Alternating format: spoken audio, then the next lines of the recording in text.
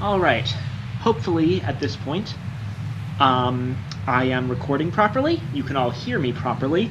I don't think anyone's going to be here immediately yet. Got everything set up properly. Just posted the Tumblr link. As usual, I'll wait a bit for people to filter in before I actually get started.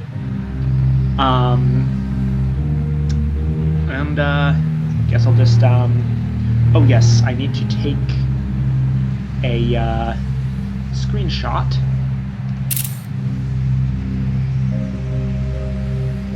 of the beginning of the stream for later.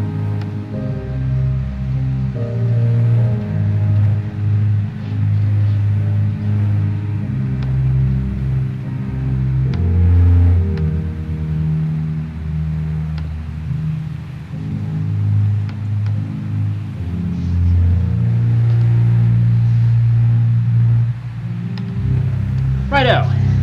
Okay. Hello. And welcome, finally, to Sunless Skies. Man, I'm excited about this. I hope that the version I've got is the proper one. Nothing seems to be going on with my my Steam copy yet. I'm not entirely sure how to force an update. Might have to quickly check the properties.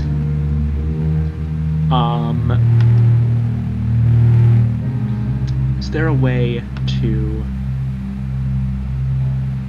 show them the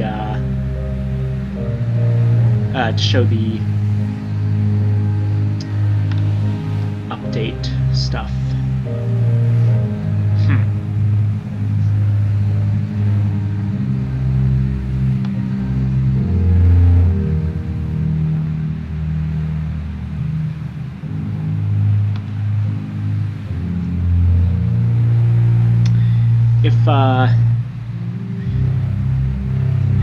If my computer's a bit slow, I may have to un and relaunch this in a moment. Let me see if I can get that set up. I think the stream should continue if I do that. That's how it's worked previously. Is anyone here at this point? I'm not sure.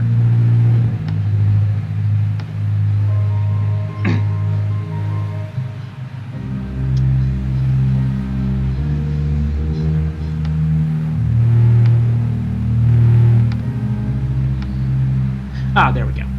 I'll just exit and relaunch Sunless Skies.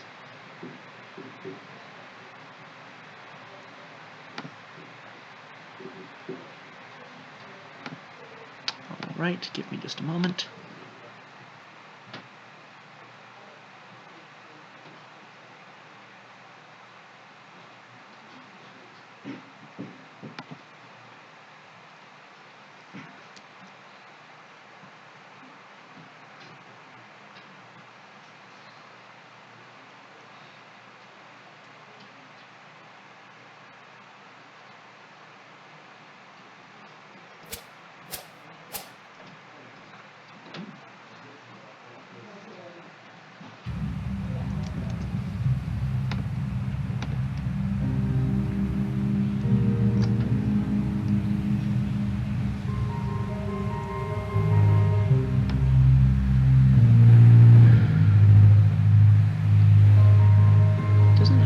Like anyone's here yet.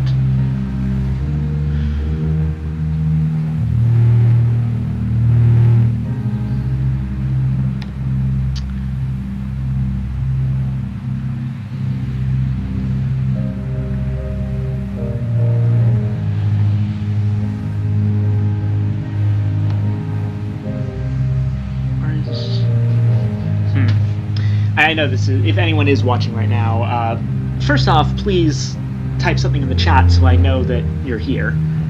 And second, yes, I know it must be riveting to watch me look at the title screen and fuck around with the options to get the actual build running. Let me see if I can.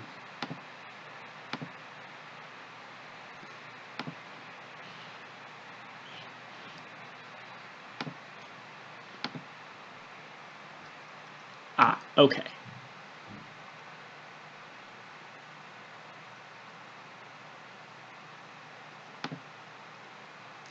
Sorry about this, fellas. It's currently updating. That's the unfortunate thing about starting the stream directly when the game actually releases. I did have the backer build, but I want the actual full release one on my stream because the backer build, I'm not sure what effect it could have or anything unexpected that could happen. Shouldn't be too much longer.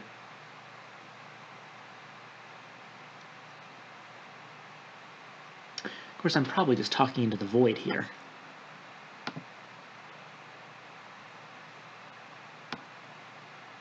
As far as I can tell, I only have one viewer, and that's probably me looking at the stream to make sure everything's running properly. So...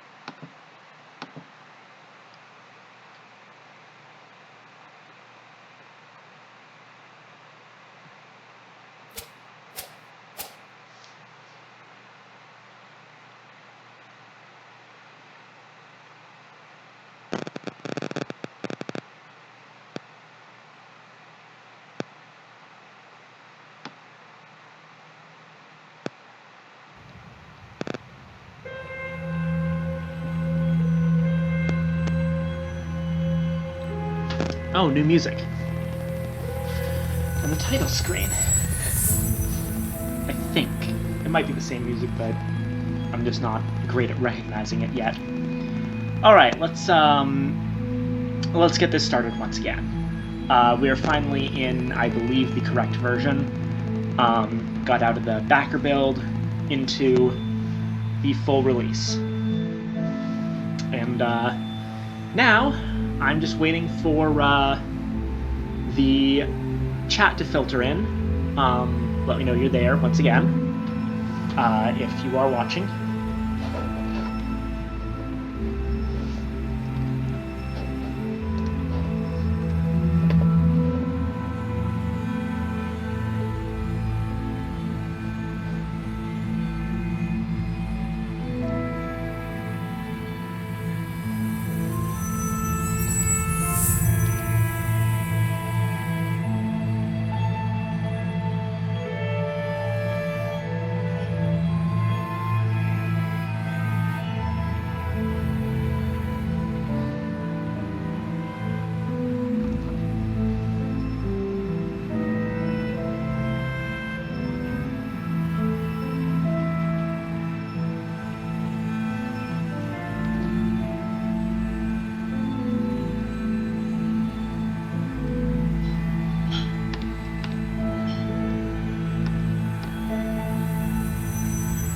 Maybe the announcement post got missed or something. I'll go ahead and reblog it.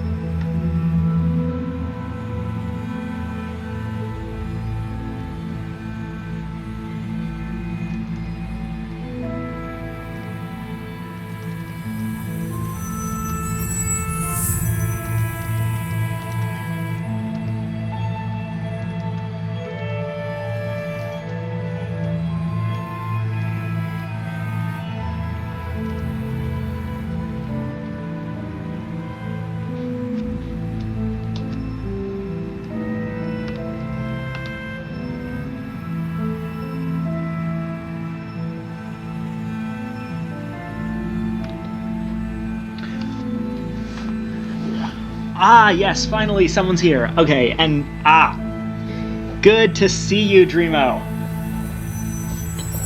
Also, for some reason, my Twitch chat panel is showing all of your messages 3 times, which is going to be a bit of a challenge to deal with.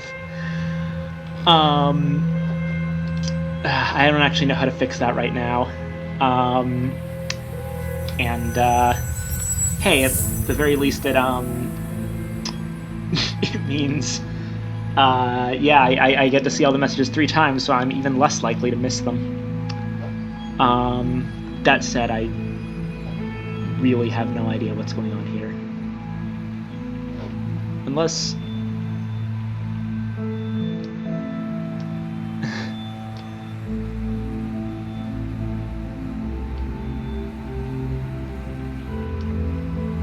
Okay.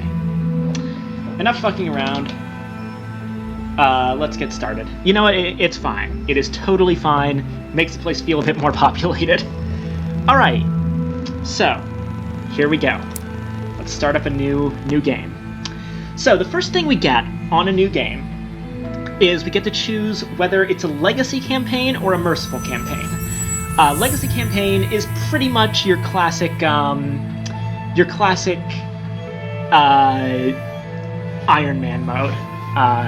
If you die, the only option is to pass on your legacy to a new captain, which the legacy mechanic has been quite revamped to the point where there's more of a focus on things carrying over. Like, you still kind of have map exploration for a bit.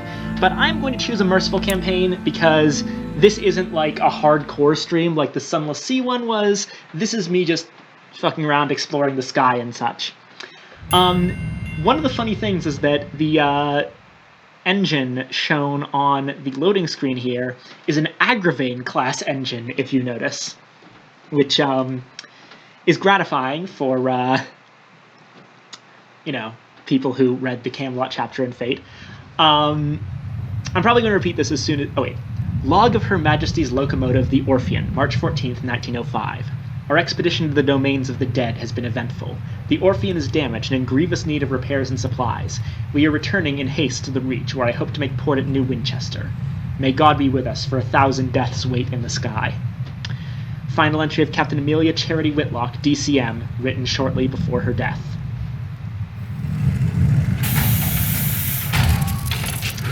Yeah, don't worry, I'm used to the cooking thing.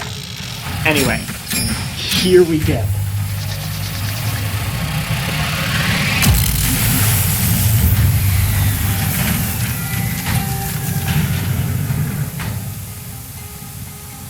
So, this is our space train. I'll take a moment here to go over the controls. As usual, you can turn the light on and off. Unlike Sunless Sea, you actually can control forward and backward motion directly in this game. I'm not actually a huge fan of that, but you can also turn on cruise control, and the controls are a lot more like Sunless Seas were. This is just a little tutorial bit, so I'm going to use this time to show off the most important thing about the controls. Alright, this changes the game. Watch carefully. By pressing Q and E,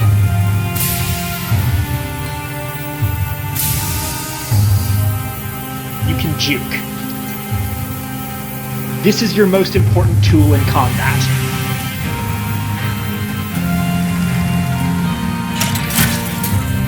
Alright. Let's actually get on with the game.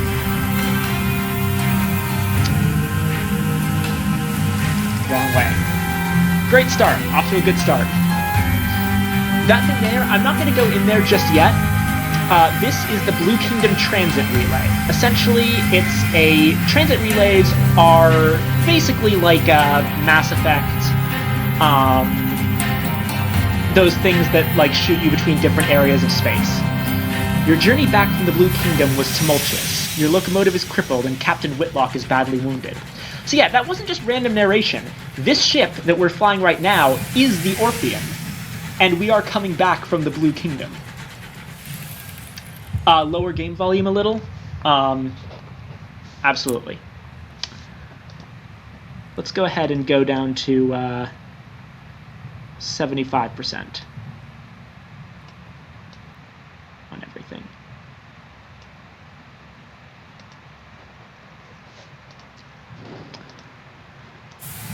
Is that better? As first officer, the crew look to you. The nearest station is New Winchester. Can you get the Orpheum there safely? Much to the relief of your stokers, you find a barrel of fuel among the detritus.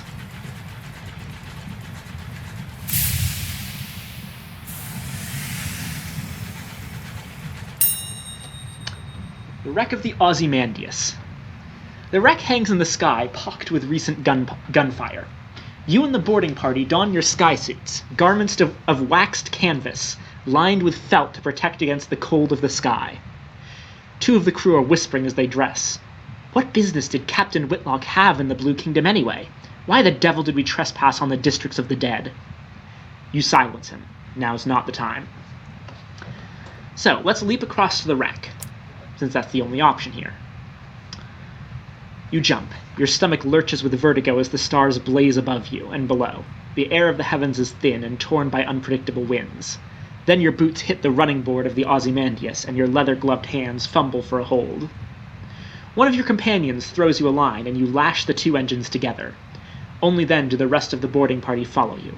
One of them forces open an exterior hatch, and you clamber inside. So we're exploring this wreck at this point, but our way is blocked by a mangled bulkhead.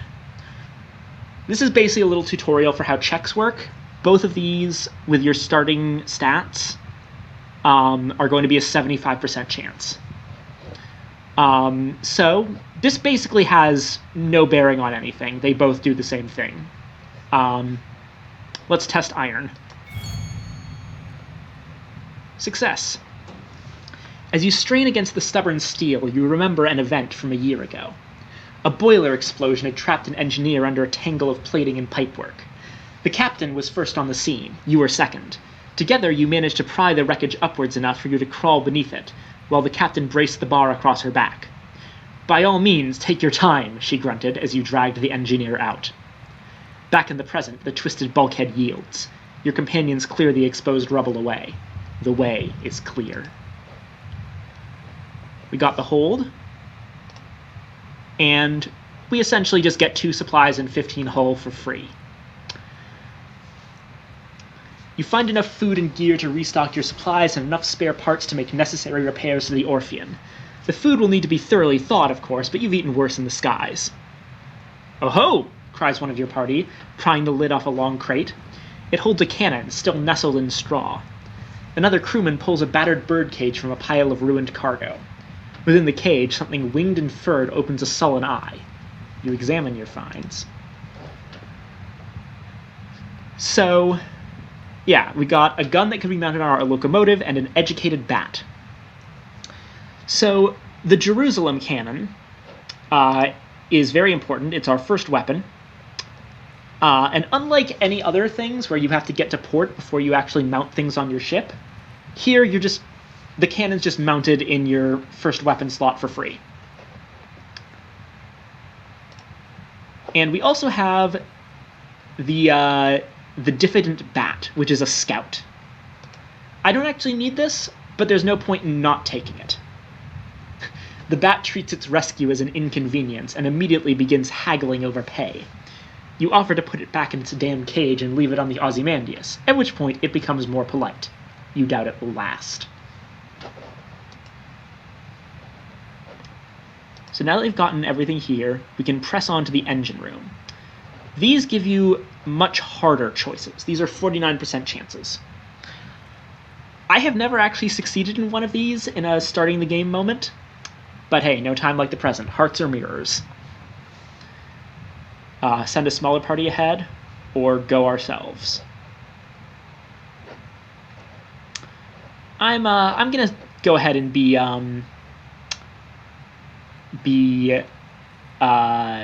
noble and all that nonsense, and go on. Oh,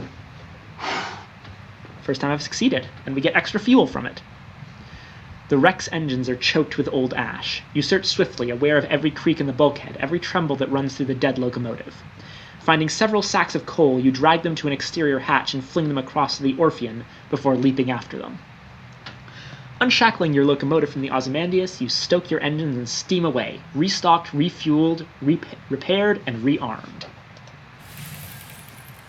So, you'll actually be finding quite a lot of, just stuff in the sky. Unfortunately, it seems the captain's condition is worsening.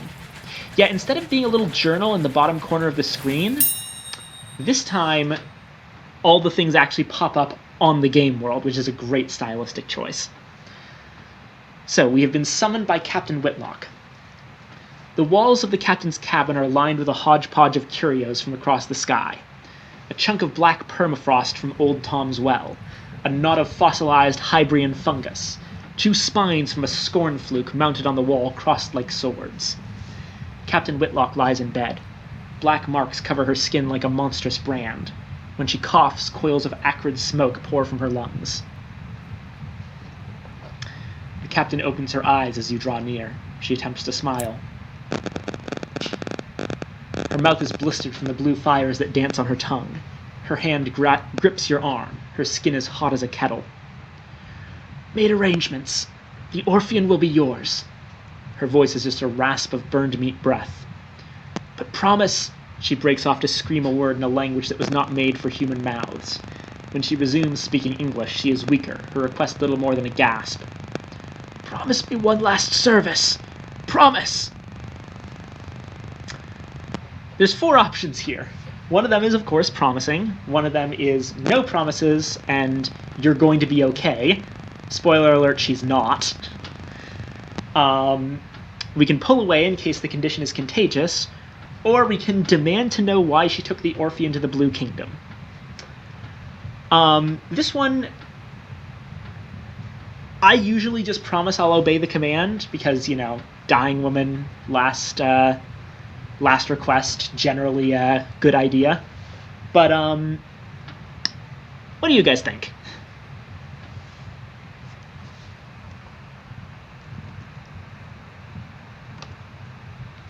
One moment. I'll take the opportunity to briefly wet my throat.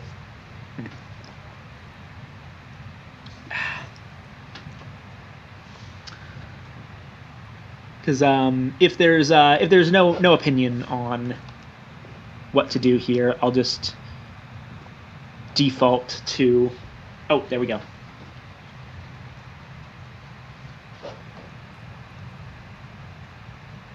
Make no promises? All right, let's see.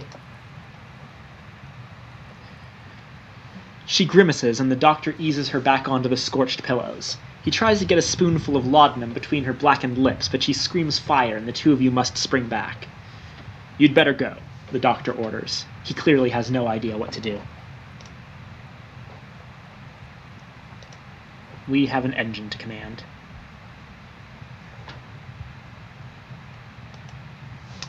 So, in this bit here is basically just a tutorial for firing your weapon.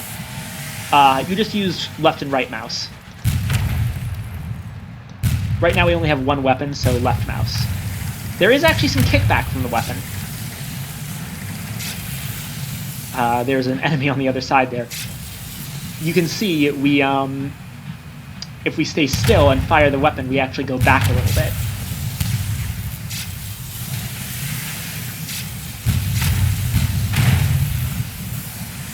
Alright, time for a dogfight.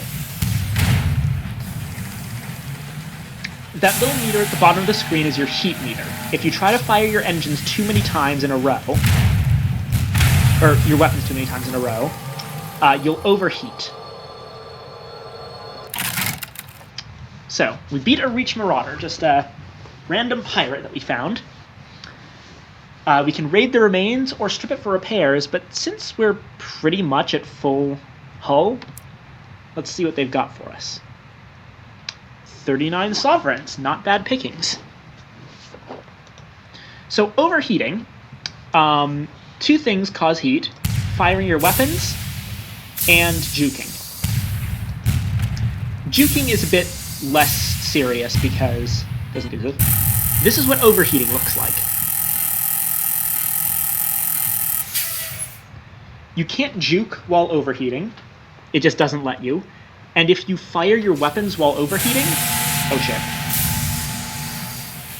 then you will actually take hull damage.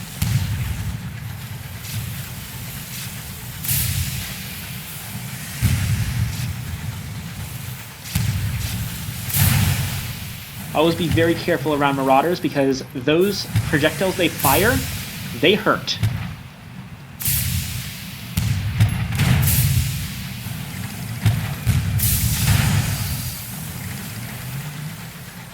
The combat is, you've got a lot more control over the combat and the rate at which it happens than you ever did in Sunless Sea. Which is pretty fun. Oh, at the end of the day, you are still just firing weapons at a thing until it dies. But hey, no shame in that. Anyway, let's actually get somewhere. Oh, wrong way. I'll admit, I always get very confused directionally whenever I'm not moving straight up. Basically, Q is always juke left, and E is always juke right, but it's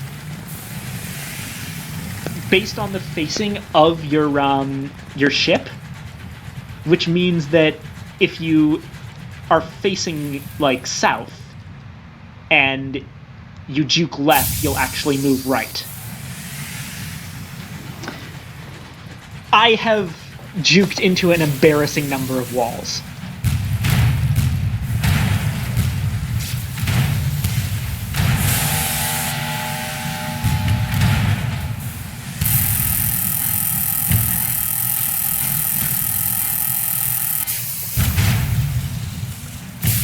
Oh, and right there, I juked directly into the Marauder's cannon.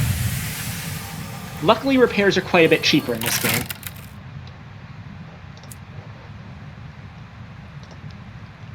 Alright. Here's our map.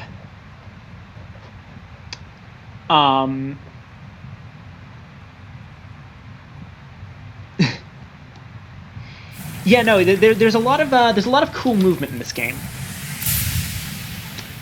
And scouts work a bit differently. We could use our scout for free in Sunless Sea, and it just told us where if there were any ports in the area. Now it shows you with anything's in the area, basically collectibles in the sky and such, and it also costs some supplies, which makes it a thing you want to use not quite as much. But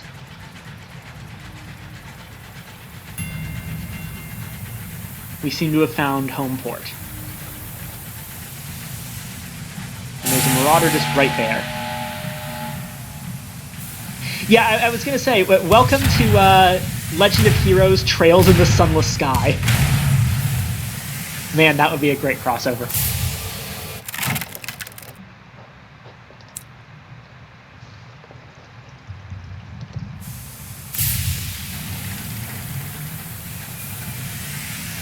Trails in the Sky is really fun so far, actually. Oh, that actually, talking about another game reminded me. I should note one rule about this stream, and I'll note it whenever someone else comes in.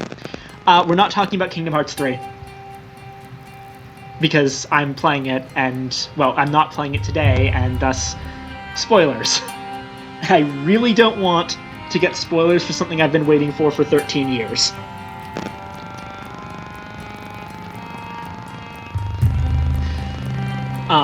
You coast into the bustle, the din, the soot, and the steam of Wolvesey Station. It is clogged with other engines, scrappy mining locomotives from Lustrum Way, weathered explorers gleaming with frost, sleek company vessels with bright brass fittings. No sooner have you pulled into the sidings than a brusque station master bustles over. He requests to come aboard. "I must speak with your captain," he insists, brandishing a ledger. The usual formalities. The crew exchange bleak, wordless looks. The Orpheum itself feels suddenly more empty. The station master looks confused. You inform him that unfortunately Captain Whitlock has just passed. Ah, he says neutrally. Sorry to hear that. Very sad, very sad. He waits for what he considers an appropriate minute and a half before continuing. Alas, even amidst tragedy, the cogs of bureaucracy must turn. If Captain Whitlock is deceased, then the station authority require their answers from the first officer. He dons a set of spectacles and locates his pen. It will be relatively painless. Name, background, purpose of visit, etc. Shall we begin? Let's begin.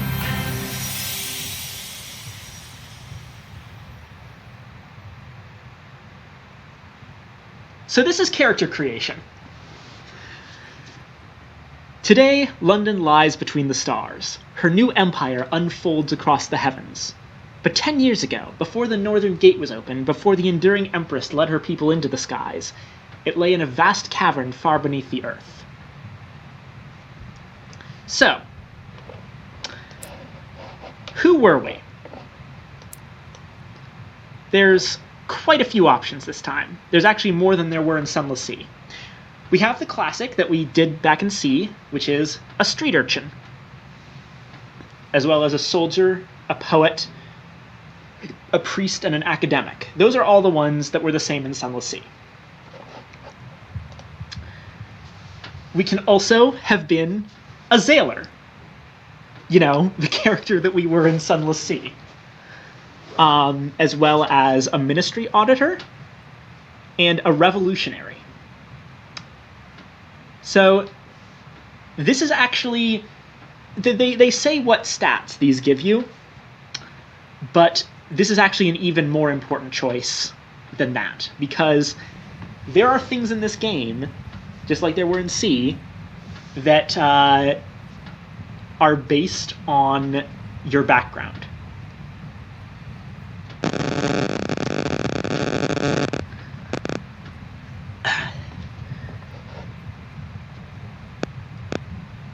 Yes, I do believe I'll be going with a Zailor. So, you are a Z captain. You remember bats swinging across the still black sea, the distant lights of London calling you home, salty prayers offered to heedless gods. I mean, I figure it's as good a thing to do as any.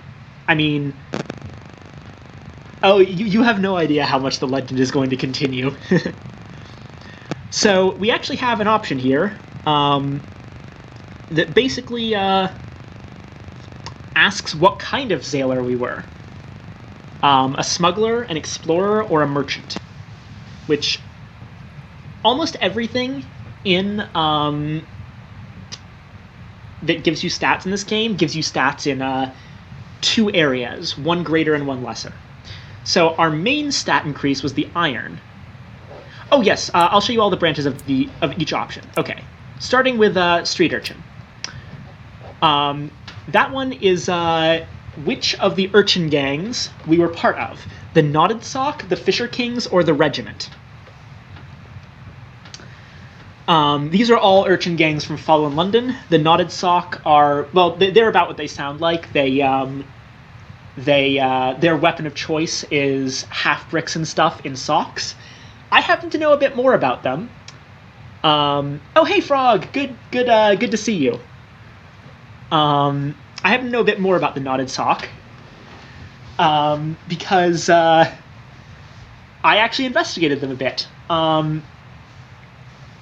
So get this, guys. The Knotted Sock kind of is almost a religion. They worship socks, or more accurately, they believe that all socks are descended from the sock, which has something amazing in it, like something such as the heart of a star or something like that. The Fisher Kings are they're called the Fisher Kings. They occupy the flit, which in London is the roofs, and they're called the Fisher Kings because they pick people's pockets with fishing poles. And the Regiment are about what they sound like. They're they're an urchin gang that is basically a small military. So that's our options for street urchin. There's a soldier. You served in Her Majesty's military. Did we serve in the Royal Horse Guards, the Corps of Royal Engineers, or the Commissariat? That's all pretty standard stuff. Nothing all that severe. There is something to note here about some of these secondary options. Is that you'll notice they also increase your affiliations in various ways. So all of these street urchin ones affiliate you with villainy.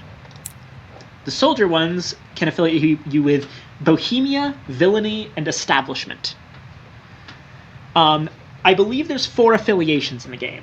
Villainy, bohemia, establishment, and academia. A poet. Poets automatically affiliate you with bohemia.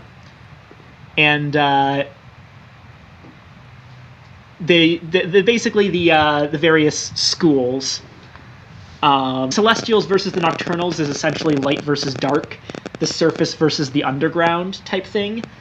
And the Sovereign School is pretty much like poetry that is, you know, safe and Crown approved.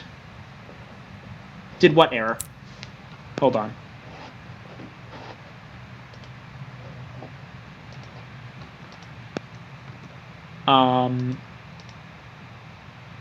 Oh shoot, network error.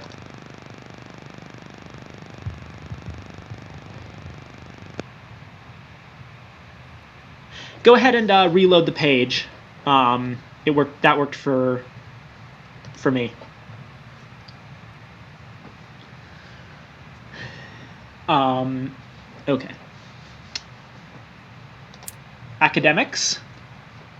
These automatically associate you with academy and affiliate you with practical sciences, literature, or the language of the heavens, the correspondence.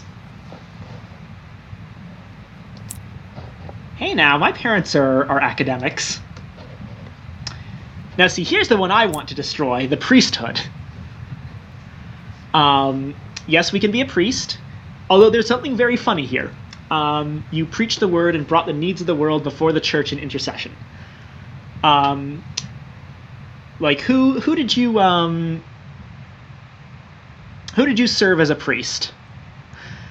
A bright-eyed sequencer, the new sequence, the people who worship the Clockwork Sun. The Bishop of Southwark.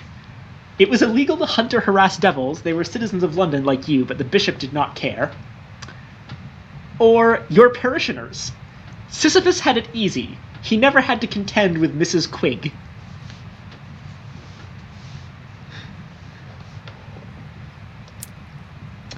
Then, of course, there's Zaylor, which is smuggler, explorer, merchant.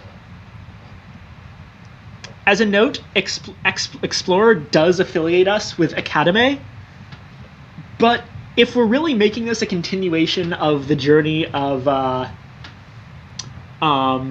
Kitty, then explored is the most accurate way to describe what we actually did in that game, so we may end up having to be associated with Academe.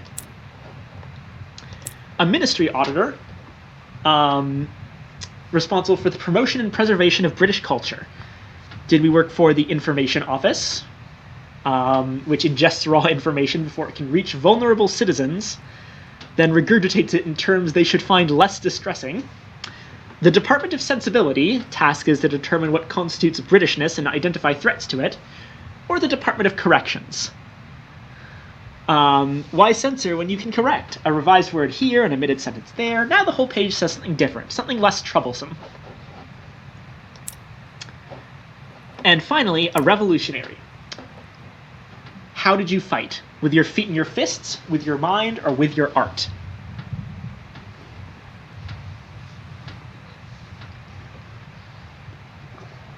So yeah, as you can see, because of this sort of two-tiered background system, there's a lot more options than there were in Sunless Sea. So my default here is just to be a Zaler and continue and basically describe our Sunless Sea run. But do you have any other opinions, Dreamer, Frog?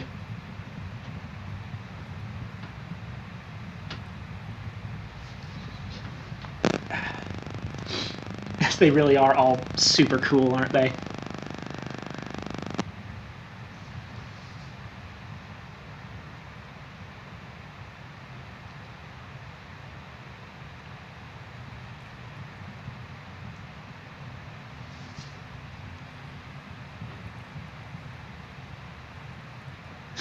Correspondence in the background.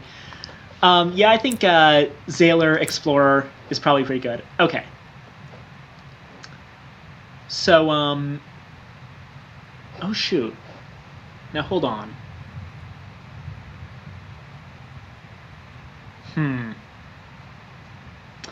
am going to pick Fame anyway, but I think there might be an issue with... Hold on a moment. As I said, I'm going to be picking Fame. But there should be a third option here. I actually got a glimpse of this, theoretically, this build beforehand, and it had a third option that I'm not sure why it's not here now. I may have to at some point quit out of the game and reload it. It shouldn't stop the stream, but just warning you. The three actual options for ambition are wealth, fame, and the truth. And when it mentions the truth,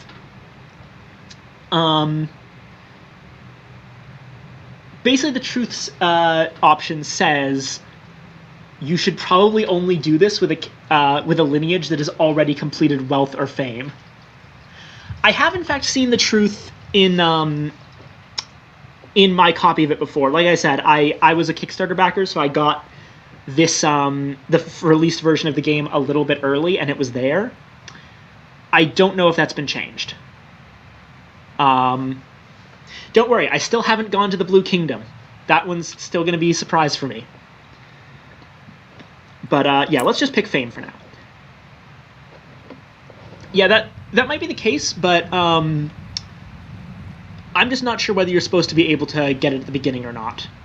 All right, so here we go to create our captain. First off, let's give them a name. Oh, shoot.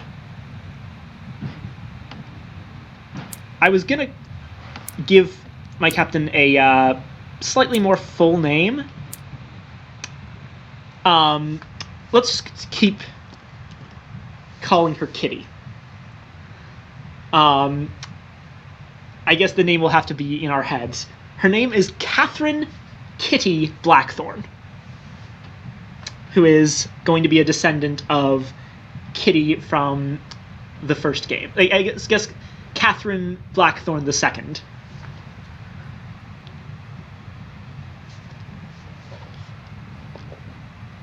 And we actually get to, instead of just choosing portraits like we did in C, we actually get to very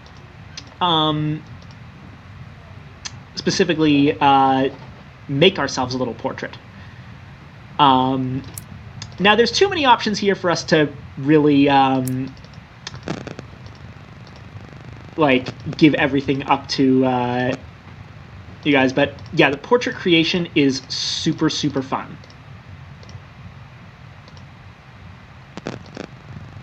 Let's go ahead with this hairstyle. You know what? Tentacle hat. We're gonna have the tentacle hat.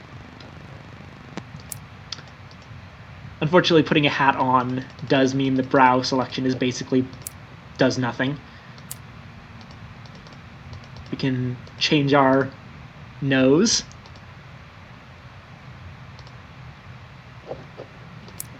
to various different noses. Shin, which also changes your mouth.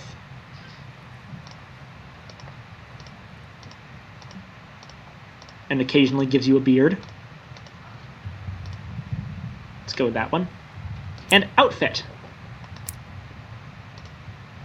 There's all sorts of outfits, including this one, which is just like, hey, do you not care at all about your character's appearance and just want to wear a diving suit? You can do that. Same with, like, if you want to be bandaged. Or a Clayman. But the rest of them are, like, legitimate outfits. I like the one we started out with, this one. It looks kind of like a society dress. And finally, there's term of address, which changes how we are addressed. Nurse, madam, sir, citizen, captain, my lord, my lady, specialist, doctor, professor, officer, archivist, principal, administrator, secretary. Yeah, this has been a thing in Fail Better's games for a while now, is that they give you a lot of options. It started out as just like a gender thing where you can be addressed as sir, madam, or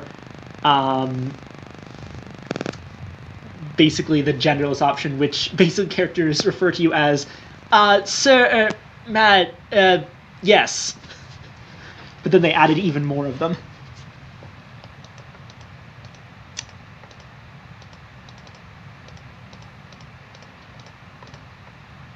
I'm hearing Administrator Kitty. I've always enjoyed Captain myself, but yes. Administrator. Yeah, no, that's great. That's awesome. I love that. Anyway. So here we go. Here's our origin, history, ambition, name and appearance, and starting stats.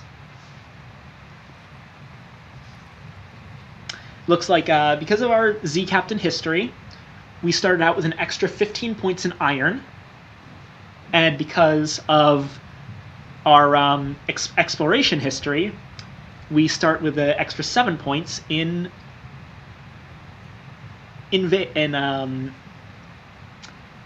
hearts. Hearts, yes. No extra points in mirrors or veils. As you may have noted, pages has been removed entirely. There's a new system for leveling up, and I think you guys are going to enjoy it. Let's get started.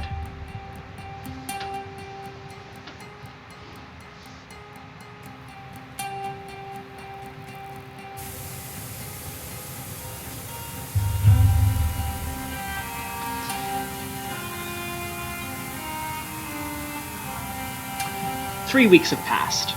This morning, Captain Whitlock received a simple memorial service. Her body was consigned to a necropolis train bound for the Serene Mausoleum.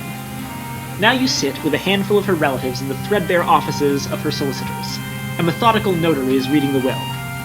The captain was wealthy once, but squandered her capital on mysterious expenses before her expedition to the Blue Kingdom. In a final codicy, the notary announces, Captain Whitlock confirmed that possession of the Orpheum was to pass to its first officer. He peers at you with dry, gray eyes. This includes a certain black box contained in the Orpheum's hold.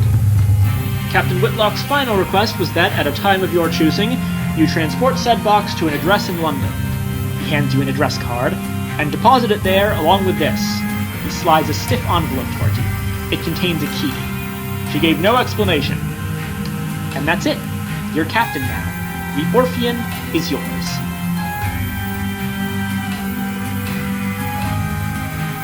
So, right here in New Winchester, we already have quite a bit of stuff. But first off, it looks like we actually got enough experience from killing all of those marauders to immediately get to level 2. I can turn down the music if people want that.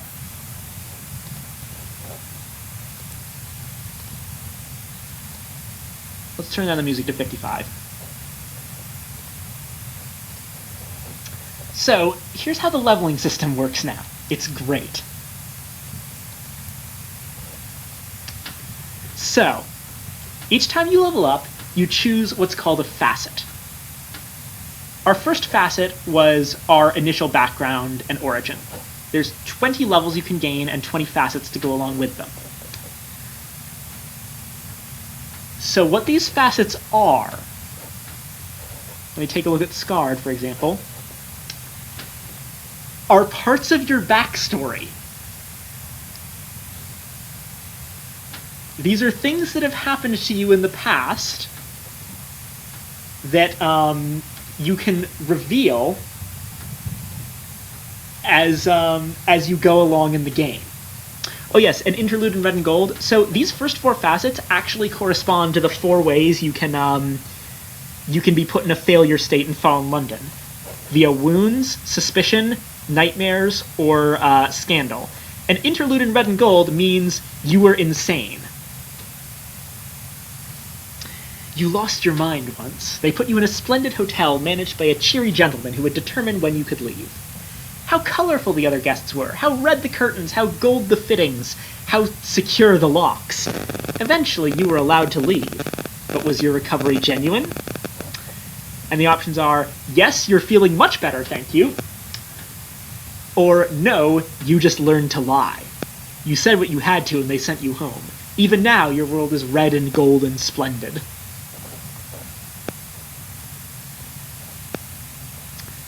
So this one is, did you at some point you went insane? You were scarred, which could either be from an attempt on your life or an engine accident. A spell in prison, which, how did you spend your days there? Serving your time quietly, or ruling your corridor like a robber king? And scandal. What was the incident that exposed you to the buffeting winds of public opinion? A torrid affair, or a parade of debauchery?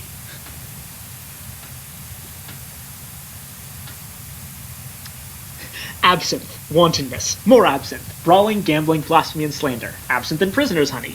Prisoner's honey alone. Prisoner's honey and company. Is there a vice you haven't explored? It's possible, there are only so many hours in the day.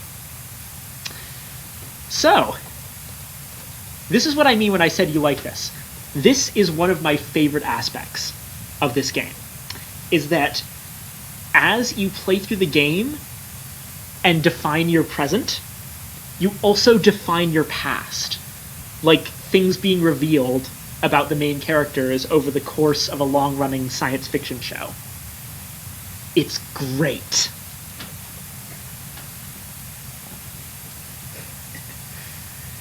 Man, I cannot believe how many great things they added to this. Alright. So, I'm not entirely sure what to do for Kitty here. I guess it's also you kind of learn more about your character as it goes on. And yes, these are the initial 4 options. You'll get more as you level up. To the point where, at a certain point in one of my previous characters, there's actually a second page to this that you can unlock, if you have enough options. Alright, let's see.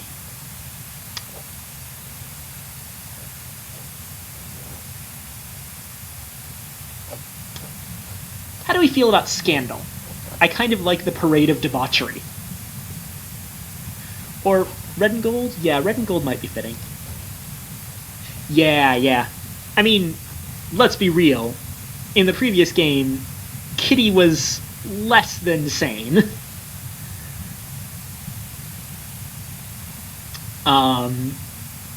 The big question of the hour is, are we still insane at this point?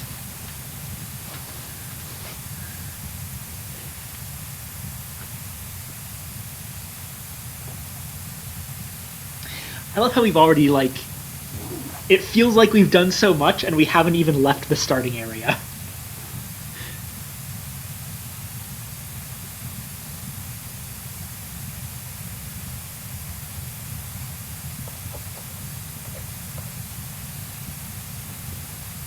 Alright, Yes, we're feeling much better, thank you. That increases our mirrors, which is one of the stats I really like.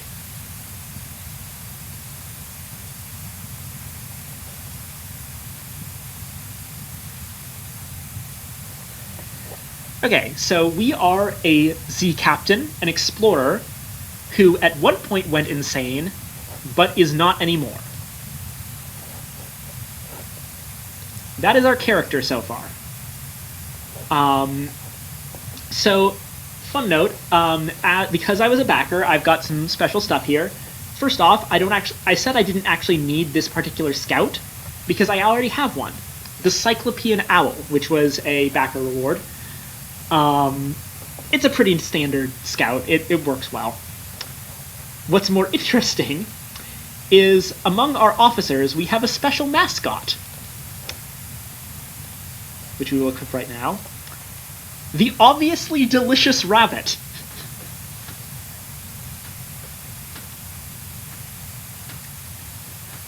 The obviously delicious rabbit lives in a large hutch at the foot of your bunk. The rabbit is quiet, smells better than most of your crew, and never complains about what's given to eat. Occasionally it gnaws a hole and escapes, without any real enthusiasm, for it rarely travels far. Consider the rabbit. Its fur is soft and sleek, its eyes are gently mournful, it is fat and round and succulent. Rabbit is such a versatile animal, good in pies and stews, perfect for casserole. How long has it even been since you've had decent pâté? Then there's ragu, or even curry, and fried rabbits. Bless you. The rabbit sneezed sharply, disturbing your reverie. The rabbit gives us +1 to our hearts, as long as it is our current mascot. It also opens up a lot of really funny options on various worlds, where you have to keep rescuing your rabbit, which wanders off and into food. Like, for example, you'll go to some place that's fancy, and there'll be a cake shop, and you suddenly notice your rabbit sitting on the shelf in the cake shop. It's hilarious. This, all this does is, it's a bank that has, yeah. I represent Howlages, the banking house. I promise this will take only a moment of your unquestionably valuable time. He produces a folded contract with a flourish. We hear promising things about you, Administrator. Very promising indeed. We would like to extend our services. We provide a secure solution for the storage of your assets, absolute discretion, and steadfastness unto death and beyond. We require only a signature. The offer is entirely complimentary, I assure you. At Howlages, we measure ourselves by the quality of our clientele. I'm certain this represents the beginning of a long and warm relationship between ourselves and your lineage. May it endure. I bid you good day, Administrator. You may access your bank in the central port of any region. You will find it in the list of areas on the left-hand menu when docked. Click to transfer items between your hold and the bank. You will be able to access the contents of your bank from any hub port. If your captain dies, the contents of your bank will be inherited by your next captain. So, remember how we had to keep absolutely everything in our inventory at all times in Sunless Sea? Not anymore!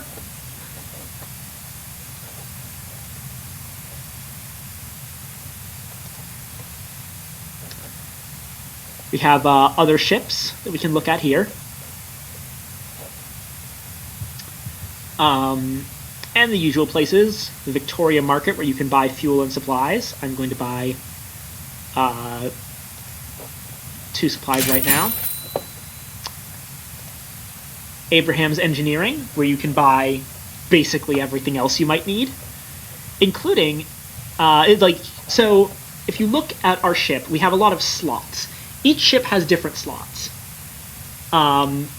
There's always a scout slot, plating slots, a small and large armament slot, or no, I think these are 2 small armament slots, maybe. An auxiliary slot, a bridge slot, and a plating slot. Various things can go in there, and there's a lot of options over the game. Weapons obviously go in weapon slots. Plating is for giving yourself extra armor, which I don't think that actually affects hull. I think armor reduces damage from weapons. Cozy cabins, which give you more crew quarters, and these things. Canning stations and drills. This is for interacting with certain collectibles in the sky. You need, for example, if you find a mineable area, you need to have a drill equipped to your ship in order to mine it. These all take the auxiliary slot, so we can only have one equipped at a time with this first ship. But our first ship we're probably not going to stick with very long either way, because the spatchcock reclaimed locomotive is much harder to complete the game with than the starting ship was in Sunless Sea. It's a huge hassle, because, as you might notice, only 12 hold slots, which, even though we do have a bank now, just this much fuel and supplies are still pretty much costing us half our hold. And then there's the bazaar, which I'll get to in a bit, because that does a special thing. First off, let's grab some stuff. We could recruit another officer right now, but it would take the 100 coins, and we only have 130, so we'll do that later. Excuse me, Captain! A woman pushes through the crowds toward you. She is short and square-shouldered, in a neat black suit and polished shoes. She shows you the case of her pocket watch. It is embossed with the crown and hourglass of London's horological office, the body responsible for ensuring time is consistent across the Empire. I'm hoping to book passage to Port Prosper, she says, slipping the watch away. I can, of course, pay. Absolutely. Thank you. The locomotive I was on broke down following a boiler rupture. The chief engineer's fault, I suspect. A gentleman fonder of brandy than of diligence. Here, an initial sum to seal our bargain. Prosper lies to the south-southeast of New Winchester. Not that there is such a thing as a north-southeast or indeed west out here.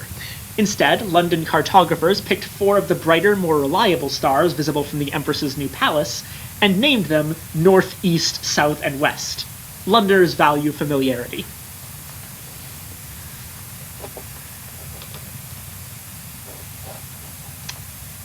Alright, repairing your locomotive is different. Previously in Sunless Sea, you would repairs would always cost either a cheap price for something like 40 to 60 sovereigns, or echoes in that game, for a portion of your hull being restored, or 100 for a full restoration. This game, it costs 1 sovereign per point of hull you're repairing. Basically always worth it. See, 5 sovereigns and we're back to full.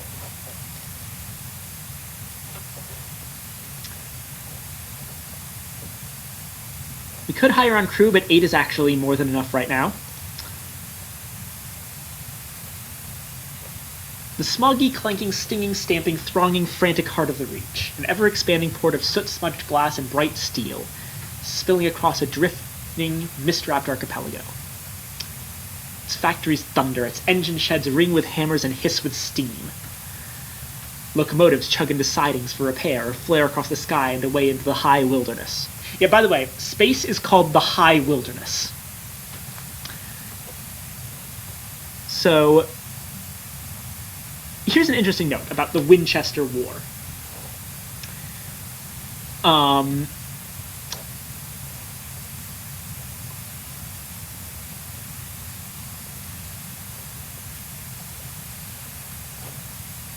I'll quickly explain kind of what's going on here in the area.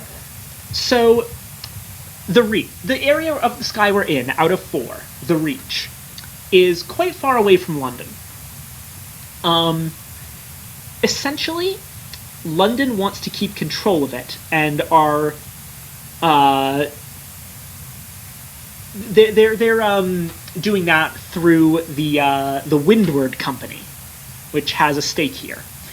But the actual settlers want independence, and they have their own faction in the area. The independence-loving settlers are called the Tacadies, and the London Windward Company members are called the Stovepipers, in slang at least. So if you hear stuff about Tacadies and Stovepipers, that's what they mean.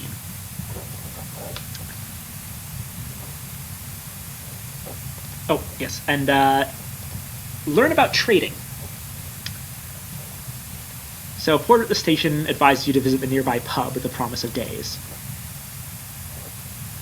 Old pistons gleam on the walls. The shelves are crowded with mementos from across the sky. The clientele raise their voices to be heard above the comforting clamor of the adjacent engine yards. Let's introduce ourselves to our captaining peers. They are always happy to offer words of advice, sometimes many words. 4 are gathered at their usual table. The masked citizen, a libertine, polymath, and pioneer of the neo-nocturnal artistic school. The bedeviled didact, a scholar haunted by his discoveries. The plucky baroness, explorer, collector, philatelist, I think that's how that's pronounced. And spatchcocker Meg, who hunts monsters. Of course, everything out here is jolly dangerous, says the baroness. Few risk the skies, so news of distant ports is valuable. Collect port reports from the places you visit. And... what? That guy looks like a Disney character people... Dreamer, you're going to kill me. And deliver them to Victory Hall or Company House. The more you turn in at once, the more they'll pay. Look for other opportunities on the way, advises the masked citizen. Passengers who want transport, rich men in need of bloody work, etc. Ask them how to make your fortune through trade. Ah, the didact says, fiddling with his innumerable talismans. An essential topic.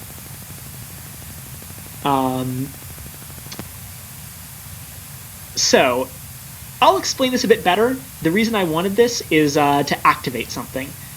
Ask them if they know of a good prospect available for trade. In fact, I do. The host at Magdalene's needs an urgent delivery of seeds, paying a pretty penny too. If I were you, I'd get to the bazaar straight away, put my mark against it. Meg grunts. Broker in Port Avon is selling cheap seeds. Chirpy chap, God knows why, his face looks like it's been pushed through a mangle. Port Avon lies to the west-northwest. Okay. So, here's how that works. The bazaar. So, trade in this game is quite a bit different from Sunless Sea. Instead of just different things having different prices in different places, the bazaar essentially gives you prospects, which you can accept as side quests. So, Magdalene's wants three sacks of verdant seeds, and will pay 80 sovereigns for each. So let's claim that. It is now added to one of 4 slots we have for prospects. Let's also grab the other prospect, because... I don't believe so. Now, there's still a certain amount of censorship. One of the things you can get is ministry-approved literature, which is, literature that has been approved by the censorship bureau. But I don't believe that love stories are a censorable offense anymore, because that was tied to something that was specifically in London that is no longer here. That was not anything that her Enduring Majesty did. Or, I suppose it's Her Restored Majesty now, but that's hard, so I'm just going to call her Queen Victoria, because she's Queen Victoria. So, when we take those prospects, I should note, if we go to Victoria Market, notice how the people there were buying them for the seeds for 80 sovereigns? Normally at market, seeds sell for 40 sovereigns. Basically, opportunities are ways to sell items for, or prospects are ways to sell items for more money than they're worth at market. And opportunities, or bargains, You can find those as well in the bazaars of different locations. Those are ways to buy them for cheap. So essentially what we're doing here is we're going to Port Avon to find our, let's actually grab one more supply. Going to Port Avon to find seeds, and then going back to Magdalene's to sell them. Casting off. So let's actually explore a bit. As a note, I said that I'm not a huge fan of directly controlling your ship's movements. But, oh yes, Victory Hall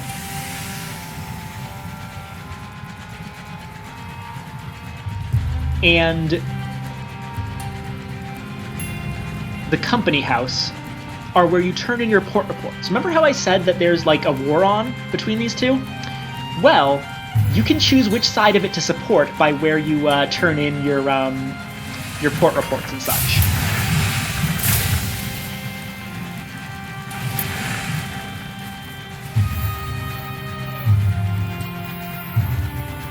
Is the sound still all right, guys?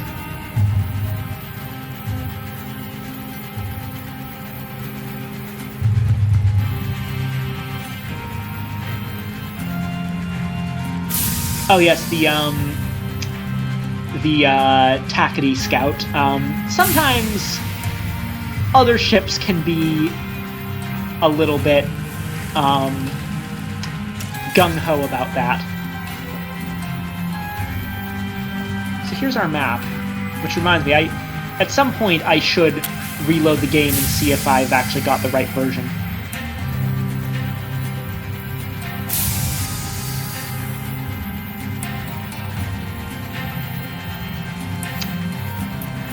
I believe it's close enough, though, that even if I do have the wrong version, this character will still carry over.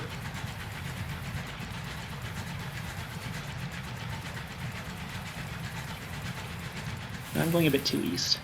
It looks like the snowy area of the Reach is actually up here. So I was saying, I don't like the fact that you have to control you can control your ship direct. Well, I like that you can. I wouldn't like having to. Luckily, I can. Oh, the fastidious inspector approaches you in the galley. Captain, good day. I noticed your ship's clock had stopped. Perhaps you'd permit me to repair it? She has a little case of tools and a hopeful expression. Sure. I prefer things to be right more than twice a day. She gives a grateful flicker of a smile and sets to work. Soon she has the back off the clock and has spread tiny cogs across the galley table. Obscure horological tools gleam brassily among them. Everything has a place.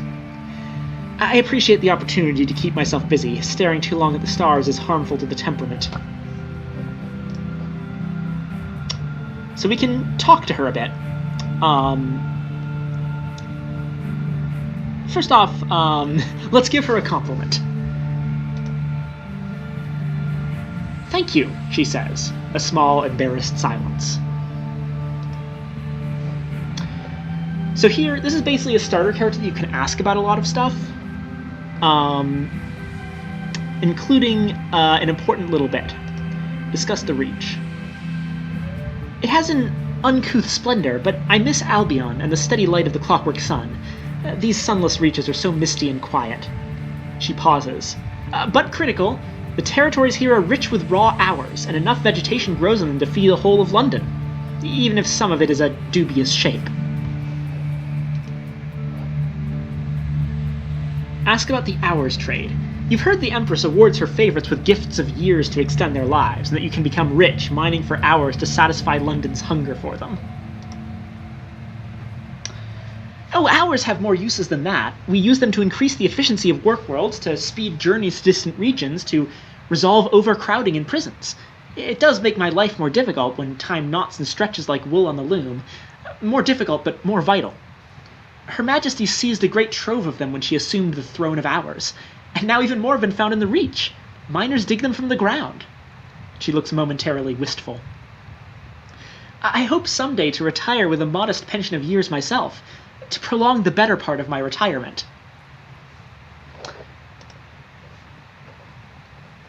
For the record, yes, you are hearing correctly. Hours and time in general are a physical resource here.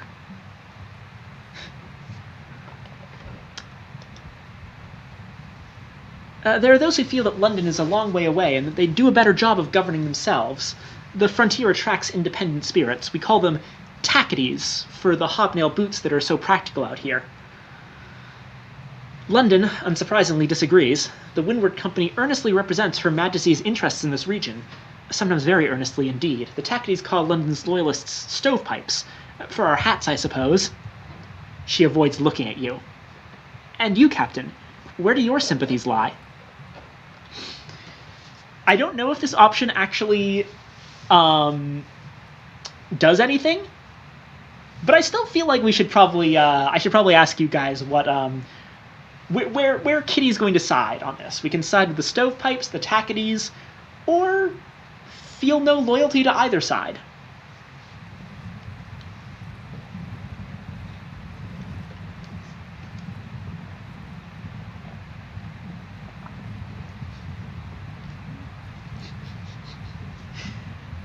There's always so much validation in seeing Dreamer go like,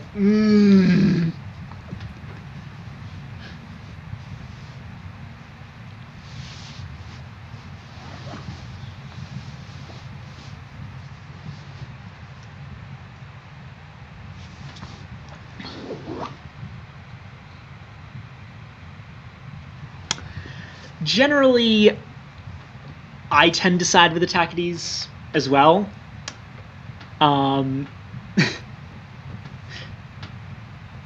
Yeah. Yeah, you know what? Tackities. We are never free of the past, she says, her hand touching her pocket watch. Never. It seems that the fastidious inspector and I will have to agree to disagree. So what are the duties of an agent of the Horological Office?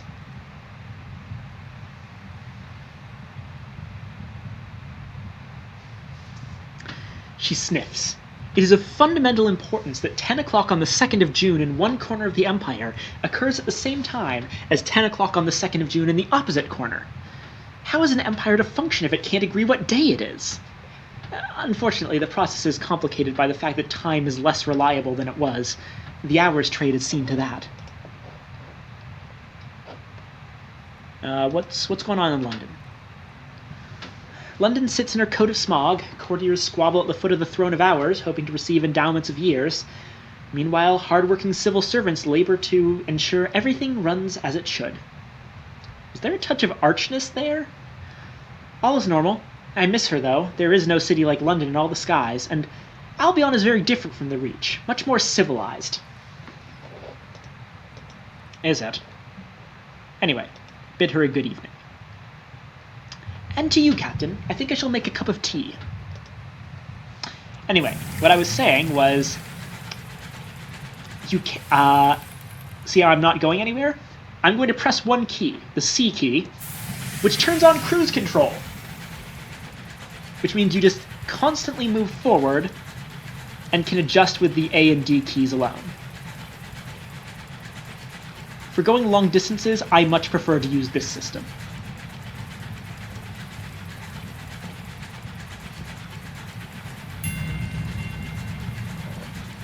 Schwartz's Oath. There's another tackety scout.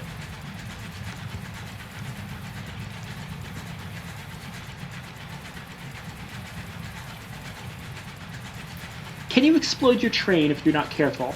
Well, there's no longer a full speed ahead option that allows you to make your engines explode like there was in Sunless Sea.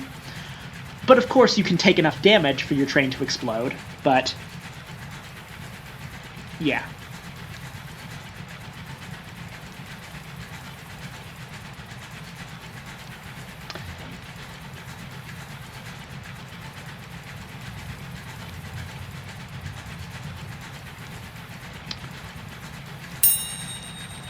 Oh, so we just picked up something for our hold, and it is a crate of nostalgic crockery.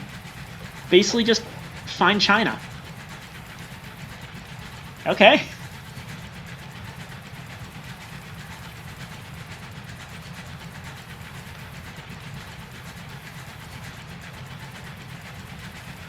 Oh, the gauge with the skull? I have not actually explained yet. That's Terror. Remember Terror from the first game? That's what it looks like now.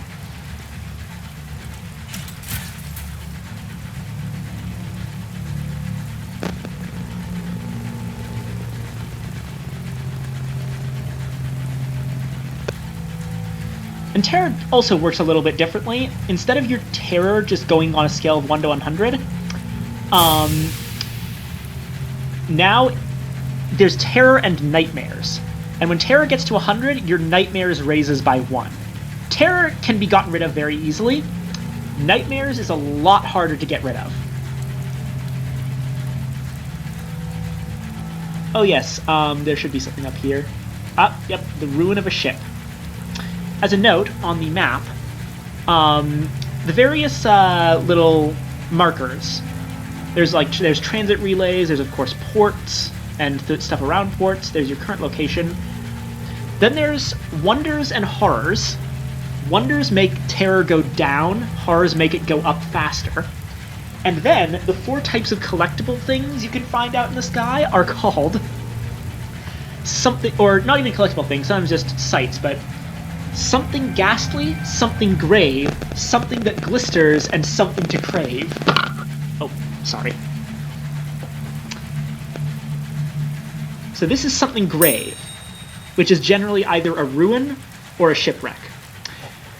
Now, we can signal the wreck to try and get another crew member, to see if there is someone on it, or we can just mourn the dead to get a terror reduction, which I think I'll do for now. A simple ceremony, doffed caps, a few words, a gloomy silence, but it helps. The only decency in the skies is that we bring ourselves. And then I go ahead and crash into it, because I'm a bad person. Now, did things say where Port Avon was?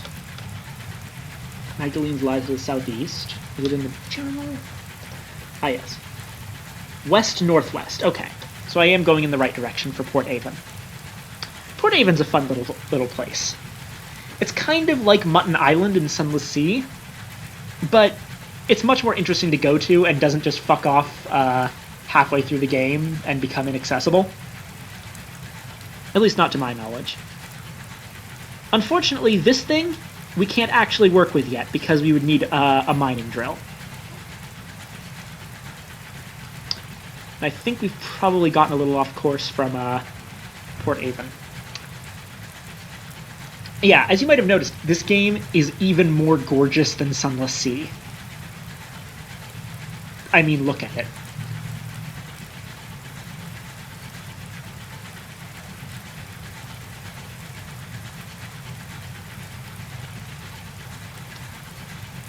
Just us, a rabbit, and 8 people alone in the sky.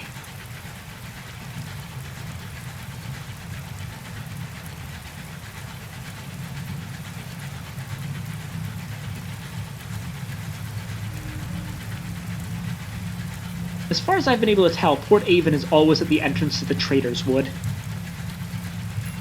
Which is an interesting, interesting factor there.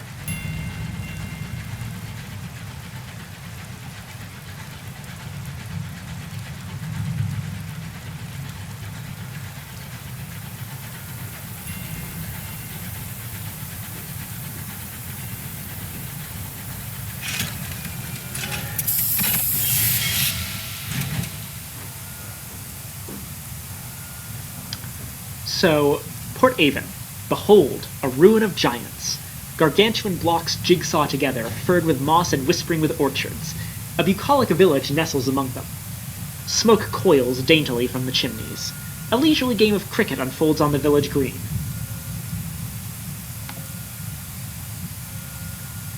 An oily-faced, black-haired girl waves your locomotive into position. "Welcome to Port Avon!" she calls as you disembark.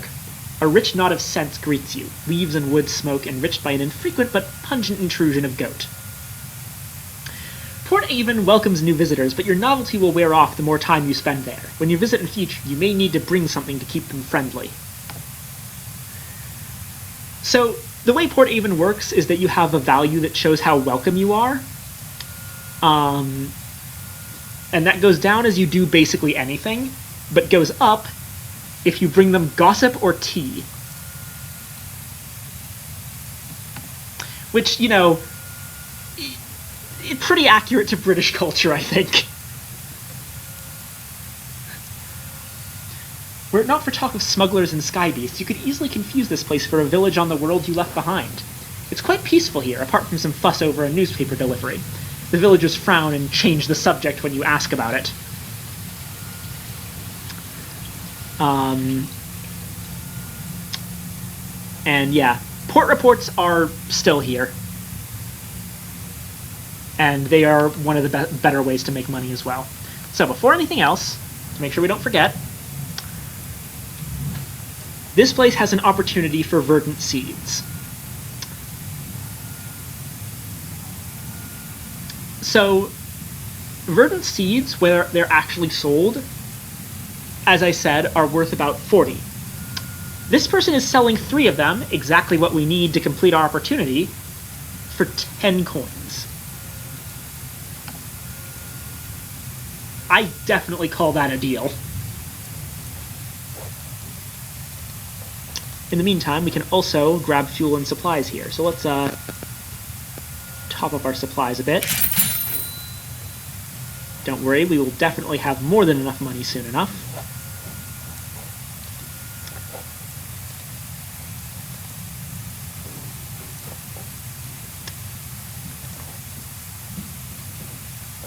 And while I'm here, and it's auto-saved, this would probably, since we're in port and saved and all, be a good time for me to quickly see if the version is correct. So bear with me for a moment, fellas.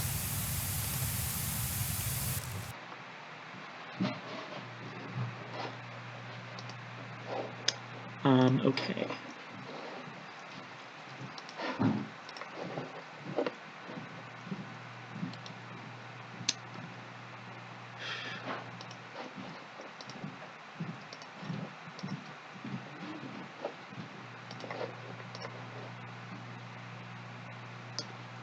Yeah, this should be correct. Maybe I'm just wrong.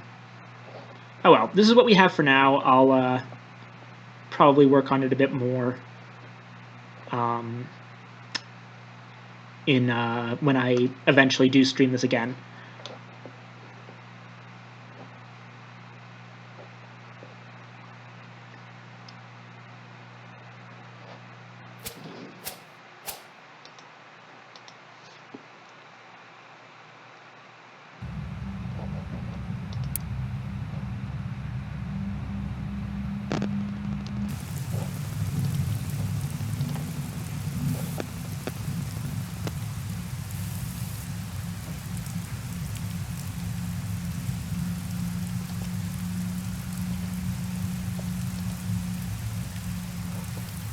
Okay.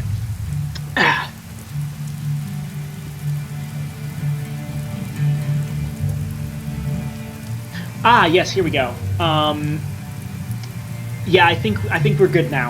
I think I may have just loaded it a bit too earlier, because we're now getting the advice pop-up, which was in the copy of the game that that I saw. While advice is useful for new players, I'm going to disable it entirely because I can explain the game for you guys. We can also theoretically recruit this guy, but we would need 100 sovereigns for it. Again, officers.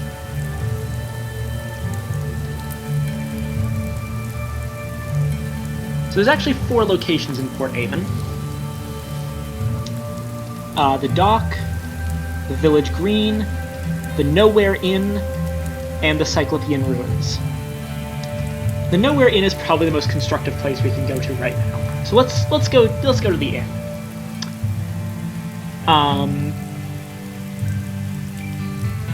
Speak to a short-sighted cryptozoologist.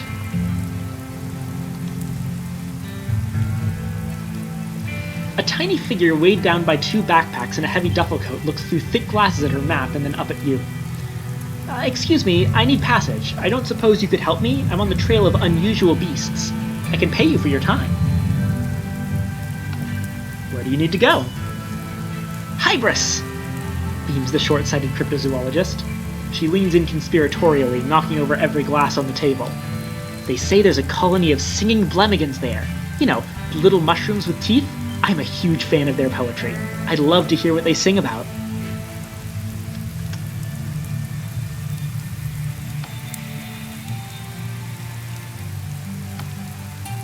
And we can also intercede in a mushroomy matter. Who does this creature belong to? Bellows a man, fuchsia with rage. The blemigan he points at is a grizzled member of its species, most of whom were left behind in the neath. The fuchsia gentleman roars in fury. Between bellows, the truth emerges. The blemigan is no one's pet, and far worse, no one will admit responsibility for its tab. The blemigan is unconcerned with the tumult. It nods its cap at you with grim respect, then flops a tendril into a mug of stout. It stares bleakly through the window. Settle its bar tab. The blemigan is looking to sign on for one last journey. If you settle its bill, it'll join you on your locomotive.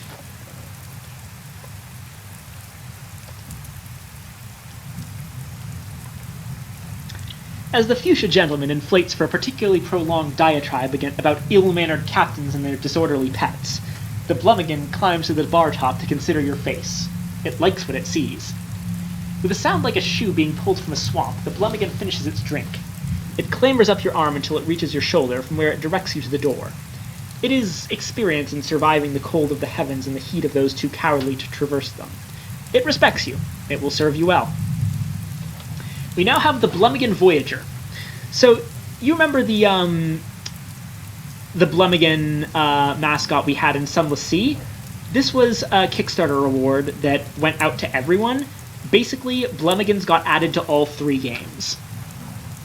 Or more, Blemigans that are equipable as sidekicks.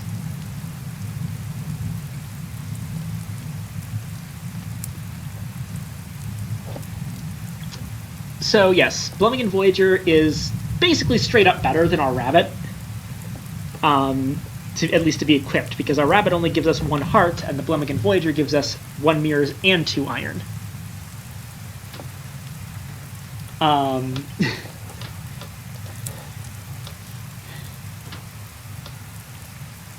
Let's poke it.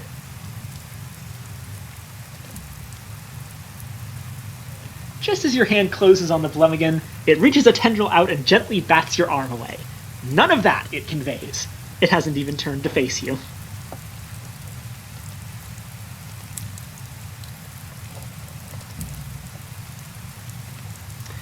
You can also read a work of speculative fiction by the turbulent fabulist. Oh, by the way, that glitch where I'm seeing all of your messages 3 times each, it has evolved into 4 times each.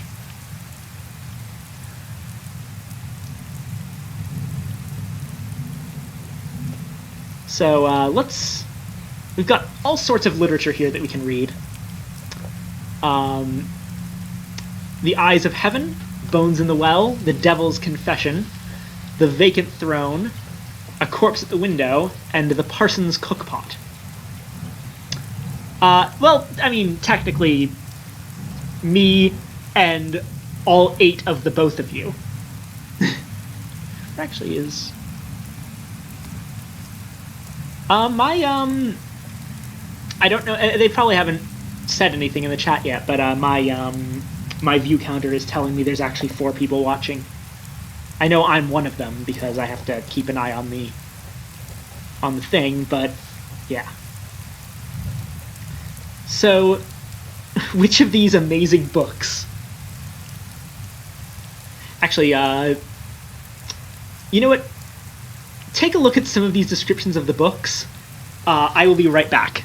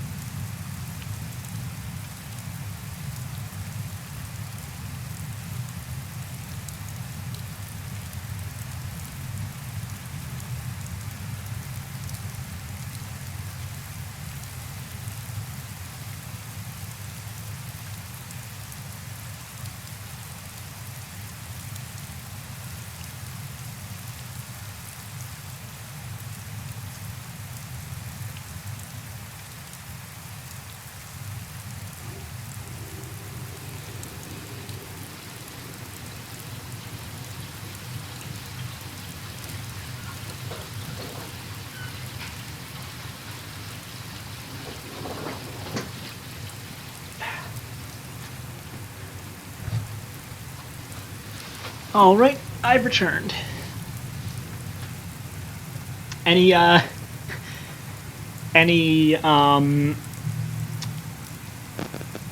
consensus on which of these books we should be reading? Because they all look great.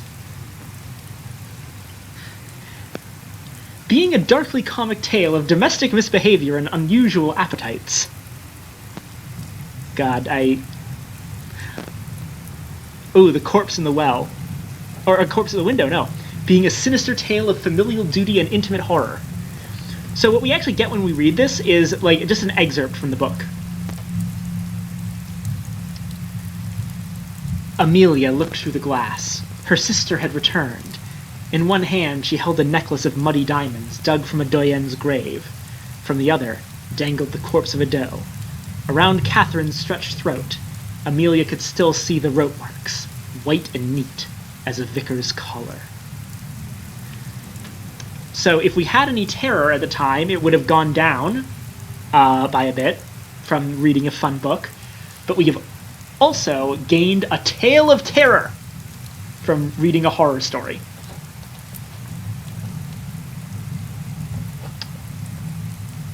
Looks like our terror is currently at 0%. Nice.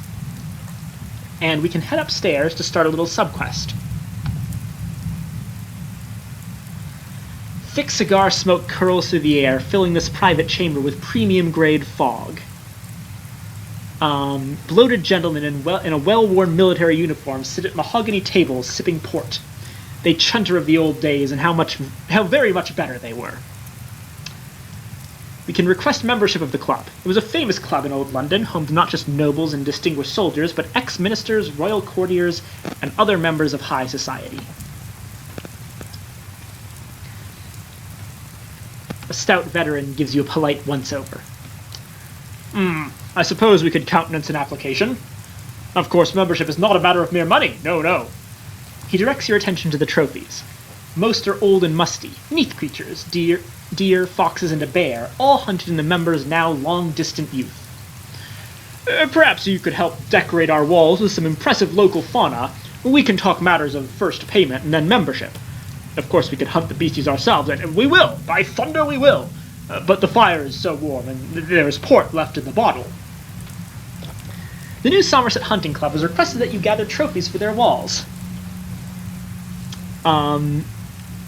We need to bring back a cantankereye, a chorister, and a scribe spinster.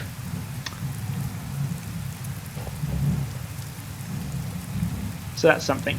And I believe we have now almost entirely worn down our welcome.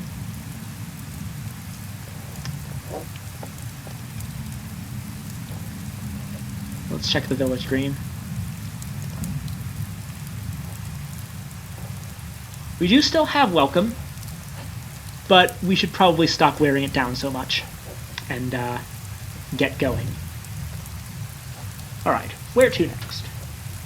We want to sell our seeds at Magdalene's, which is to the northeast of New Winchester.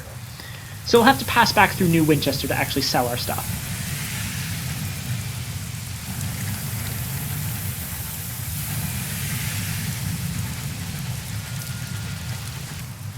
Yep, this is definitely the right version because I was worried about the map earlier because it looked like the old early access version of the map. This is what the map actually looks like.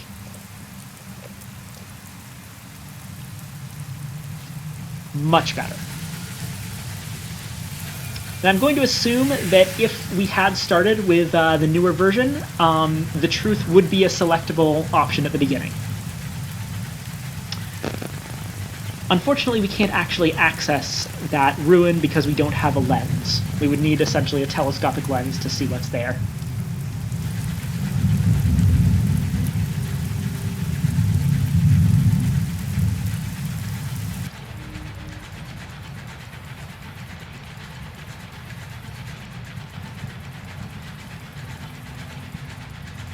You can kind of see the terror meter occasionally glow red. That means terror is going up. Which of course it always does in the sky. I mean, outer space is a scary place, as we all know. It's actually kind of funny, for my current situation, considering I'm up here in Ohio, is I'm playing a game about space where, you know, you can't go outside because it's too cold. And, I mean, there's really no difference between Ohio and space right now.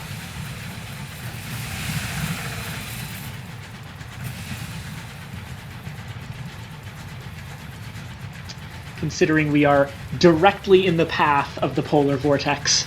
And, for several days, we haven't even been able to take the dogs out for walkies because it's too cold for it is literally too cold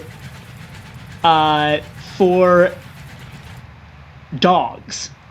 And keep in mind, we have pretty furry dogs. Don't worry. I am not in any serious danger. Because we've got working heating and such, but yeah, it's a bad situation right now. Just absolutely frozen. Luckily, we managed to get all of our shopping done before the entire place froze, and you know, we have gas in the car, we have all of our electrical objects charged and ready.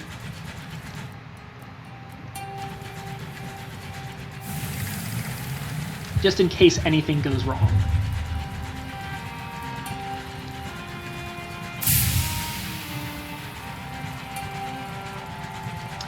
The yellow gate. Oh yes, I explained that earlier. That's heat. Whenever you fire your weapons or juke, your heat meter goes up. If it happens too much... Oh, shit. You end up overheating.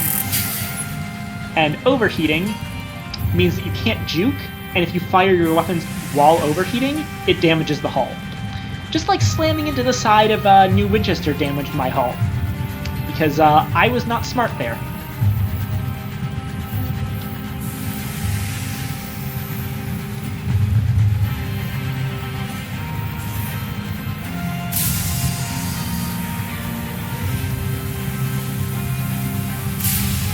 Yeah, no, it's overheating, but not an explosion anymore. It's a lot more controllable than the random chance you had in Sunless Sea. You're really going to be hearing me compare stuff here to Sunless Sea a lot. I mean, it is the sequel, but there's a lot of stuff I feel like one game or the other game does differently or better, or sometimes there's stuff I don't like, very rarely. One thing I'm not a fan of is the fact that you can't rename your ship. You can only name your ship when you get a new one. And at least in the version I originally played, you can't put spaces in the name, which unfortunately means that we will not be seeing the full glory of the Funk Engine Deluxe. But hey, we'll see enough. Couple of notes. First off, remember how I mentioned in Sunless Sea that the Fame ambition is was basically just a laundry list of things that you get? Now it's basically the main story. Like, actually, it has a decent storyline. You take advantage of a quiet moment to pull out your journal. The blank page sits before you, smug and unblemished. The horror. At last, inspiration strikes. You need fresh material. That's the ticket. Okay, so experience the Planned Zone or Better to Play Sunless Sea first. I would definitely recommend this as a very good starting point into the Fallen London mythos. Because it's just a very well-polished game, and it is designed to give you enough information to figure things out if you don't know what's going on. There are, of course, references to those of us who really know the lore from, like, the Sunless Sea and the browser game, but you don't need any of them. And yes, so far, from what I've gathered in early access, this would be a great way to start. But also, you should still play Sunless Sea, just because it's a great game. And, yeah, it has rough patches, but I feel those kind of add to its charm.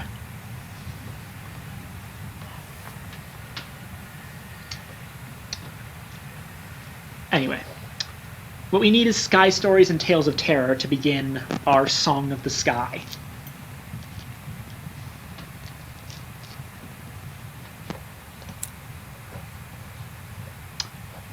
We can also investigate the black box. I had a slight bug with this bit in a previous version. I wonder if it's still there. Hopefully not. So that black box, that's the one that the captain asked in her will for us to deliver to London.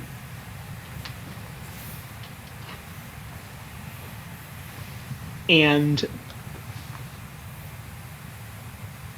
of course, it's kind of a successor to the Whisperlocked box from Sunless Sea, but unlike the Whisperlocked box, you get it automatically in starting the game. You don't have to play the browser game and transfer your save over anymore. Yeah, I never really got into that, but there were a lot of weird connections with the browser game. Anyway.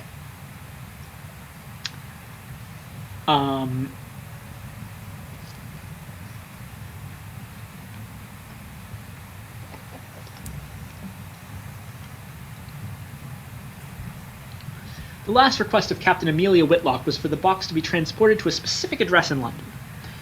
Alternately, you could perhaps find someone willing to purchase it as a curiosity. And if you knew what was inside, you might be able to command a higher price. So, we can...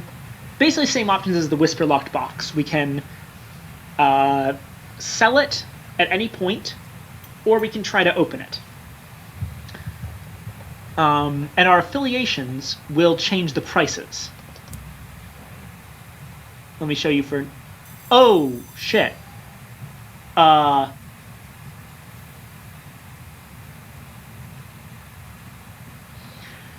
So I didn't actually realize that. I thought that would take you to a screen where you could choose who to sell the box to.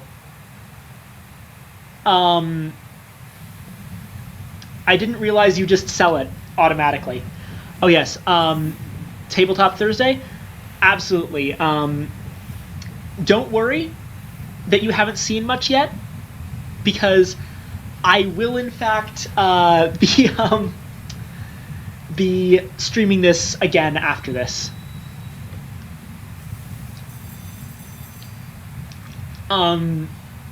Yeah, that's on me. I fucked up there.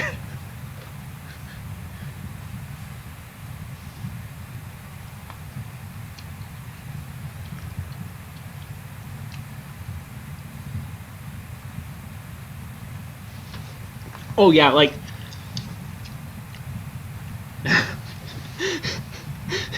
I'm sorry! Anyway, see ya, Dreamo.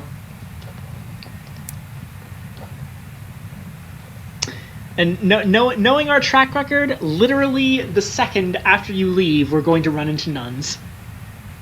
I don't know if there are any in this game, but I know that if there are, we're going to run into them, and you're not going to be there because that's just how these things work.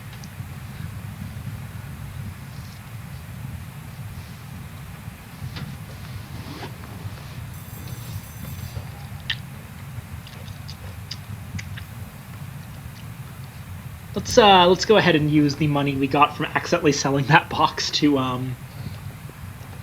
sign on a navigator.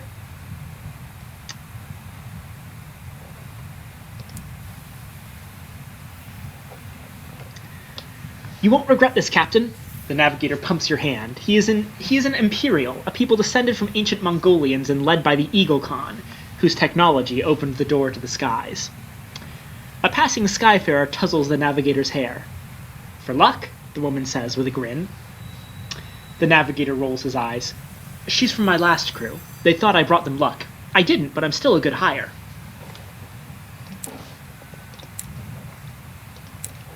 So let's go ahead and equip our officer.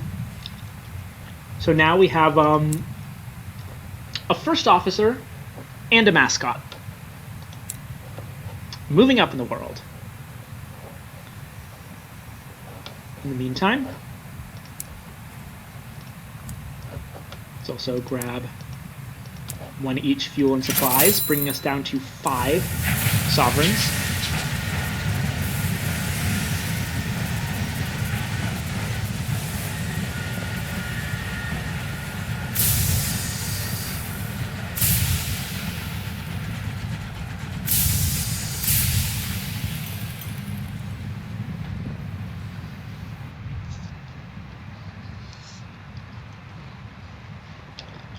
So this is the new system for port reports, is that you can, in the Reach at least, you can give them to either side, and it will increase their each side has an opinion of you and power in the Reach. And this actually, this kind of does that.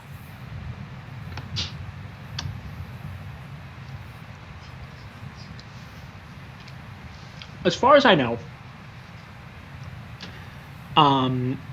port reports always get you 100 sovereigns now. So that's very nice. That's a good way to make early money, is by port reports. Just like in C, port reports are very important. Now, let's get to Magdalene's.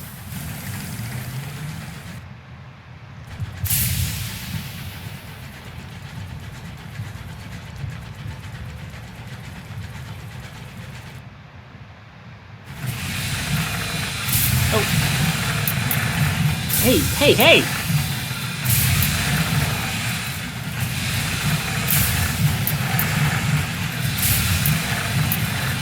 I'm on your side, you jerk. Stop making it difficult for me.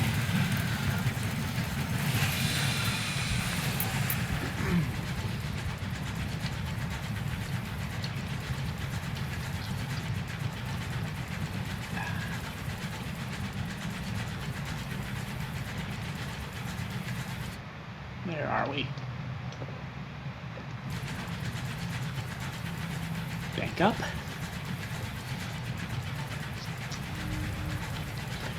Another fun thing about you mentioned earlier, Frog, that like, yeah, this game is totally gorgeous. But honestly, I feel one of the more amazing things is the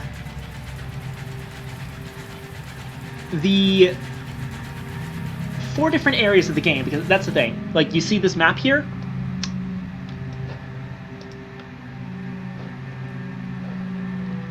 There's also Eleutheria, the Blue Kingdom, and Albion.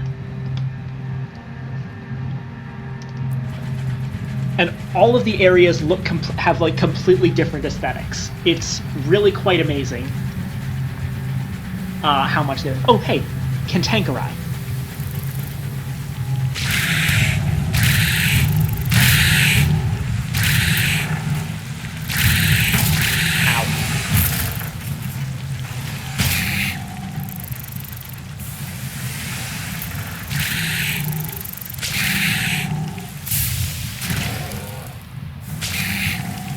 Semi-randomly, yes.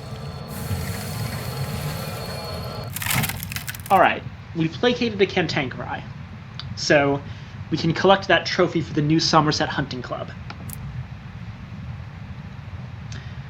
The crew set about the creature with hacksaws while the quartermaster prepares a board. The hunting club will no doubt wish to replace it with something finer in mahogany or bronzewood, but this will do for the moment. I'm going to quickly do an experiment with how my setup is. I think it might be more comfortable if I move the actual physical setup. You can still hear me, right?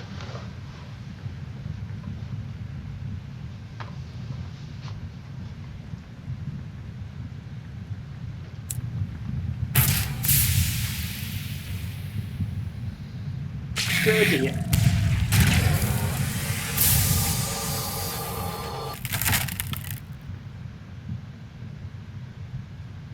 Oh hey, we can actually get multiple things from Cantankerite now. So, the Cantankerite are lumbering, half-fossilized isopods that will attack anything they disapprove of. Given that they are very ancient and murderously grumpy, that means almost anything. The largest chunk of the Cantankerite still lives. They can be slow to die. Stubbornness, perhaps, or the sluggish journey of signals along their calcified nerves. Its parting grumble is bitter and mournful. Your crew share tales of the cantankerite to distract them from the noise. We can do that, or we can praise precious stones from its carapace.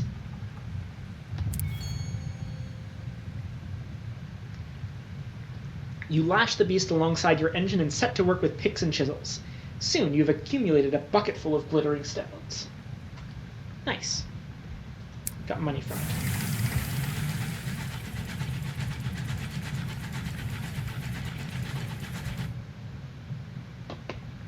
You've probably gone a bit far for Magdalene's. I'm going to turn east. And aim more in this direction.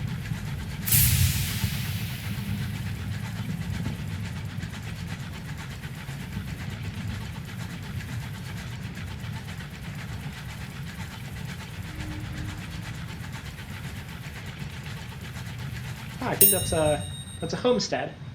Homesteads are fun. Settlers who live so far beyond the edge of civilization relish the hardships of solitude. They will fiercely defend their small territories, but occasionally welcome company and trade. This homestead appears to be thriving. A family gathers outside to welcome you. Blue smoke coils from the chimney. Hospitality is important on the frontier. The settlers invite you to join them for a meal. You enjoy a meal of sticky porridge and viney vegetables. Afterwards, you and your hosts exchange non-committal observations on the war between stovepipes and tackities. Your crew are content for a time. One of them even speculates, idly, about settling down. Aww. One of the things I truly love about this game and about its general concept is that in Fallen London and Sunless Sea, you can occasionally see possible futures of this world. And most of them are incredibly bleak. We've kind of gotten ourselves into a corner here. Stuff like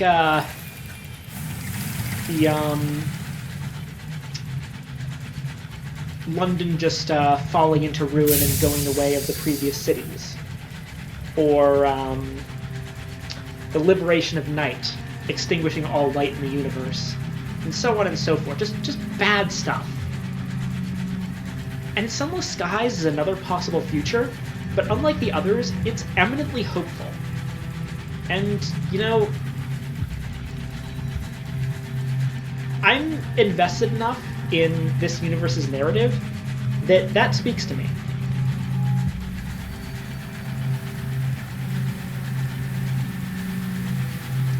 And stuff like those settlers really, clinch that for me, that at the end of the day, even with all the horror and eldritch nonsense around us, humans are quintessentially human, and generosity is always going to be sort of our greatest virtue as a species.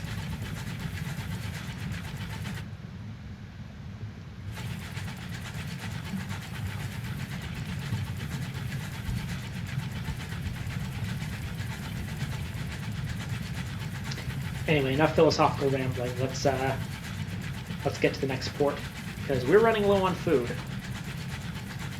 But I think we're close. Things are starting to turn a bit more red.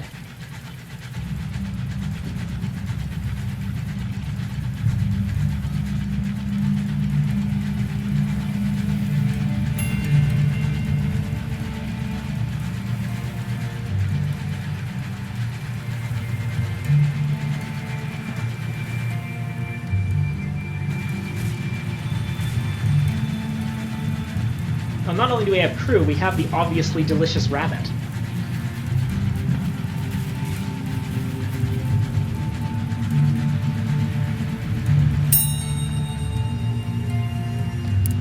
Yeah, let's not risk that fails check.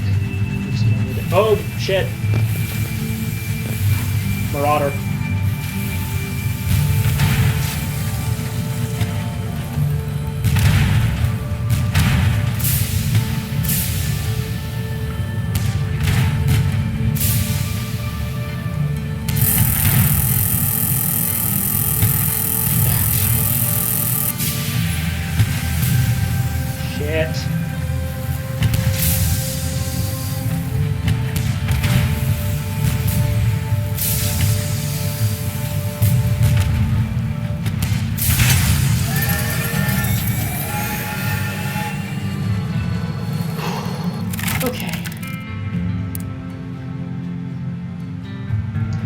The crew of the Marauder lie dead in the corridor, killed not by your guns, but knives and small arms fire. The only survivor is the captain, locked in the brig with a bottle of brandy. Chalk eyes stare back from every wall. When he runs out of chalk, he begins scraping them in with his fingernails. Little remains of them but bloodied stumps. "I've seen this before, Captain," says a crew member, grasping your arm. "Sky madness. Magdalenes can treat it if you can be bothered to take the poor sod." Let's bring the fellow on board. The crew wrap the sky-maddened captain in blankets and secure them tightly with belts. It takes 4 to transport him safely to your locomotive. He might not be happy restrained, but it should keep him from harm until you get him to Magdalenes.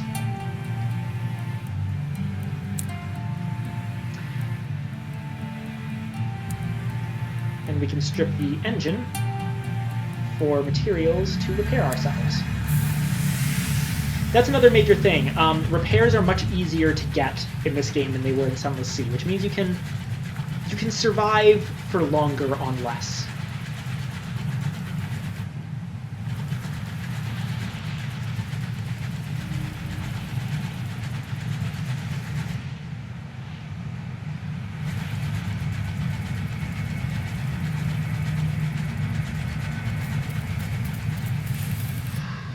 Okay.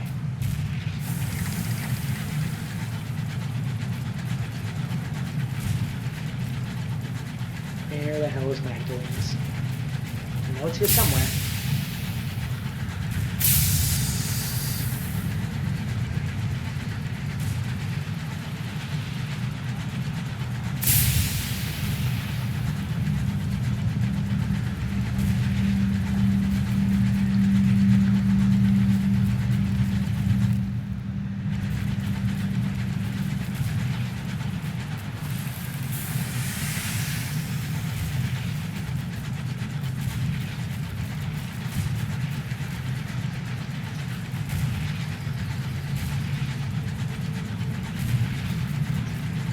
I haven't ever had this much trouble finding it before.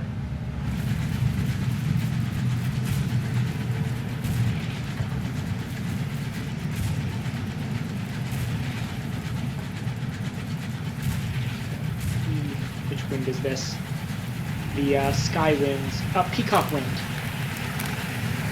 Okay, that's promising. That means our rations might last a bit longer.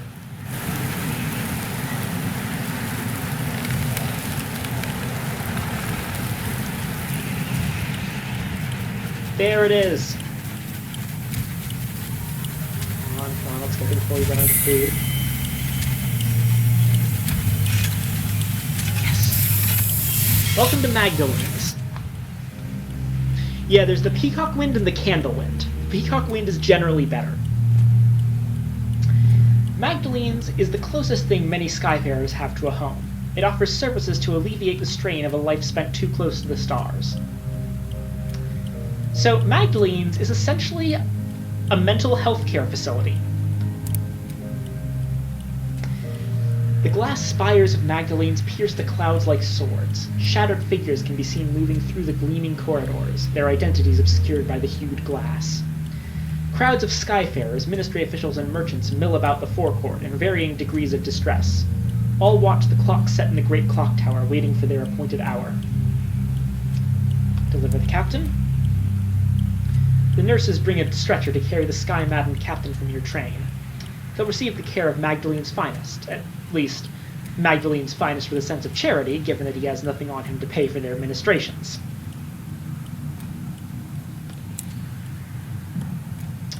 Oh yes, and we leveled up actually at this point. So,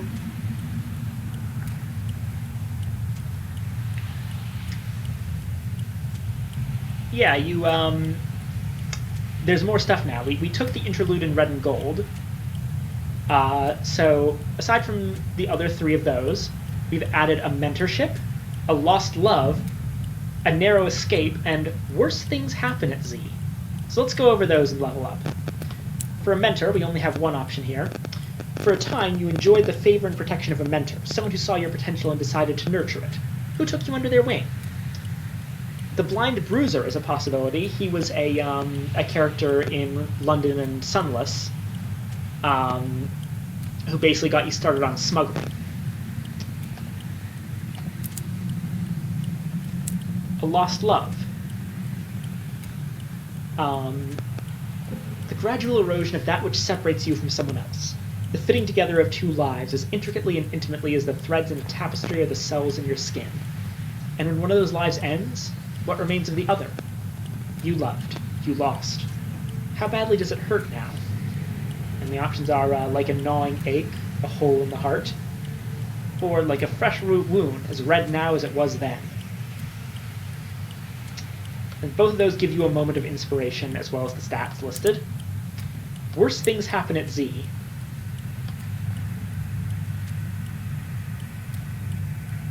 So, what? This one feels like if we're doing the successor to Kitty.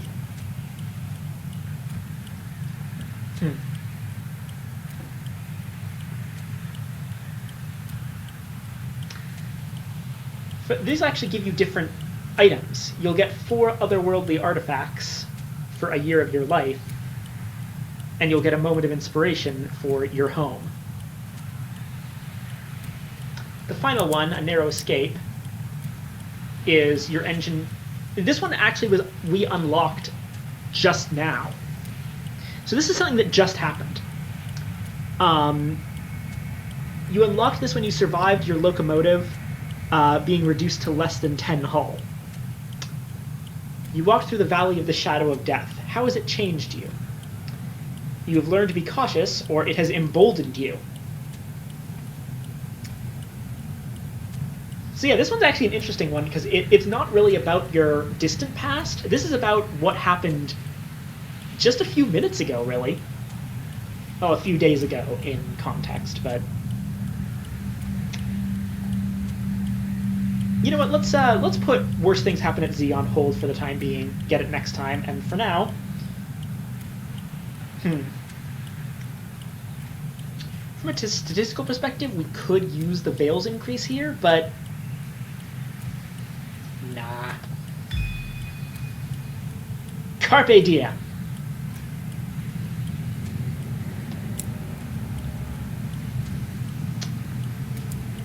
Let's write a quick port report. Magdalene says abuzz with activity. Barely as the clock chimed, then a clamor goes up at the front desk, guests rushing to and from appointments. Lord Blank was seen in conversation with the amenable host. The East Wing was closed for general access all day. A certain distinguished admiral was seen with the second in command entering one of the chambers of regret. Several guests succumbed to an excess of sentimentality and were forcibly removed.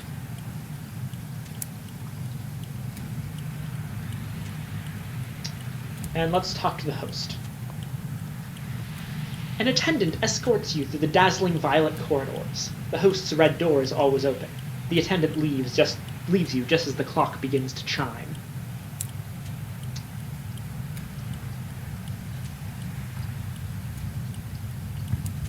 So this guy is basically the guy in charge of this place. His voice is soft and sibilant, like butter melting in candlelight. A guest who has become rather too attached to a particular attendant. He always requests that the same attendant appear in the exact same guise. The amenable host's lip curls in distaste. He reiterates the aim of Magdalene's, a place of healing and respite. It was not meant to feed obsession or self-indulgent self-loathing. This guest brings sickness. I would have him purged. I have a dossier on our guest if you're interested in helping.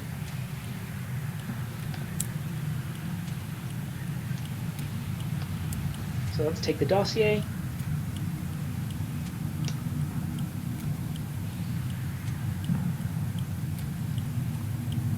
So the way that this place kind of works, and the reason they're talking about guises and people can get addicted to this, the guests at Magdalene's are brilliant actors who can, or not the guests, the workers at Magdalene's are brilliant actors who can imitate anyone.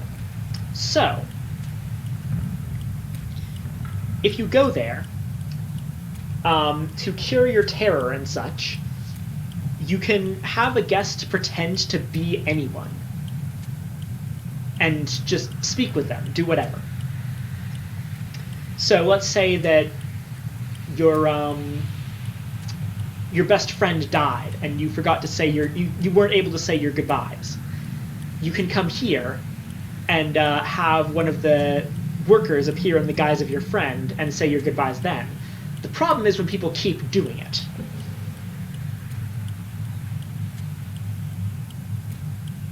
So let's deal with this guy.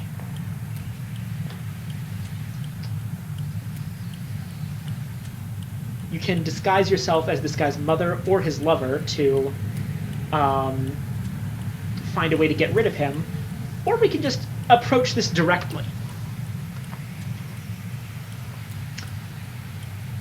I tend to approach this directly in my personal playthroughs, but I feel like it'll be a more interesting look into things if we go as one of these characters. So, mother or lover?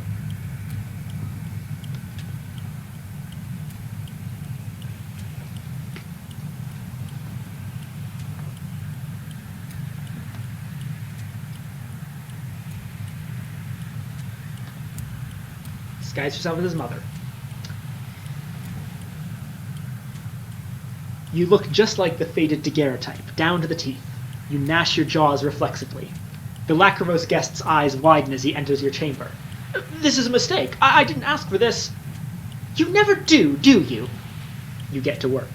When it's over, you doubt he will be returning ever again.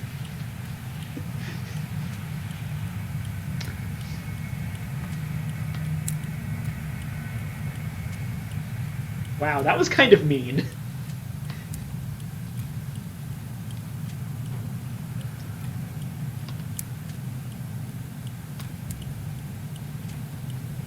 The amenable host smiles beatifically. Of course, my staff will be pleased. It is a risk of our trade when our clients can no longer separate identity and illusion, but seldom pleasant. He sighs deeply, echoing around the chamber like a newly freed dove.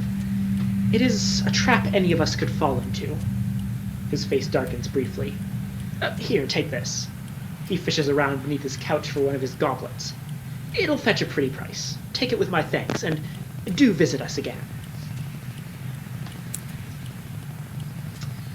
We can actually go right back and accept a second quest from him, which is a lot more complicated. I admired your discretion earlier, he sighs. You have seen the dangers of our work upon those who abuse our service, yet we are not immune to it ourselves. He draws your attention to several paintings on the walls. My regulars have, at various points, requested that I be a prospector on Lustrum, heir to a fine house in Port Prosper, and a titan of industry on New Winchester. Very specific requests, and more. I have vivid memories of being all three, yet all cannot be true, surely. He presses a locket into your hand. This bears my image. See if anyone remembers me. I can't remember who I was before this. If I could be other than I am, I'd like to know.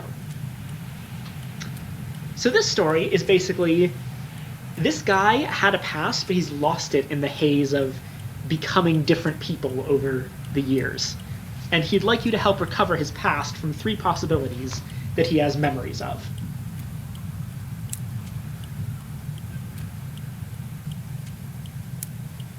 Now, since we have those 3 seeds for Magdalenes, we can sell them for 80 each. Remember how we bought these for 30 coins? We just sold them all for 240. And we got a 100 sovereign bonus from completing it. So technically, we just made a 310 sovereign profit. Yes, it is quite nice. Hold on. That was,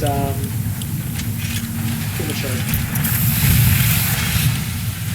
I'd like to actually buy some food and fuel before we leave.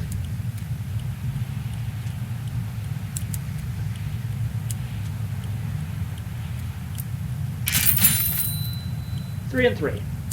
Should be good for now. Whoa, whoa, whoa.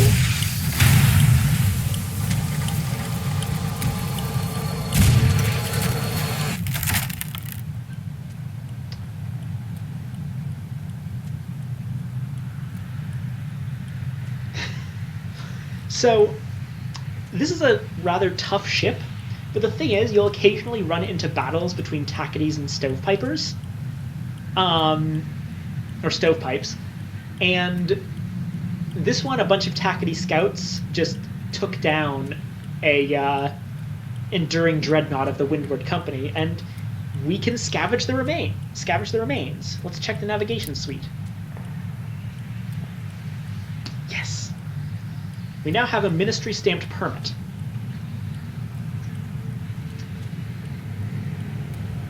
That's actually quite important. Because that is one of the items that I believe is required to visit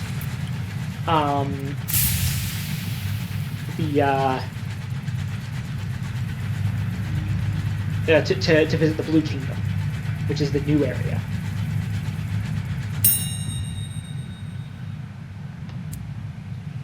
As usual, eat your fill at the homestead. Oh! Oh no!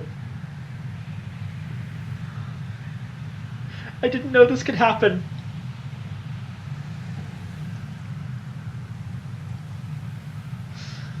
The homestead has a remarkably well-stocked meat larder.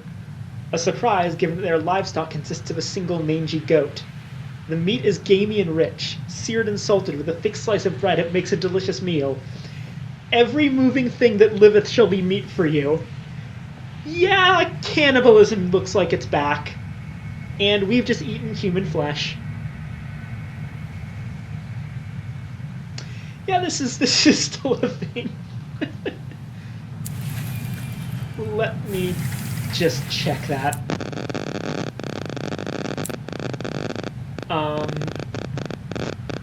Yep. Unaccountably, Peckish is still here.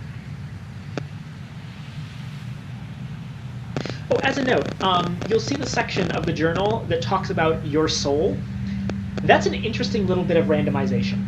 I don't know if it's actually random or if it's based on your background, but at the beginning of the game, there's 7 different soul flaws, and there's a port where you can improve your soul. And what essentially this means is that at the beginning of the game, you get a random selection of flaws that have to be ironed out if you want your soul to be perfect. Ours are fermented and stained. So if we ever get to Carilla, then we'll be able to do something about our weird soul. That said, cannibalism is maybe, even if we do have a perfect soul, cannibalism is maybe not the best thing for it. Also of note, the stained thing is interesting, especially considering we're a cannibal now, because back in Fallen London, there was only one way to stain your soul, and it wasn't particularly pretty.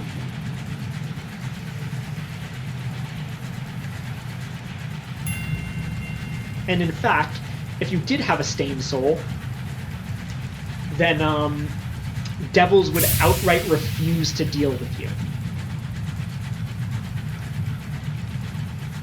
You wouldn't be able to sell your soul for any price. I don't believe you can sell your soul in this game. The devils are doing something a bit different this time around. So before we go back to New Winchester, let's explore a bit. Oh yes, a vague idea as to what I'm talking about. Let's just say, a reckoning shall not be postponed indefinitely, and leave it at that.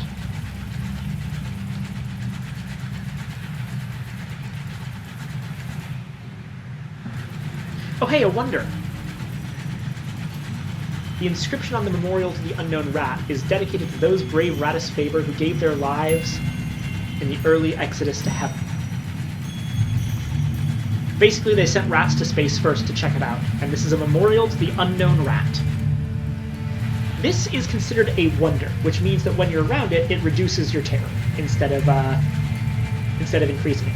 Oh yeah, you'll be happy to know this. One of the possible candidates for our chief engineer is a group of talking rats.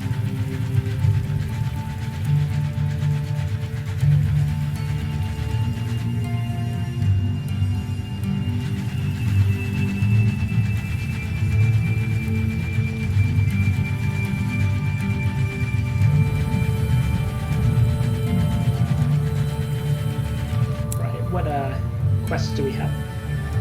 See how many quests we've already both completed and gotten? It's crazy. Oh! Port Prosper lies directly to the east of New Winchester. That means that it should be around here somewhere. Port Prosper is an important location because it's the holds the relay to Albion. While all 4 areas of the game are important, the only place you can get to from the other 3 areas is the Reach. And the Reach has ways to get to all 3 other areas.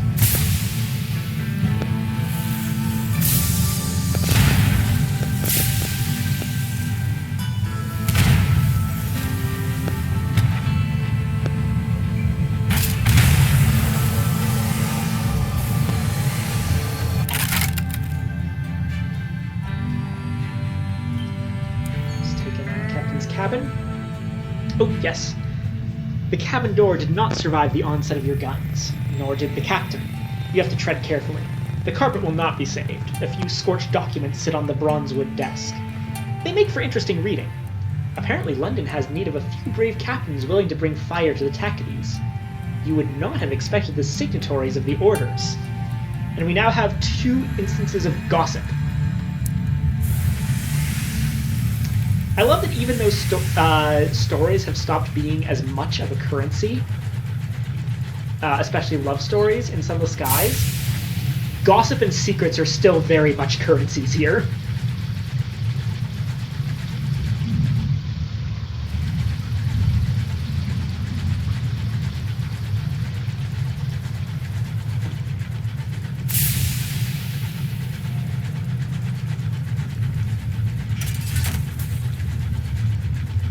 I always love, like, you can just look down into the abyss and there's, like, interesting stuff below you. Like here, these trees growing across into the sky.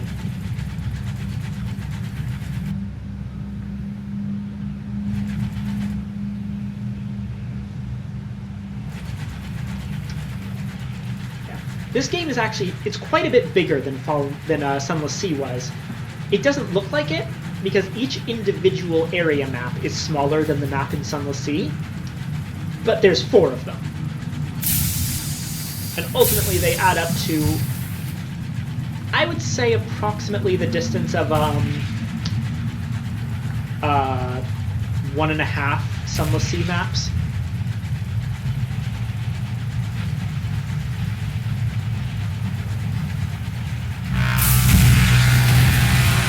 Oh, another skirmish.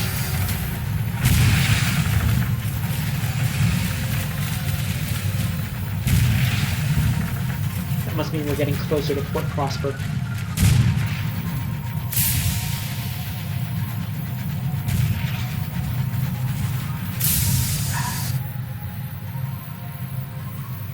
Yep, Her Majesty's locomotive, that which does not kill us. Presumably makes us stronger.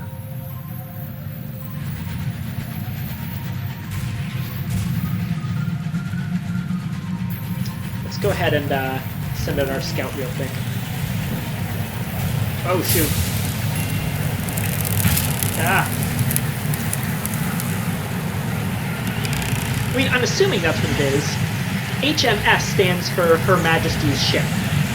Just like USS stands for United States ship. That's the easy way you can tell what country a ship belongs to. In the 2 major naval powers of Britain and the United States. USS ships are American, HMS ships are English. Normally, locomotives are not dedicated to anyone.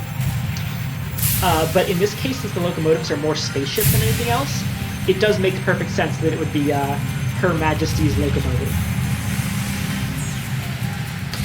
Of course, also, in times when there is a king, it's His Majesty's locomotive.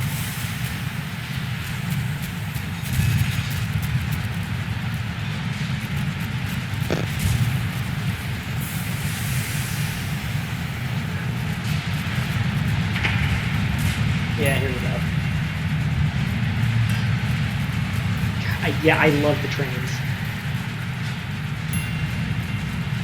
Welcome to Port Prosper.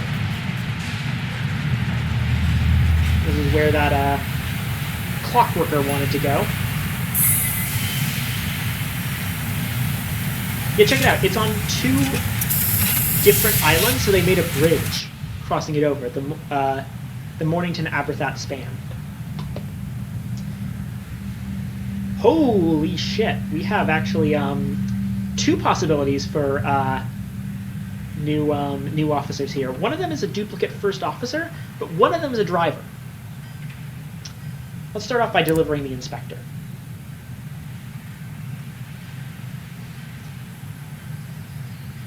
We've had our conversation with the inspector. Thank you, Captain. Here is the balance of our agreement, and, as promised, a requisition order for fuel and supplies. She casts another glance at the incomplete clock tower. Given the apparent state of construction, I'd recommend you visit the worksite. There may be an opportunity there. And thank you for the pleasant conversation, Captain. The sky can be a lonely place. You enlivened it. I have included a small additional sum in your remuneration, as a token of my gratitude.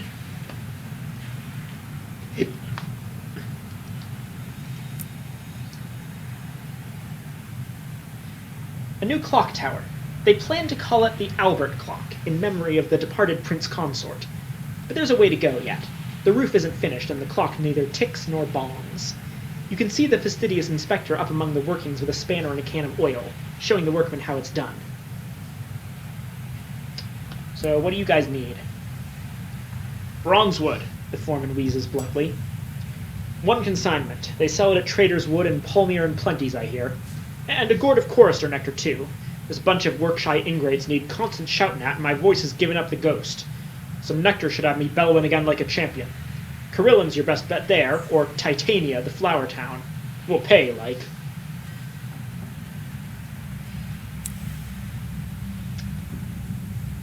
Alright, so that's the main thing at Port Prosper.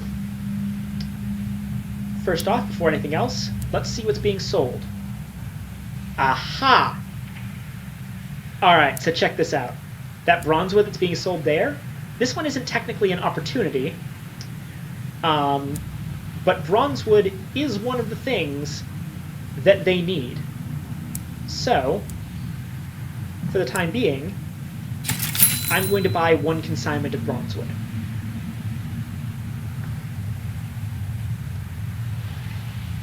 So yes, this bronzewood is much, much cheaper than it normally is. Now all we need is 1 bit of honey, which admittedly we also need for Magdalene's, but yeah. As for Nelson's Emporium, we could buy here are fuel, supplies, and the local export, barrels of unseasoned hours.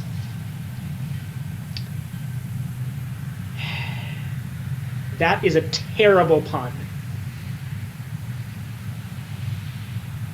Because, you know, you sell raw foods unseasoned by, like, spices, but a season is also a measurement of time, and these are hours. Alright,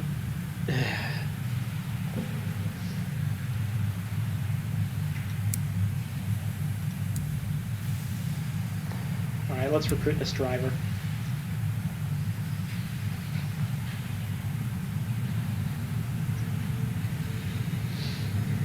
I specialize in test driving, but I'm looking for something quieter.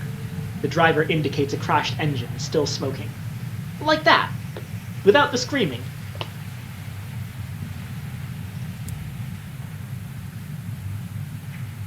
I recently parted ways with the Windward Company, they explain. Personally, I think a crash a week isn't so bad. They disagreed. Oh well, live and learn.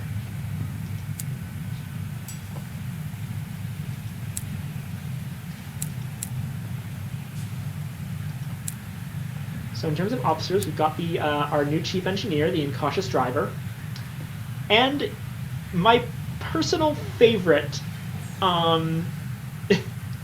officer, the incognito princess. Perched atop a mountain of luggage is a radiant young woman. She's an officer dressed in what an actor would wear in a fantastical romance. A tiara rests on her brow. A steady stream of commoners come to pay homage, bowing and curtsying enthusiastically. Starlings circle in dense swarms above her, refugees from old London and a common sight, although not in such numbers. She ignores everything and hands you papers so pristine that they can only be forged.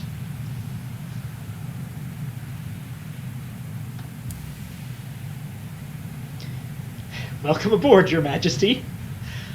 I am a humble first officer looking for... what's the word when commoners do things for coins? She asks. Work! That's it. She beams at you, delighted, as innocent as a Gatling gun.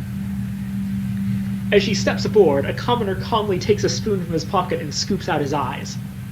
After such radiance, all else is tawdry, he says between screams. It seems she has already forgotten about her signing on money. She didn't actually take our money. She forgot. Because she is rich beyond belief. Because she's the princess. She's Princess... Actually, funnily enough, she's I believe, supposed to be Princess Beatrice of Victoria's children.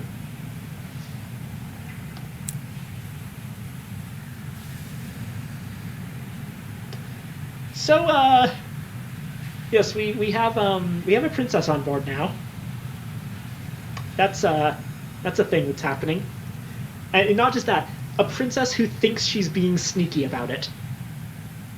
She's still wearing her crown.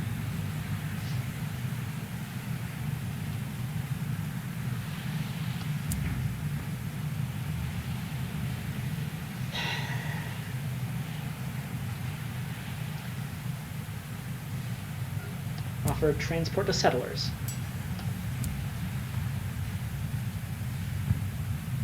One way to Lustrum, thanking you kindly. By Jove, I think it's finally my time to see the real frontier. His handshake is firm to the point of rudeness. He leans in close. My time is precious, you understand. I'd appreciate it if you got me there as quick as you can. Shan't go unrewarded for the effort. But we have a couple of reasons to go to Lustrum right now, but, yeah. I do believe this particular thing is, in fact, on a legitimate timer that, he will pay you more if you get him there quickly. Unfortunately, we don't actually know exactly where Lustrum is, but I can take a pretty good guess.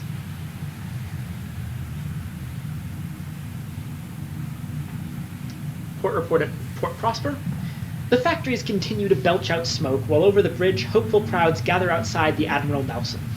Lovers can be seen strolling arm in arm across the promenade, at a respectable distance from their chaperones. There was a brief protest outside the Windward Company factory, swiftly quelled. The scones at the Nelson were as good as ever, though the piquancy of the jam was less than might be desired. You can search for the host's identity here.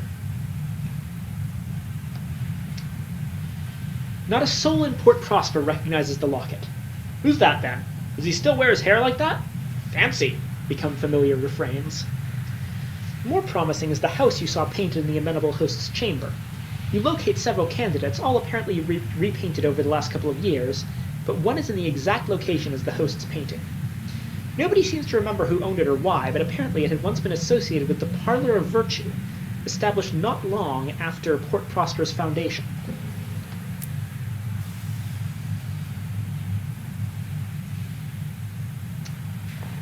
As a note, there's also a thing at Port Prosper where there's the Eastenders and the Westenders. The Westenders are richer, Eastenders are poorer. And apparently there's a feast. So we can choose who to mingle with. Since, of course, we're Kitty and we're with the Tackities, gaudy banners fly over the painted rooftops of Port Prosper. The smog of the East End is hidden away by giant posters displaying dragons in varying degrees of vivisection. The cramped streets are clogged with people. Wealthy West Enders promenade about the amusements, while impoverished East Enders work the stalls and huddle by the chestnut fires for warmth. A painted dragon pursued by knights is chased through the crowds to a chorus of, "Ho, the riding!"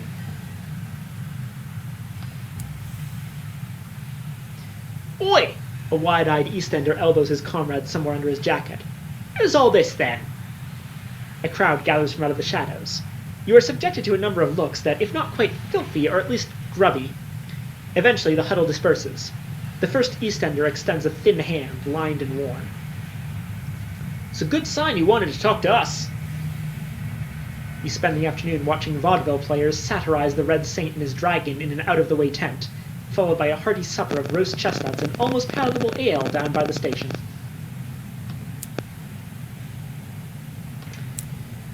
Essentially, as things go on in this area, you'll build up more and more reputation with both the West End and the East End, and they'll give you more opportunities to do things. How about that Albion Transit Relay? I'm happy to help, Administrator. Happy to help. They point down the docks. There you are. Keep going past the port. You can't miss it. If you've good eyes, you might even be able to see it from here. Passage ain't free, mind. You can travel first class if you have a ministry stamp permit, or you can bring a couple of barrels of hours to travel second class.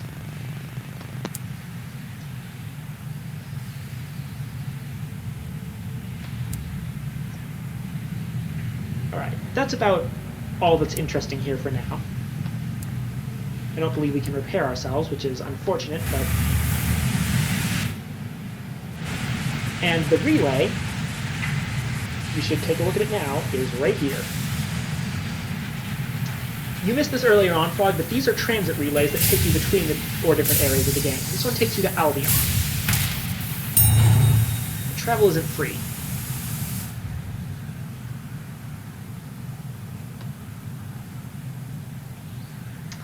Yeah, unfortunately, you need 2 ministry-stamped permits, of which we have 1, to actually,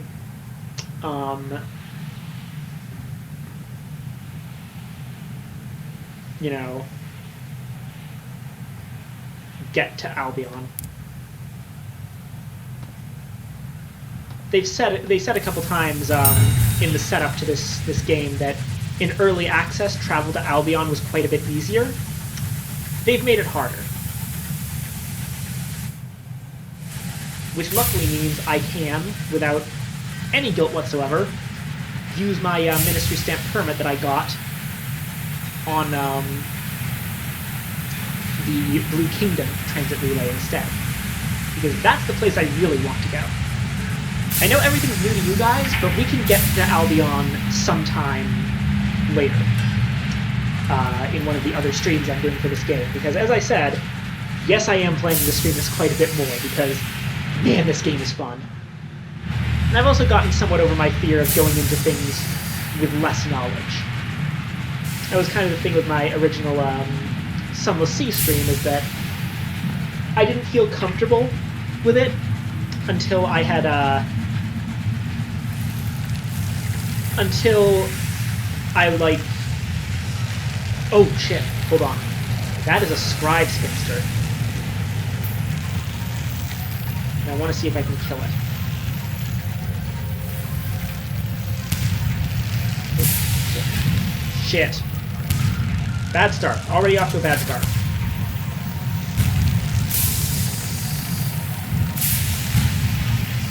Yeah, you know what? This is a bit too dangerous.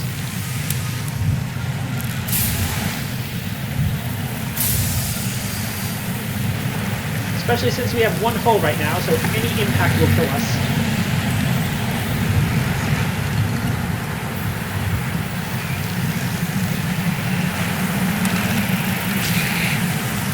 Great time for Cantango. Thank you, Dave.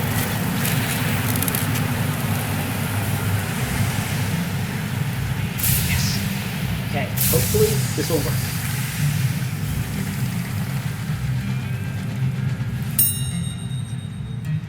Damn it! I was hoping that we would be able to strip its hull, but unfortunately not. Just mourning the dead.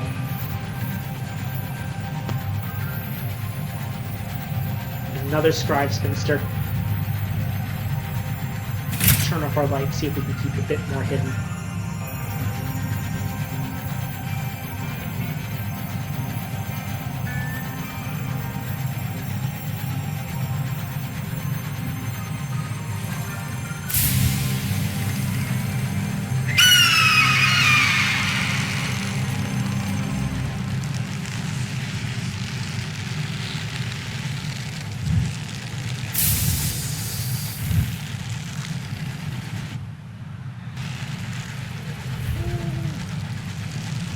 scout.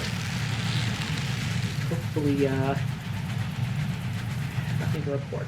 Lustrum must not be that close.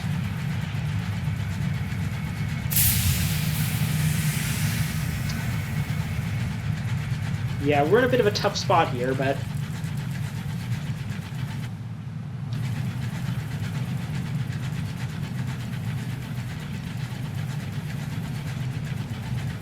at the very least, I'm not on Iron Man mode this time. I will be able to reload from the last place we stopped at.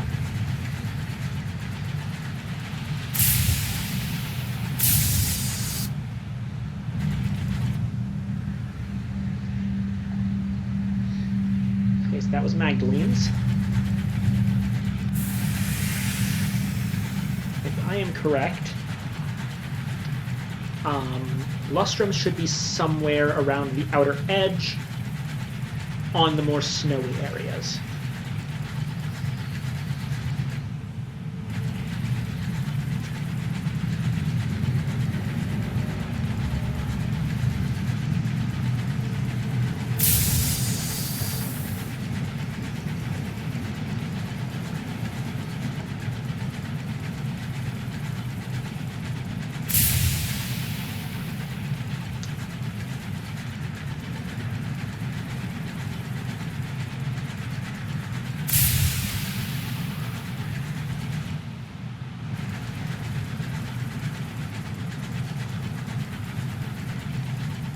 Yeah, I'd say Scribe Spinzers are probably a bit easier to defeat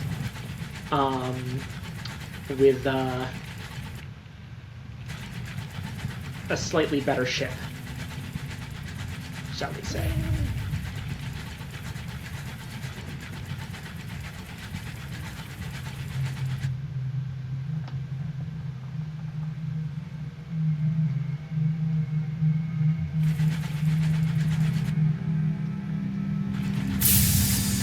Does seem to be something interesting over there. Oh yeah, we should turn our light back on so Kara doesn't go up too badly.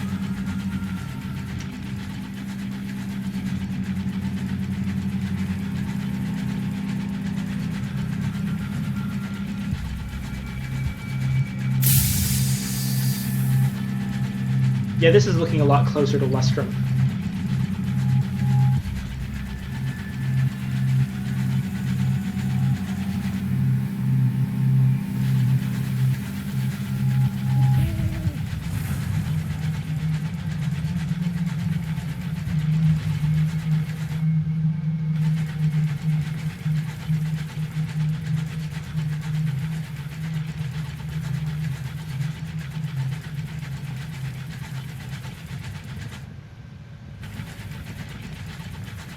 Coming up, we're going to be seeing a horror. Basically the inverse of a wonder. Something that makes our terror go up. And I think I know which one this is. Yep. Be careful of that bat.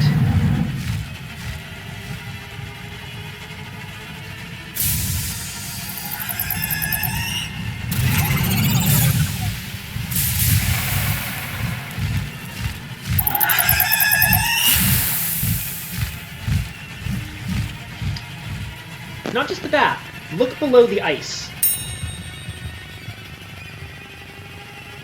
Ah, it's a curator's egg. Take the egg on board. Someone in a busy port is sure to want to buy it. Yeah, that egg looks a lot like a wasp's nest.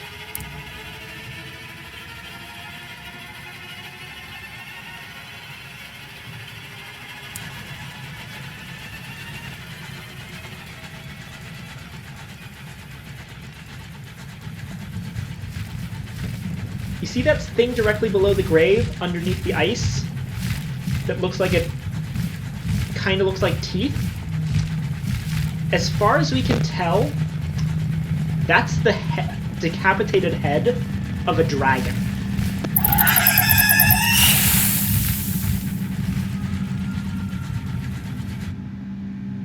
And I guess this curator is going to be pissy at us for a while because we stole its egg.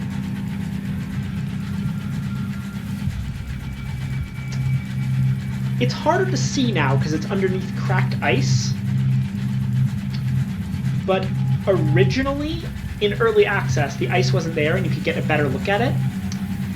And this may not be true anymore, so take what I'm saying with a grain of salt, and Fail Better Games, if you're listening, I'm sorry, but it used to look like two bodies. One, the head of a dragon, and one, the carcass of a giant crab, which has massive lore implications. Essentially, the fact that, as far as we would know, it would be a specific dragon and a specific giant crab.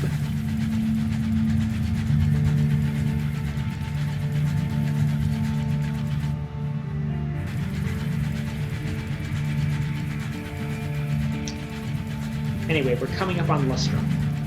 And I have to be very careful here, because it can be very hard to... I've learned from experience, it can be very hard to tell with Lustrum what is considered wall and what is considered something you can fly over. And I don't want to crash.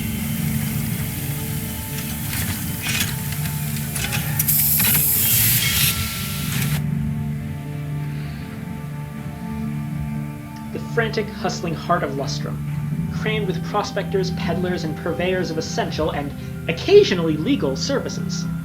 Most business takes place here, unless you're a dreamer seeking your fortune on the claim fields. Grab a port report. So much for the quiet retirement village that used to be here. The rush of prospectors has ripped the civility from the place as efficiently as the geodes from the mountainside. The scars that remain are no less vivid. Fewer and fewer prospectors return with geodes of hours, and the cost of processing them off-site grows every day. Still, for now, Lustrum thrives, and offers the promise of riches for any lucky or industrious miner willing to come and risk everything in the snow and the mud. Let's drop off our settler.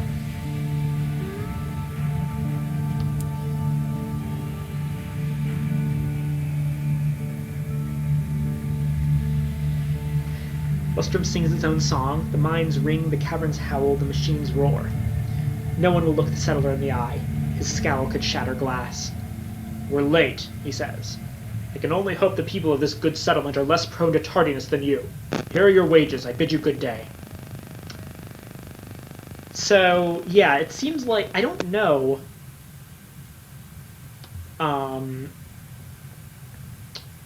how we could have done that faster.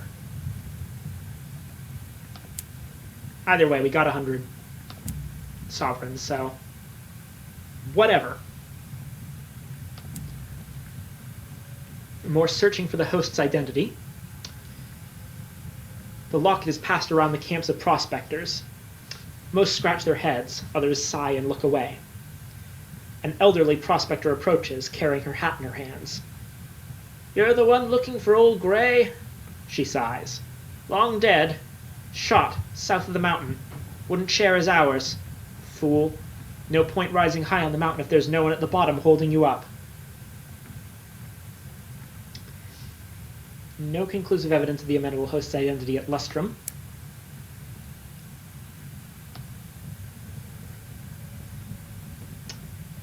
We can look for claims and such. Visit the Windward Company offices here. Lots of stuff in Lustrum. It's kind of an old mining town aesthetic. Your boots crunch through the snow, clean and bright, lacking the lingering sadness of London's ammonia-suffused lacquer. The townspeople nod politely to you, a distinguished visitor, but avert their eyes from the grizzled prospectors and get-rich-quick merchants who have taken over their slice of civilization on the mountain. They wait impatiently for a day when the mountain has nothing more to offer and the uncouth invaders finally leave, hoping that something still remains when all of value has finally been plundered.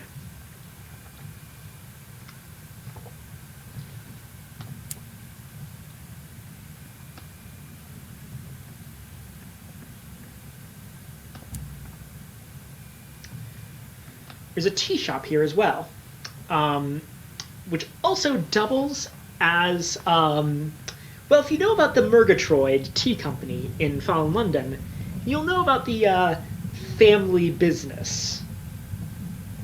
Espionage. So if you're doing spy things, you can do stuff here by speaking to Melusine Murgatroyd.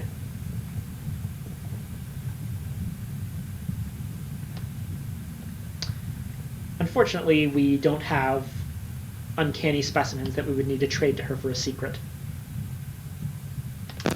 She does have cool inventions, though. An assortment of terrible opportunities. Melusine glows with pride as you examine her mostly untested inventions. The clockwork lens array that offers superhuman levels of telescopic sight, provided you can insert all 6 sharp brass hooks under your eyelids. The internal combustion privy, ideal for handling unpleasant waste products and warming whatever's left of your house after the inevitable explosion. An automated pickaxe capable of striking Earth 7 times a second. Melusine nods, irritated. Pity about the minor bone-shattering issue. The only thing she won't let you poke at is a twisted arrangement of glassware and electricity in the corner. That's not mine. Not entirely. I'm still working on that. Complicated. You know if you know. If you don't, I shouldn't say.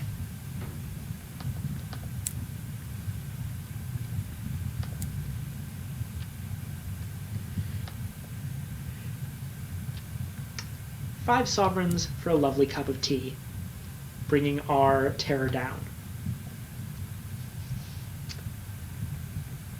And we have 3 blends here, which basically refer to the 3 different areas. Empress's Favor, Eleutherian Gold, and Indulgence Blend. Since I plan to go to the Blue Kingdom, let's try out Indulgence Blend. A tea for the true connoisseur. It tastes of dust, swept from the darkest corner of a sepulchre. It is best served with a drop of milk, ideally on the very edge of turning. You sip gently. Between sips, a bite of a sugared biscuit to take away the edge. The Blue Kingdom, from what I've gathered from hints elsewhere, seems to be a bit of a tomb colonies type thing. What is this? Sweet Jane's Count... This is new. I haven't seen this before. Sweet Jane's Counting House. A little accountancy firm snuggled into the snowy drifts. Sweet Jane oversees everything herself. The transference of funds, the balancing of probabilities, the transport of commodities, the termination of contracts. She is huddled behind her desk, swaddled in a monstrously ugly red scarf. While she fiddles with her abacus with one gloved hand, she heats the other over a little coal fire. Her one good eye focuses on you. She smiles. She limps to the window. Snow batters the window pane. The shadow of the mountain is all but lost in the blizzard. The lantern light means the offices of the Windward Company are just about visible. I was raised by the company. Children are faster workers, you understand. Her fingers drum on the windowsill. Such a waste. Where they see men, they see labor. Where they see time, they see chains with which to bind us.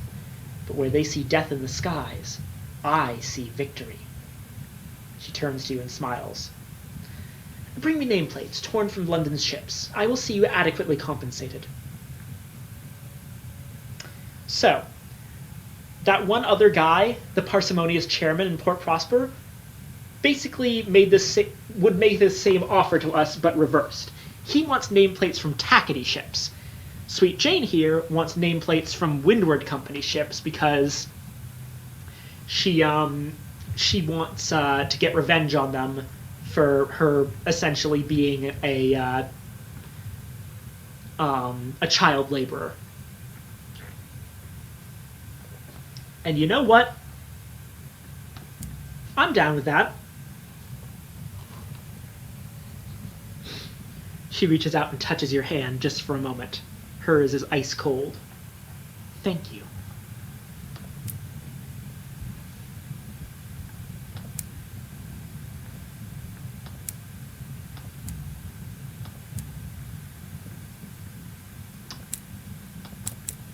I'm going to grab these cheap barrels of ours,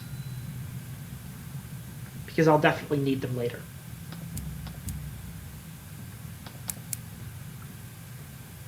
You can see that normally buying ours from here is 80 sovereigns each, but those ones were 55.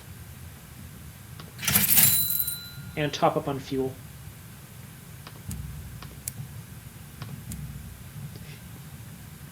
There's also the claim fields, but there's nothing we really want to do here at the moment. Sorry.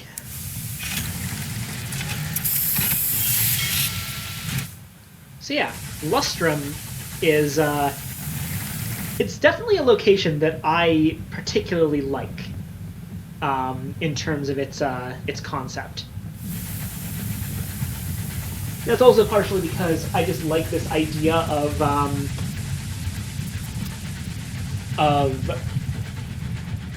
trading in time and hours. Hey, Borges Ridge. Fun fact there, it could just be a random name, but I don't believe so. A lot of, oh shit. This is a bad place to go through. Anyway, about Borges. A lot of London's, Fallen London's writing is inspired by, I don't remember exactly where it's from, I know it's South American, but yeah, South American author Jorge Luis Borges, who writes a lot about, if you read his work, which I have some of, it's quite good, you'll see he has a lot of recurring themes, including labyrinths, mirrors, and tigers. So, if you've ever been to Fallen London, which I know you have, Frog, and have seen the Labyrinth of Tigers, that is a very direct reference to Borges. And yes, it is pronounced Borges, because Spanish. Now, of course, I may be entirely wrong, and that's not, like, a reference to Borges, and I should be pronouncing it Borges, but I'm not wrong.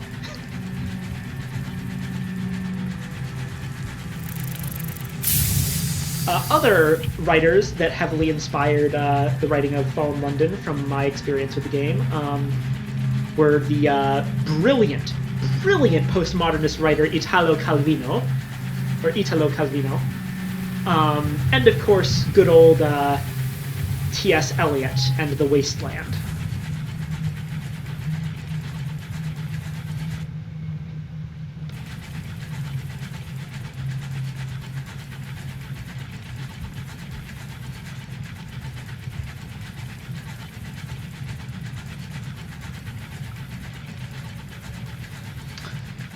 More,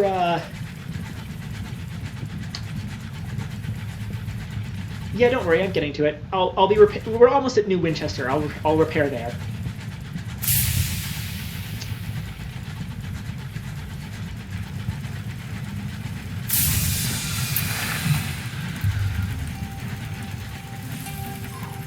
Okay, that was a bit too close.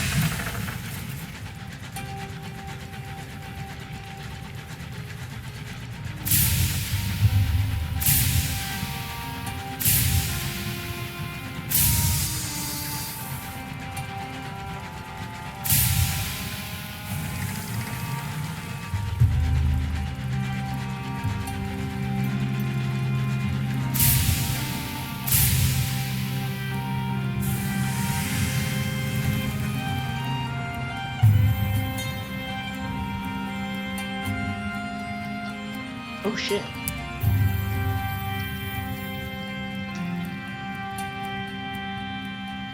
Tackety engine's gone down in the fungal jungle of Hybris, being a remote and mysterious colony on the very edge of the Reach. The town crier pauses for breath and enters an alarming coughing fit, having inhaled a lungful of smog. An enterprising stovepipe, he claps him sharply on the back.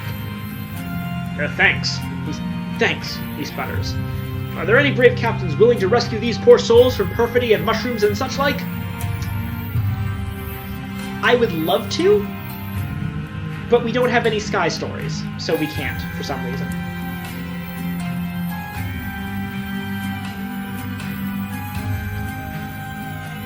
The town crier's voice calls out behind you, Is no one willing to take up the mantle of the brave heroes of the blockade? The response indicates as much, though someone finds the poor lad atop of you. Anyway, let's visit Victory Hall and turn in our port reports, which we have quite a few of now. So yeah, we just got 300 sovereigns.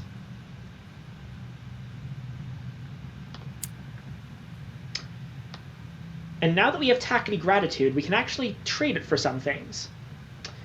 We can trade it for a secret, an otherworldly artifact, or, notably, if you have 5 gratitude from 5 port reports each time, you can use it to affect the balance of power by making one of the sides more dominant over the other in a major way.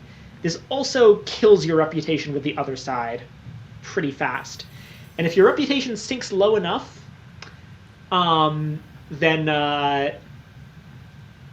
ships of different sides will attack you on sight, because you're considered part of the war.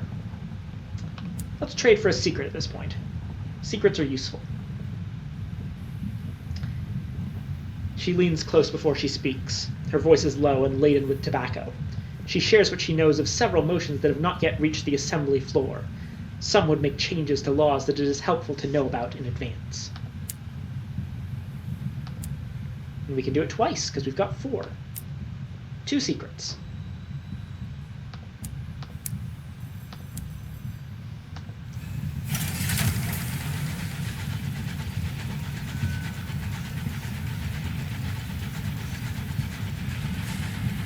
And now,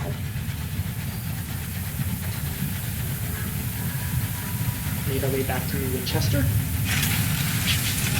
And all without taking any more hull damage than we already had. Meaning that for the low cost of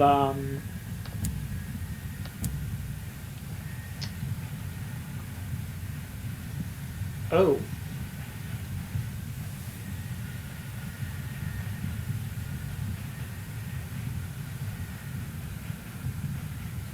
They have changed the repair things. In early access, it was 1 sovereign per point of hull that you lost.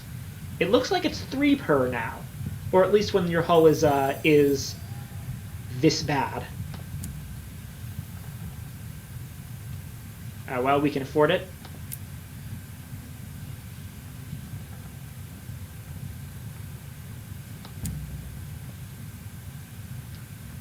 And we can sell this egg. Now, that said, Courier's eggs do have a random event tied to them, where they can randomly be broken and hatch, and you can get a unique mascot out of it. But let's sell this one for now. The sign over the small stall at the far end of the platform is rife with mistakes. How is it possible to commit so many errors when writing the words, "I buy eggs"? The man behind the stall wears a crooked hat and a tattered coat. He is in possession of more twitches than teeth. "Care to sell some eggs, Captain? I buy 'em." He points to that sign proudly. Let's see how much we get for it. 300 sovereign? I've never sold an egg before. They always break before I get to port. Holy shit. That's that's a lot of money. You pass the man the egg. He almost drops it. He then searches around into the stall for a while, with the egg tucked dangerously under his arm. Eventually, he gives up looking for a container to stow it in and clutches it in between his legs while he roots through his pockets to pay you. Finally, with a nervous smile, he tips the right amount onto the counter in front of him.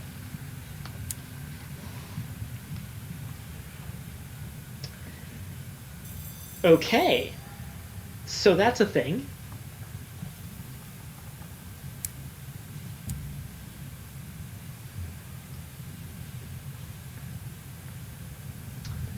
All right, new prospects. For the time being, I'll pick up flowers for Titania. The Winchester windows is probably not going to be a good one.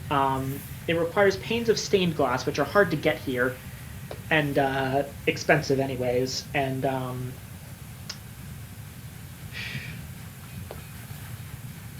you know what? I can't in good conscience not do it since it aids the Tackety war effort.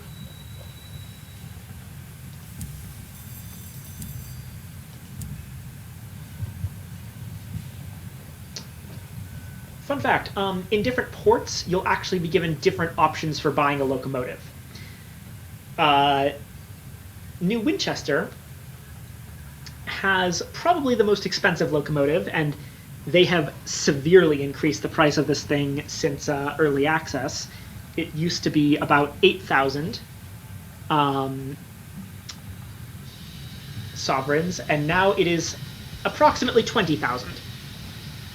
But yes, the Moloch class liner.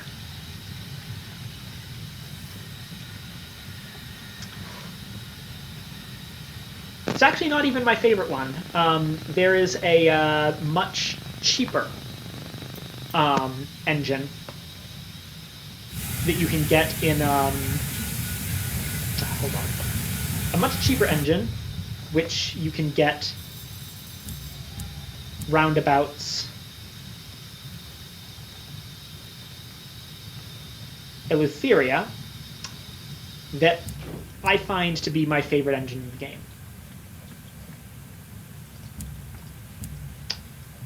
Let's grab some more supplies and fuel. Make a quick trip to check up on the Blue Kingdom relay. We may be able to do this at this point. Maybe. I don't think so. But it's good to check again to what we need.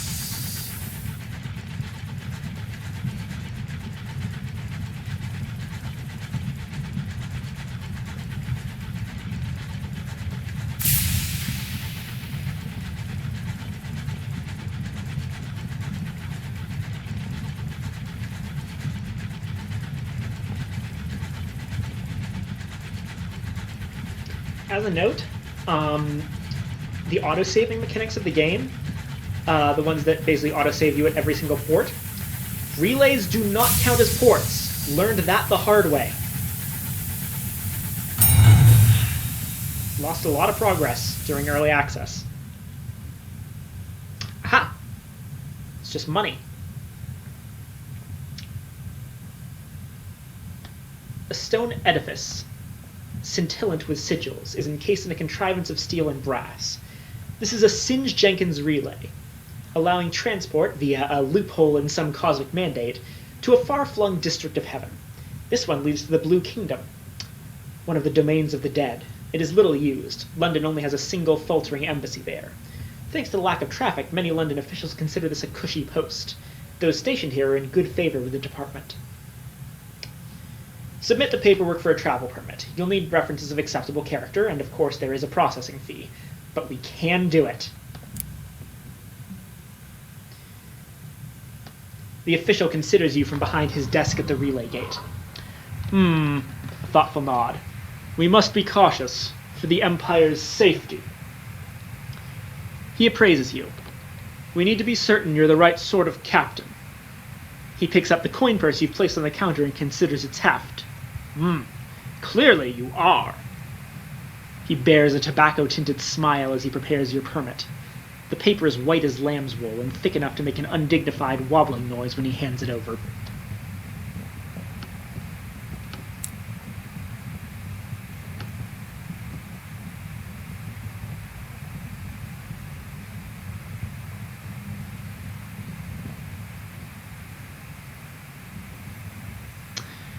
Alright, so basically to get to the Blue Kingdom, actually make the trip, because yes, in this game, traveling to different areas of the sky does cost you resources, so be careful when you do it. You have first class, second class, and unofficially. First class costs you an otherworldly artifact, second class costs you 2 barrels of hours, and unofficially costs you jumbles of undistinguished souls. Now, it would probably be quickest to do this second class, but I actually have a different idea. Because I remember that one of those options we were looking at for the next level, which is only happening in a little bit more experience, was otherworldly artifacts. So, my logic is, if we take that option at some point, just explore around a little more, get some experience, and take that option, we'll be able to get the much better first class, and we'll get 4 otherworldly artifacts, which will allow us to do it quite a bit.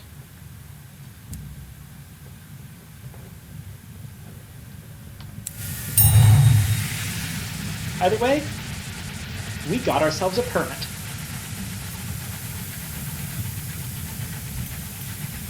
So, in our quest to gather experience from finding new ports,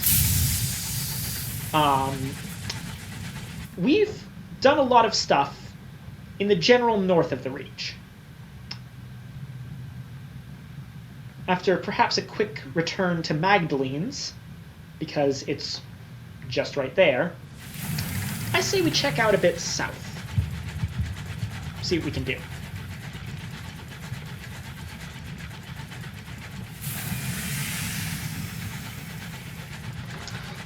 That said,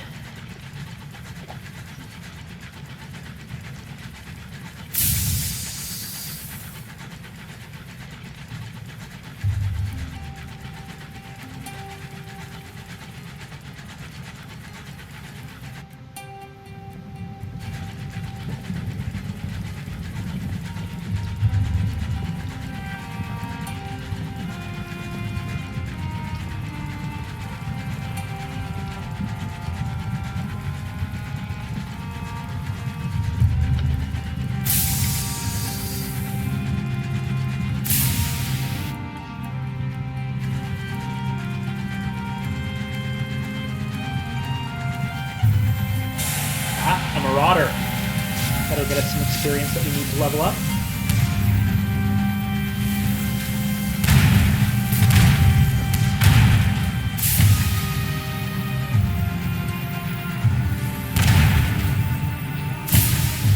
Ah, shit.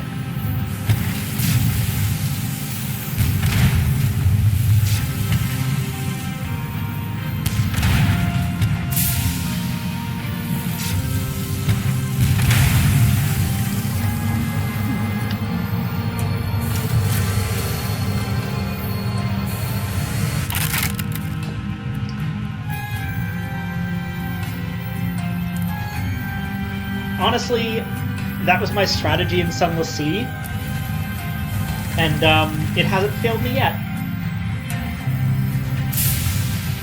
Can't miss the enemy if you are physically placing your... I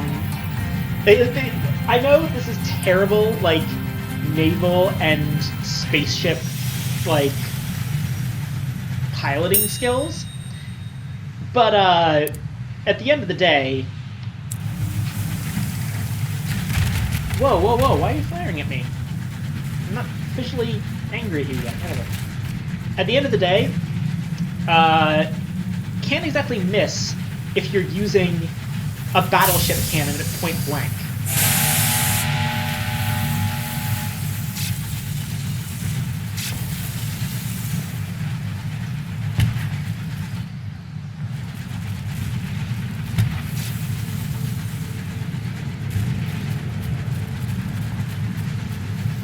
You may have noticed that you seem to have a lot more control over enemy engagements in this game, and that's very true.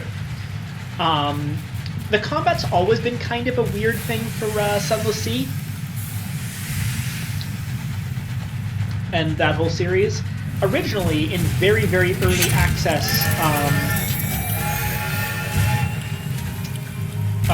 for Sunless Sea, they had a turn-based combat system. But they decided to make it real-time combat instead. Anyway. Aha! We can actually, because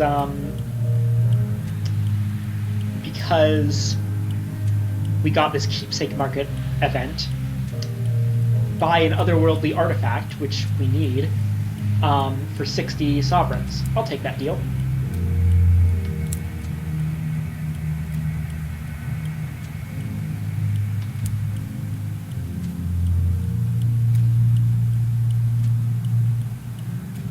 Oh, what's this?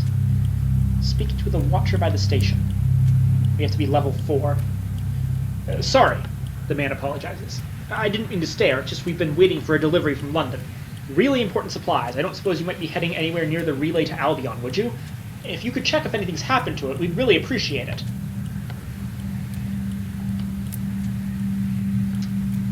So yeah, if we go to the transit relay at any time, we can deliver these previously impounded goods. Report.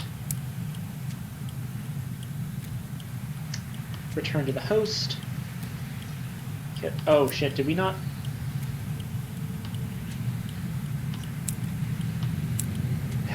Of course. We forgot to actually, well, I forgot to actually look for him in New Winchester. Rip. Yep, haven't checked at New Winchester. Oh well.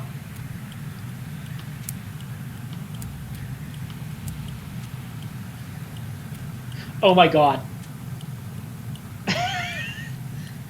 It's always hilarious when this happens. There's a bargain for chorister nectar at the place that's also asking for chorister nectar. So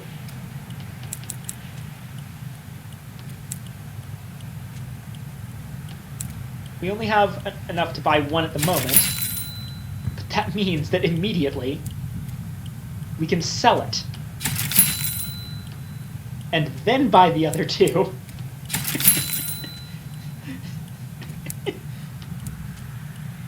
And then sell the other two.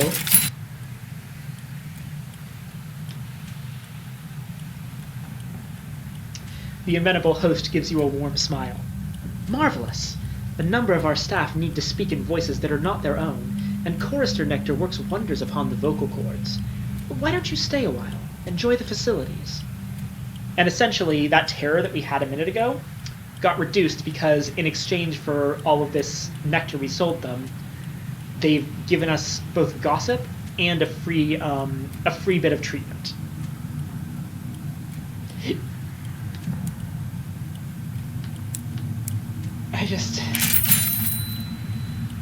I just absolutely love that exact kind of ridiculousness that can happen in this game.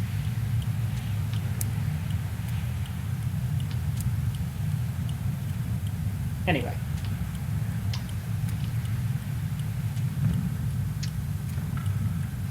We actually have a couple more possibilities now, but we'll go over most of them later. Although this one's interesting to me because I don't think I've... unlocked this by having an establishment affiliation at 2 or more. Interesting. So let's head to Worst Things Happen at Z and pick a year of your life. Like you said, it makes sense.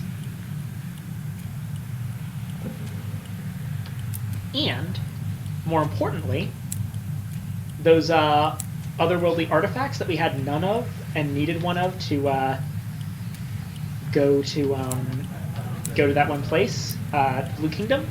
We now have 5 of them.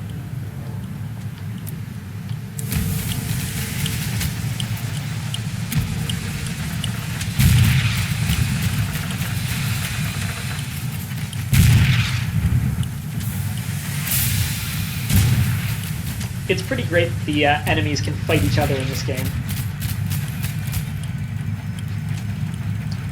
Makes you feel a lot less like the world is centered entirely around you, you know?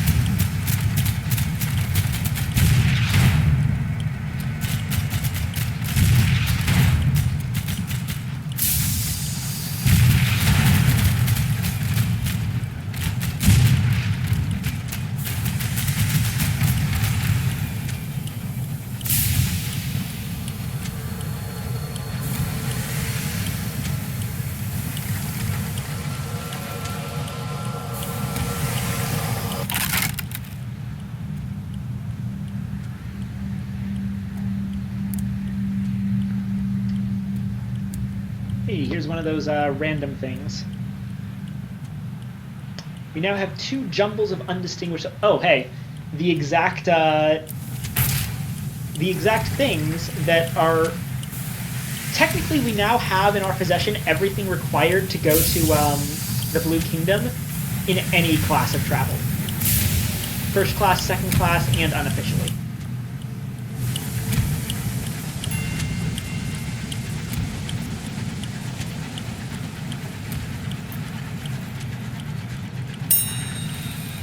And we got more teapots.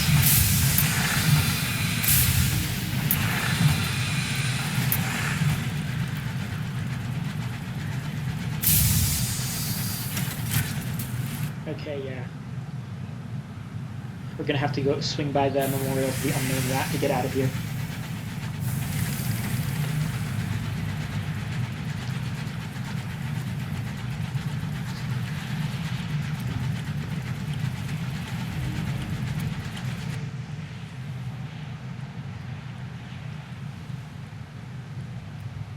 Well, there is a horror over there. Let's take a look. I love that horrors are like... They are absolutely in story bad things for you because they make your terror go up faster. But like, as players, of course we gotta see them. We have to see all of them.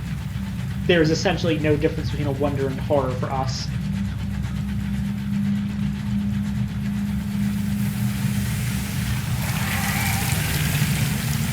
Oh!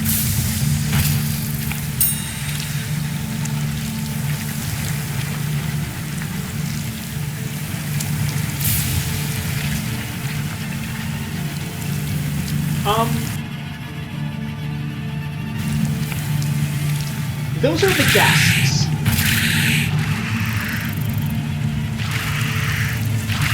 Yeah, you know what? This is one of the less interesting horrors. It's just a Cantankerite nest, but the guests are much more interesting, but I don't really want to fight them right now. And I definitely don't want to fight these bull Cantankerite.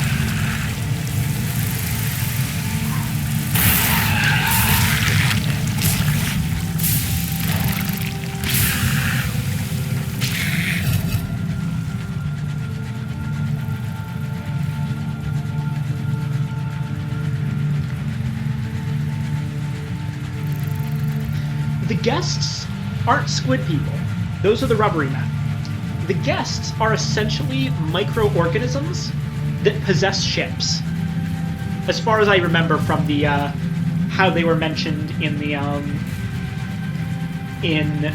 Kickstarter announcements. They showed us some of the enemies early. The guests essentially like they take over empty ships and pilot them themselves. They may be squid people. I don't actually know what they look like at this point.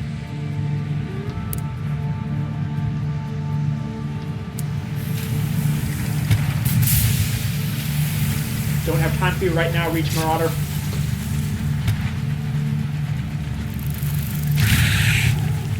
Nor you, Cantankerite.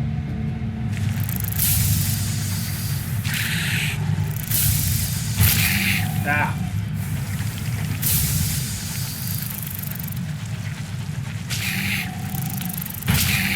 Damn it!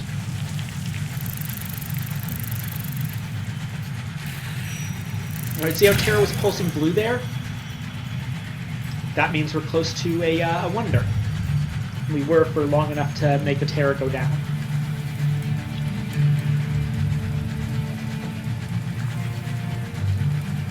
So essentially, pulsing red skull means Terra go up, pulsing blue skull, Terra go down. Very simple.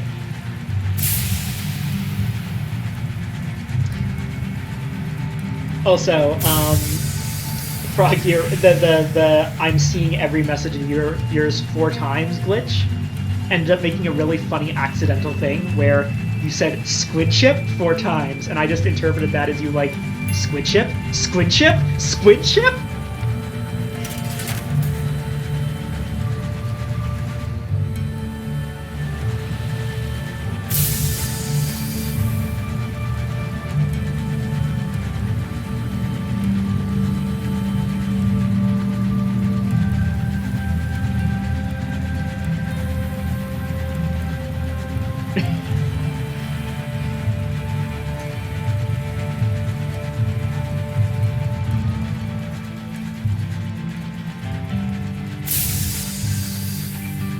You just said 16 its. I love this glitch. I never want it to go away.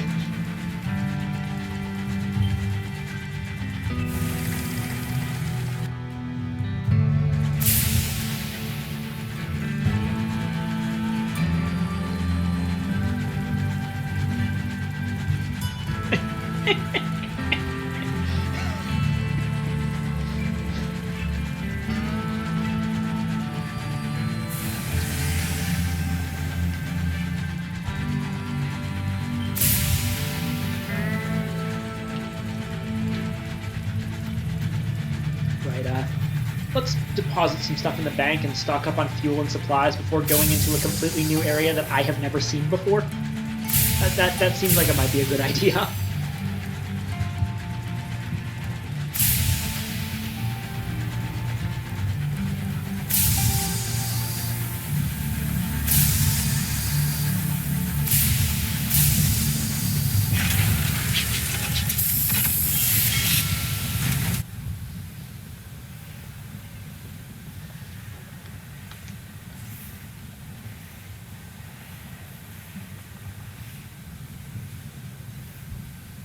I'll actually also probably be stopping for dinner and then continuing afterwards, so that we may not even have to be apart for too long there. I know that Zeno still has to come in much later on, so I'll be streaming a while for this. Okay, let's repair. Repair.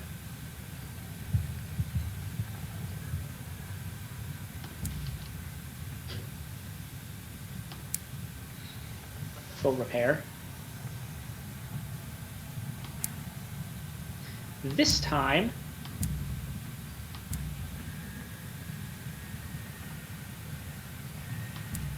search for the host's identity. The initial search is fruitless. People giggle at the antiquated fashion on display in the daguerreotype, the tilt of the jaw, the unfortunate arrangement of hair. But the proprietor of the round table seems to recognize the face. Oh yes, right sod he was. She holds the locket up to catch the falling starlight through a window. Wanted to open a factory here a few years back. Something went wrong and there was a workers' revolt. Not been seen since. I generally eat dinner at around 6:30. So we still have a good 2 hours here before I have to go. And then I'll probably be coming back. I would leave my stream open, but considering the whole charity thing of like the more you stream, the more money's donated, I kind of feel like keeping the stream on while I go to dinner would be cheating.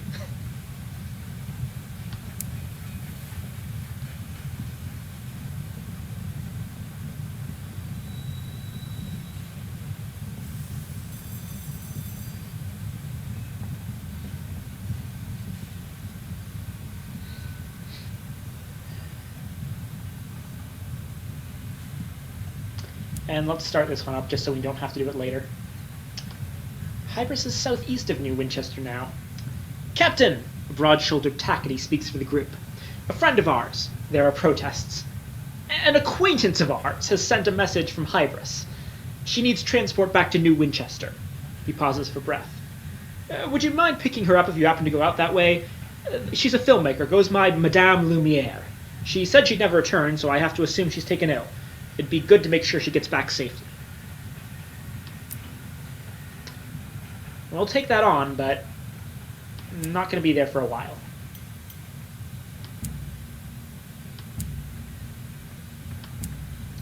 Let's take this opportunity to grab some more crew.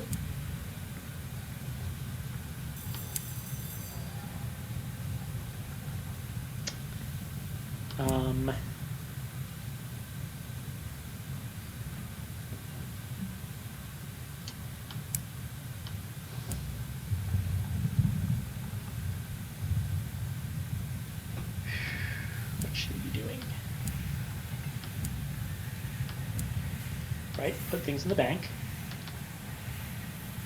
We're going first class, so we don't need any of this stuff.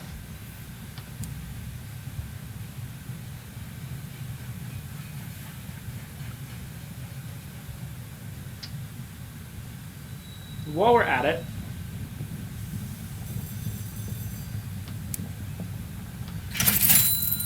I'm going to grab myself a slot 2 weapon.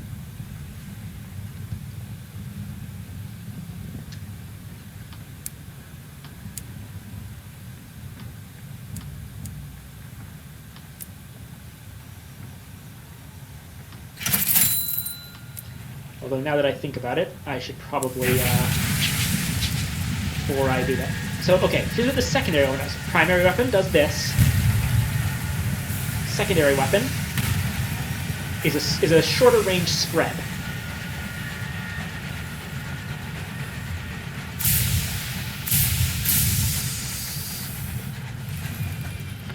I figure it's probably prudent to grab more weaponry before we go somewhere new. And also in the meantime, let's turn in our Magdalene's port report.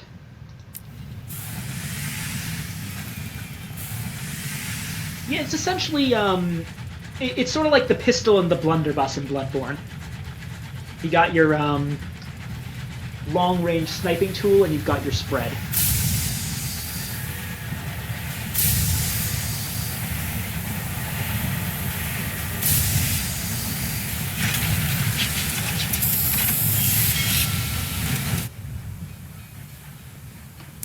Back to Victoria Market. One more of each should be good. It's just at 100 something. Yep.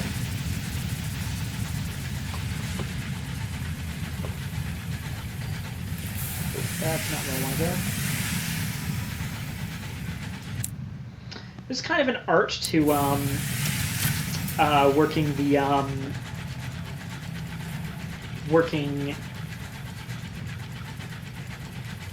Sorry, I keep trailing off. There's kind of an art to working movement in this game. You get used to it eventually. First time I played this, it felt really floaty, and it felt like I couldn't control where I was going, and I crashed into everything. And now I'm like much more in tune with what my movements will actually do, how far they'll go. It doesn't feel floaty at all. It feels very precise for me. And I still crash into everything because I'm bad.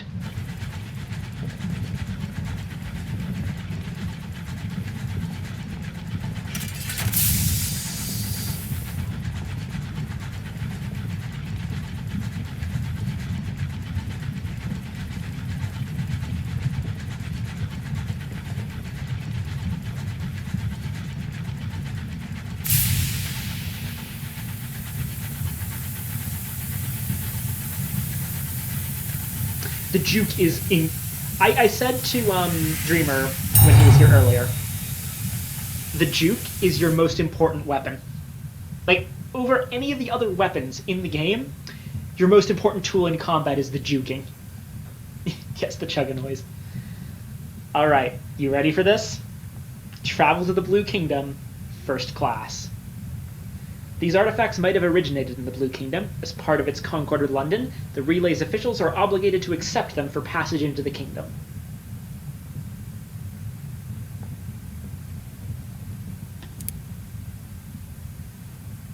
LeBlanc, that's Sleeg, right? That hasn't been, it's been a while since I played.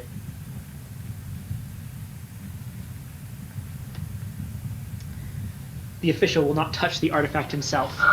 Horrible thing. He presses a button.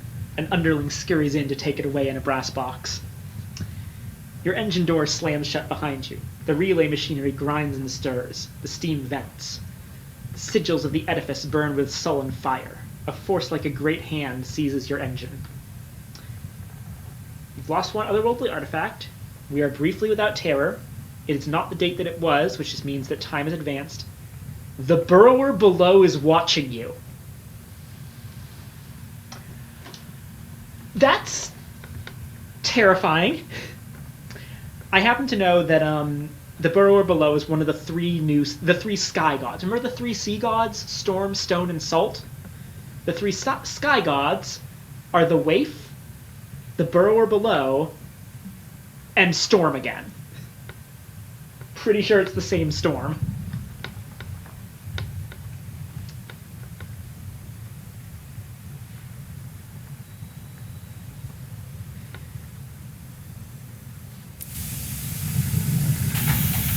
I love this animation.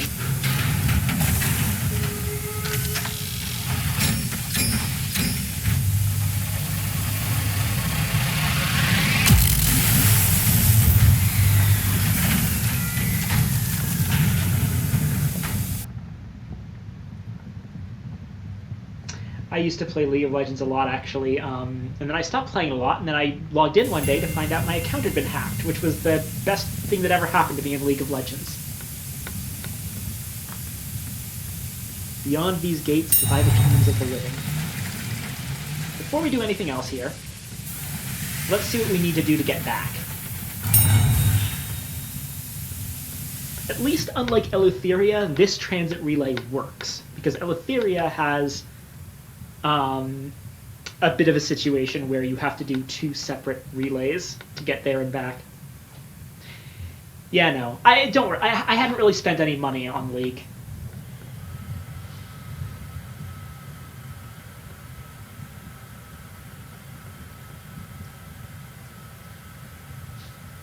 Oh, okay. So leaving the Blue Kingdom is free.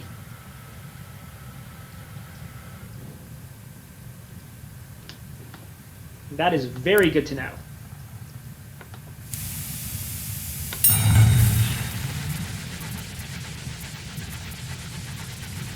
So this is interesting. Oh, geez, we are at the very bottom.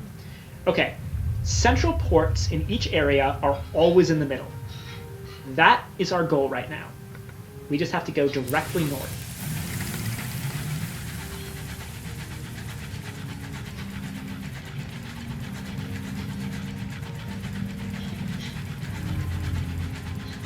The incautious driver peers at the tower housing London's embassy. Shall I fly past the ambassador's window and sound the whistle?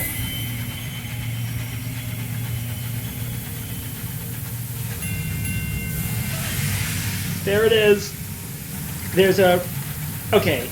Sky Barnet. I knew this would be in the game eventually. I'm glad it's here. So... the Barnets, I think I explained this during Sunless Sea, but I'll explain it again. There's an actual location in London called High Barnet. It exists in the real, actual world's London. In Sunless Sea, High Barnet got sunk underwater and became Low Barnet. Here, this is apparently Sky Barnet. A constant stream of dead spirits entered the Blue Kingdom through the base of the tower. Once there was a manned toll gate, but the fees have become more complicated and the toll window is closed now. Wait, this can't be the central port, can it? Huh.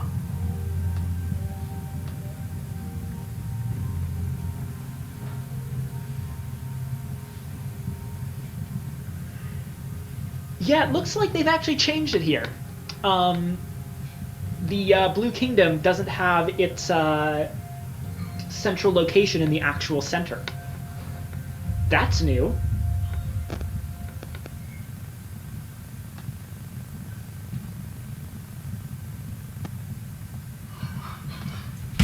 I'm going to go ahead and take this one because Immaculate Souls are fairly easy to get. Narrativine Gemstones may be a bit harder.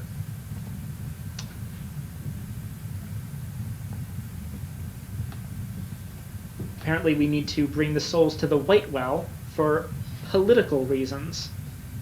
And it's northwest of Sky Barnet. There's also Death's Door. A young member of the London Embassy is hoping to win an audience with the Daughter of the Sun. He has traveled to Death's Door, but not managed to cross the Endless Furrows. The Shadow of the Sun, the garden palace where the daughter resides, is closed to him. He hopes a gift might change the situation. 5 casts of Navarretine gemstones should do it.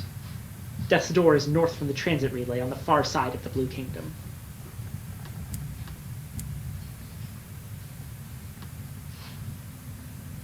Wow, this is all really expensive stuff here. I don't think we're going to be buying anything from the last autumnal slope.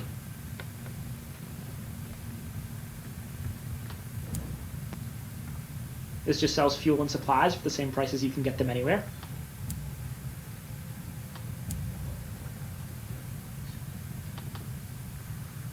And there's the bank. I'll keep the souls with me so I can make some money at the White Well. Hold on. I can explore a little more.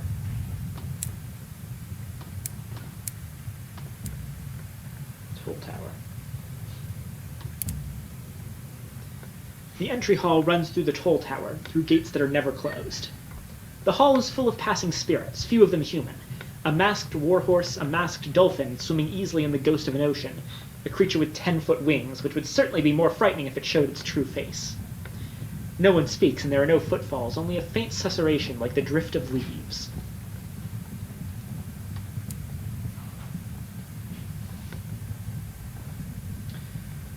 Alongside the grand entrance is the marketplace of litigators, for all who need companionship and guidance in their encounter with the Blue Kingdom.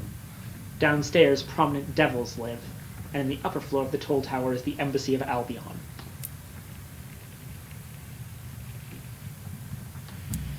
Okay.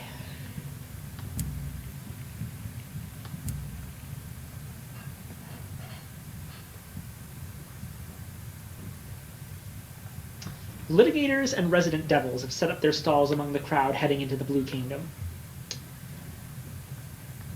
Don't go alone. Hire a psychopomp, advises a banner in indigo lettering.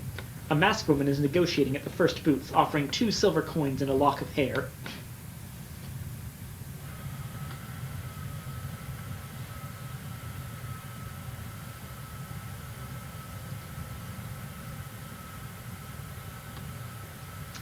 Let's go to this in a minute. I want to see what's in the embassy first before making any decisions there. The top 3 floors of the tower belong to the Embassy of Albion. The visitor climbs 10 flights of amber stairs guarded by spirits and devils, and arrives in a modest-sized parlor decorated with a pink floral carpet and a painting of the Empress. The secretary of the embassy works in the neat half of the office. The disordered half is the domain of the cultural attaché. We can seek an appointment with the ambassador at a 24% chance of success to convince him that we already have an appointment.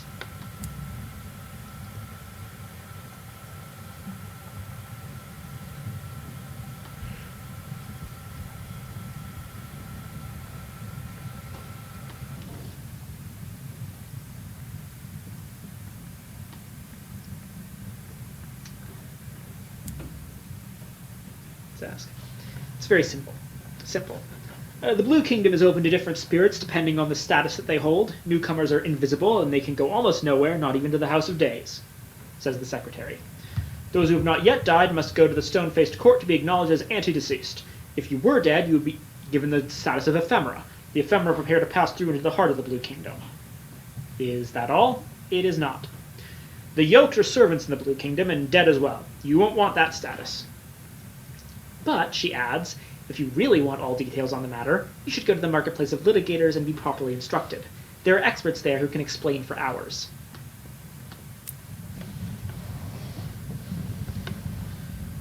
All right. Embassy's assistance with local bureaucracy. I fear you'll have to hire your own litigator from the marketplace of litigators if you want representation, says the secretary. Regrettably, the Embassy of Albion cannot intervene in local matters. From her tone, it's clear that while someone might regret this circumstance, she personally does not. Sorry, I'm reading all this for the first time as well, so my voices are a little off. Anyway, let's go back to the marketplace.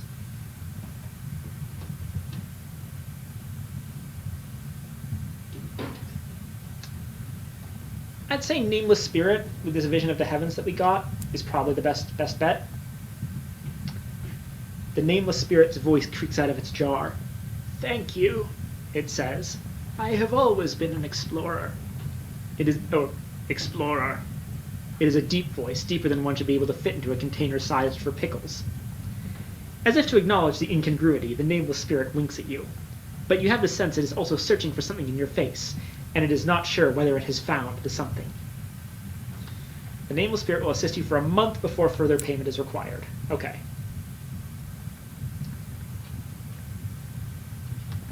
Now let's find out more about the Blue Kingdom here.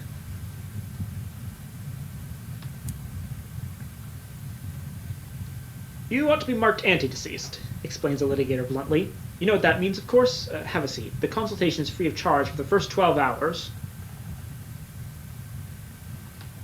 Okay, we need to go to the White Well anyway.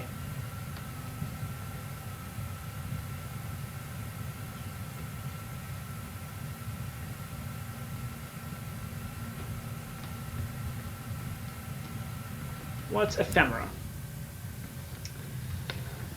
Ephemera are the many, many dead who have come to the Blue Kingdom to enter death by death's door. They are ephemera only until they pass through, and then... but it is forbidden to speak of that higher mystery. The assistant interrupts the liturgical explanation in order to ring a bell 3 times and to kiss a branch of antlers wreathed in honeysuckle. The ephemera are not entirely free of troubles, however. It may take time to proceed through death's door, and while they remain outside, they are harried by the gold logoi in order to inspire them to better and wiser behavior. The anti-deceased are those who, and here the assistant coughs significantly, come to the Blue Kingdom ahead of their time when they have not yet passed away. The kingdom does permit the anti-deceased a certain limited access to its functions, but one will always be something of a curiosity. The anti-deceased in the Blue Kingdom must watch out for the perfection, the blue logoi who punish aberrations and violations of the normal order. So what's yoked, and why might one dread it? Yoked spirits are those bound to the service of the Blue Kingdom. They serve its logoi in its courts, carry objects, and convey souls. Those who are yoked must guard against the red logoi, the propriety, who protect the kingdom from its own servants and make sure that no one is overly seen or excessively heard. And what's invisible? And why is it the worst status of all? Those who are invisible have not yet been processed by the Blue Kingdom. This is the worst of outcomes. Every one of the logoi is an enemy to the invisibles.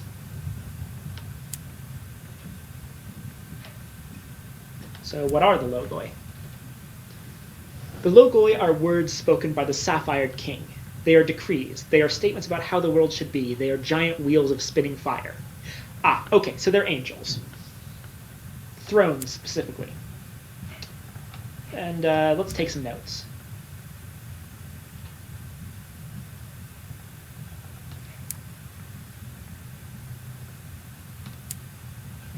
Yeah, I'm into this. This is... I was kind of... At first, I was a bit suspicious of, like, if this is just like a tomb colonies thing, like from Fallen London, I don't know how interesting it's going to end up being, but oh man.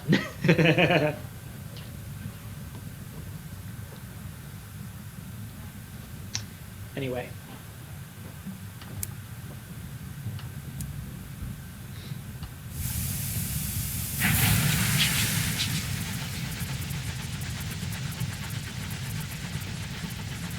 So, we're heading... Oh, shit, hold on. That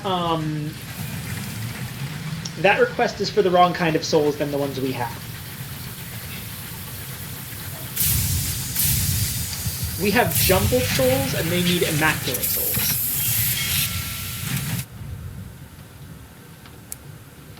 Which means we should probably bank these souls again. I am, however, going to quickly make some cheap cash by selling our crockery. And perhaps something else, maybe? What else could I sell?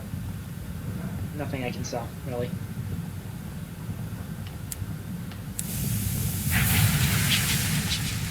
Alright.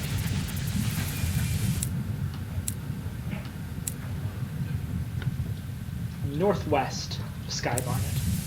So it's going to be this way.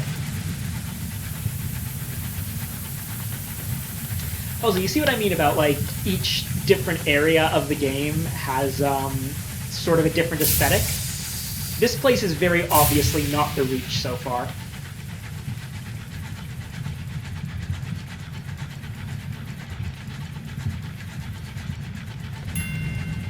Where they were answered. Okay.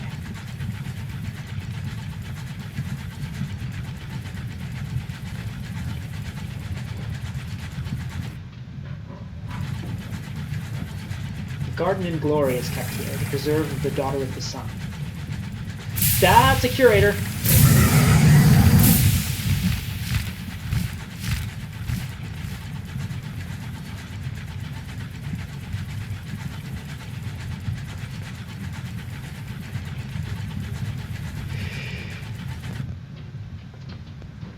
Northwest of Skyplanet.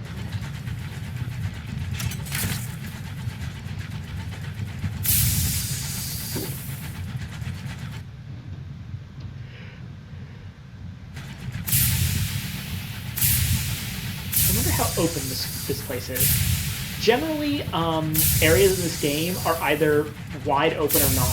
The Reach is the other place that's not really open that much. Eleutheria and Albion are both much less.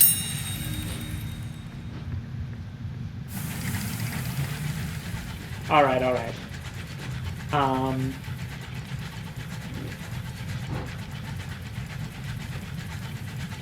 I'm a bit worried about what we just did. An enclave of the dead.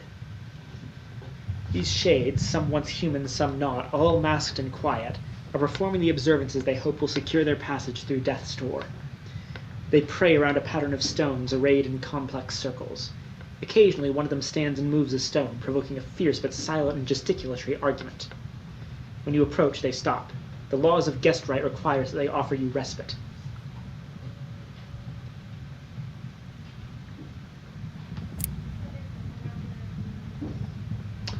You tarry a while, waited on by the slow, courteous spirits of the dead. Their food is petrichor, the sweet spun-sugar confectionery eaten in the kingdom. The ruins are still and restful. You doze a while and wake to porcelain masks watching over you.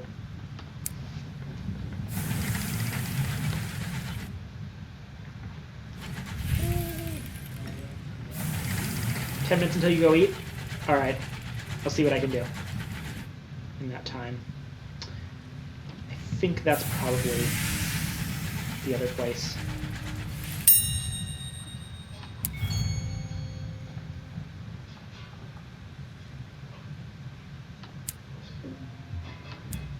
An aromatic casket.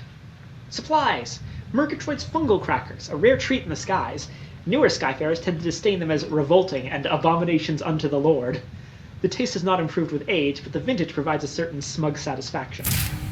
Ah! Oh, shit.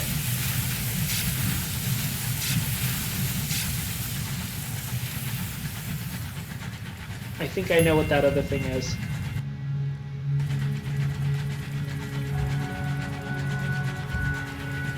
Yeah, we ran. That might be a Scorn Fluke.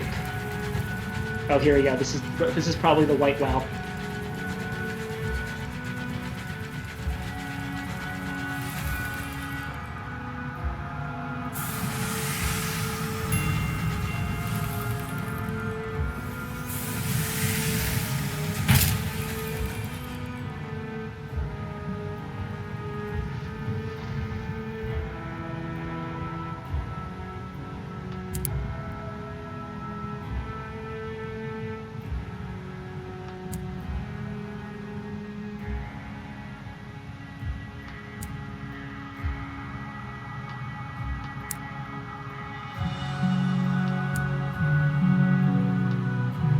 Bargains, and I need 5 selections of Immaculate Souls. Okay. A smattering of dark cottages at the White Well's edge. It is surrounded by endless rows of tumbled and broken statues, mere specks against the snow.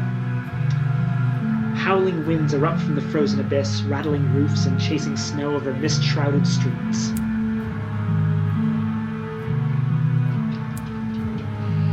Alright, let's see.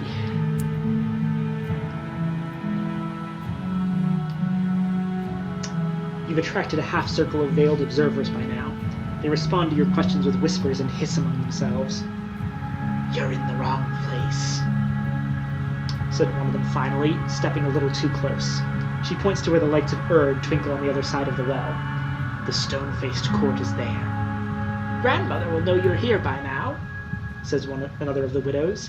"If you intend to stay, you must meet with her, else fly away at once."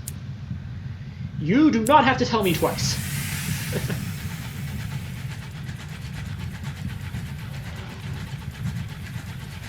Oh man, this is so cool.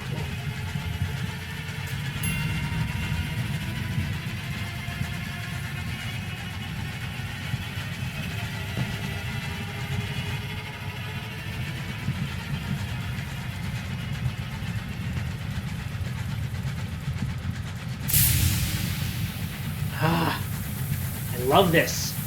Yeah, bits of terror. I believe all wells are considered horrors.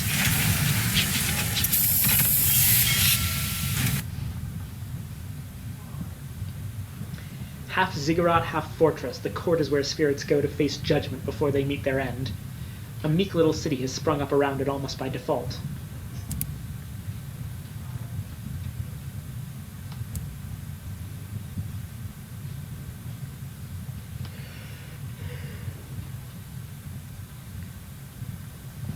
Most of the population of Erd, it seems, are holding a place in the tangled queue.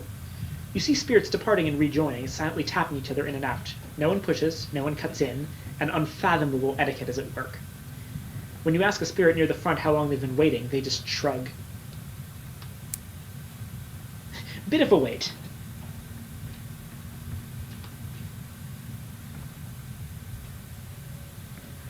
A woman sits in a booth beside the gates. At least you think she's a woman. The flesh above her collarbone has been carefully trimmed away, leaving a picked clean and perfectly bald skull with gemstones in its sockets. She grins more fixedly than one might expect, even from a skull. "It's a bit of a wait, dear," says the unreasonably chirpy administrator.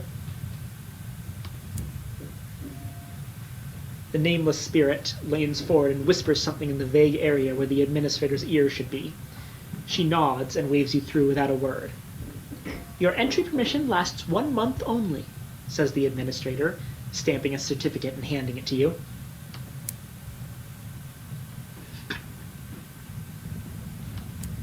Alright, let's enter. As you step inside the court, you are immediately accosted by another skull-headed gentleman, though his ivory is noticeably more worse for wear than the administrator's yellowing, cracked, pitted with craters. The curious official glances irritably at its clipboard. "Invisible. Perfect. Wonderful. An administrative nightmare was exactly what I needed at this juncture, in fact." He looks you over. "Ugh. Well, follow me, I suppose. I am your guide. Welcome to the court, etc. Spirits are obliged to pretend they can't see you, which could make for some excellent pranks if that were permitted, which it is not."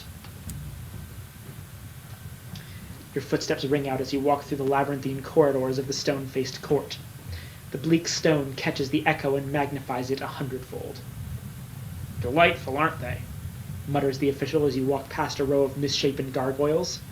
The court is vast and cold and almost entirely empty, unless you count the statues. Everywhere you look there are statues, in varying states of decay. Oh! Oh, that is a... That's a very fancy skeleton there.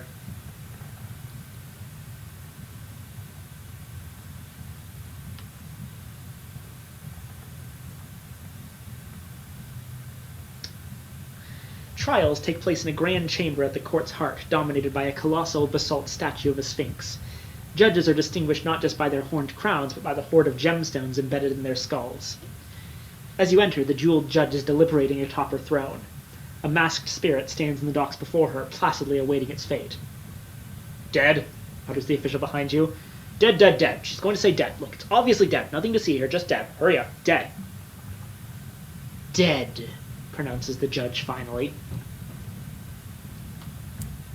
Quick port report. You sit down with one of the skull-headed graven and ask her what she's heard about recent developments at the court. 2 hours and 3 of your notebooks later, she's still talking about the recent doomed efforts at bureaucratic reform, which have inevitably made everything more complicated. Several put-upon mid-level administrators have cracked under the strain, regrown their faces, and fled the Whitewell to try to enjoy life. She whispers the latter with a note of genuine bafflement.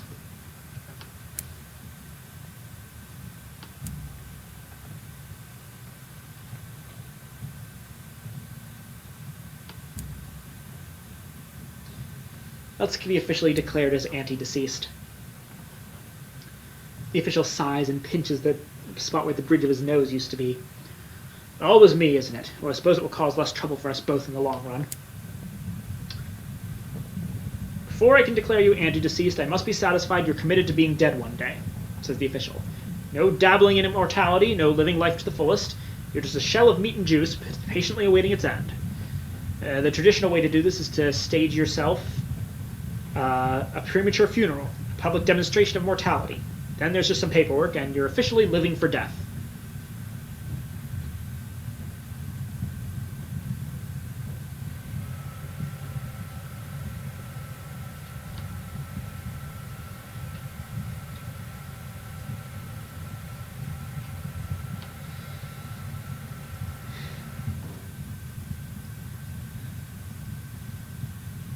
Spend lavishly on flowers and fireworks.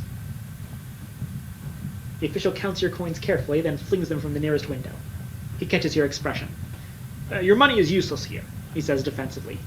The important thing is that it matters to you. Now that I know you've spent what seems like a vaguely appropriate amount, I can organize some suitable decorations on your behalf.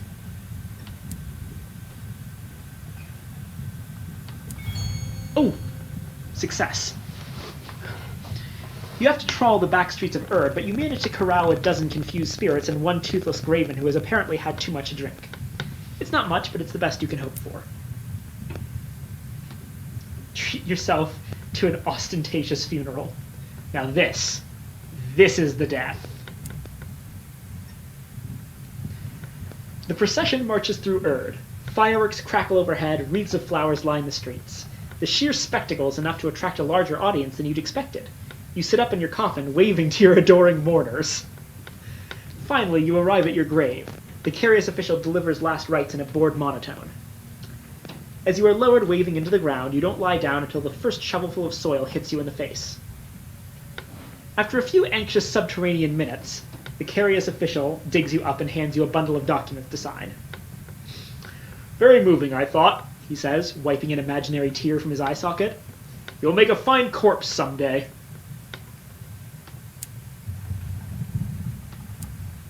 Yep, we are officially anti-deceased.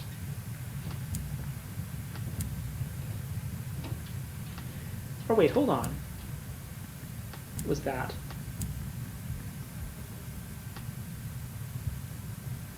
Oh wait, they said something different. The curious official glances irritably at its clipboard. Ah, an anti-deceased. Don't worry, champ. One day you'll get there. Inevitably, in fact.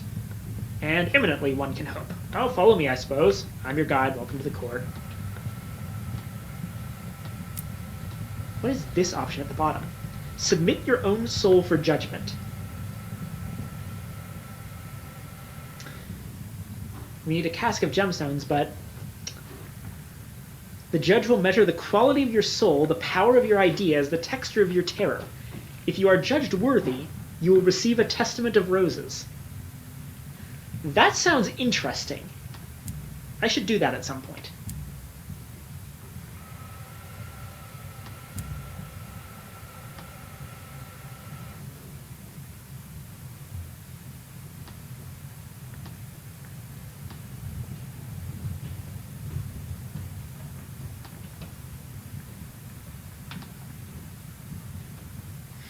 Yeah, I mentioned fixing your soul before. That's definitely a thing you have to do here. I have no idea what... I don't seem to be able to do anything except this. Nope, failure.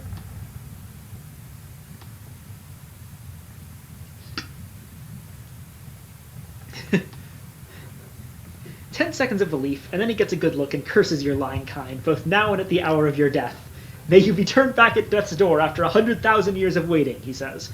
May all your documents go unstamped. May you never be able to complete the last ritual of application. May you be assigned a voice that squeaks, and may the other spirits laugh at you, and may you get lost in the House of Days. probably none of it will stick, but you get away as fast as you can. Alright, since we are officially now anti-deceased, I think it's high time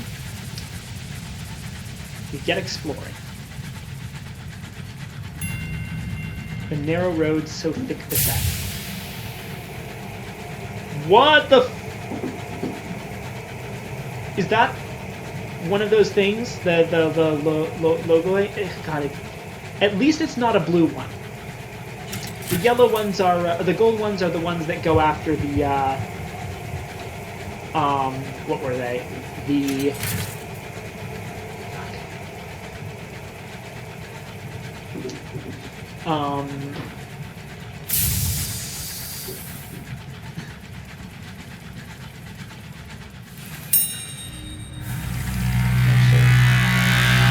whoa!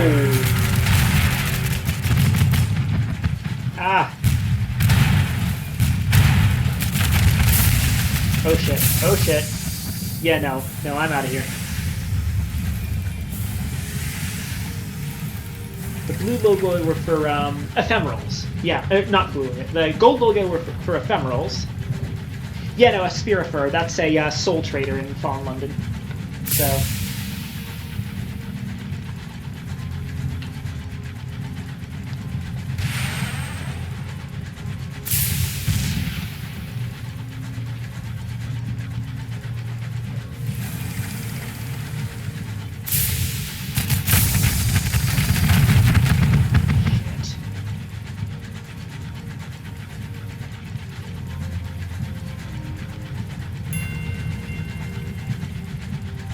Slopes of Nysa.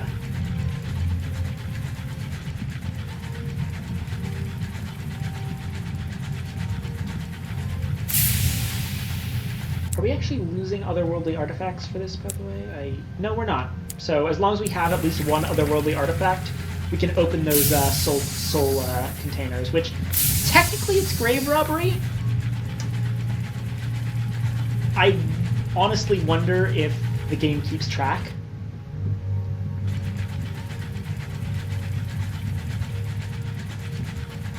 More Spirifer engines.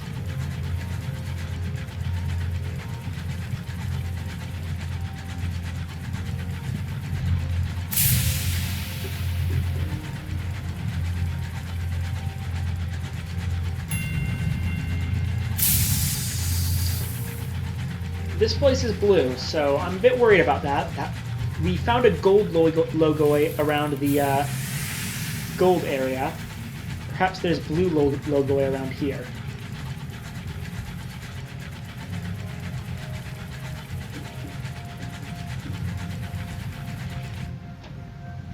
Oh hey, a wonder. Hold on.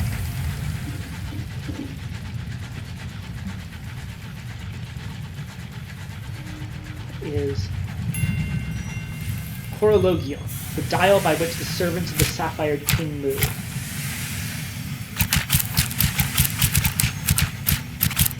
What is that? What is that noise?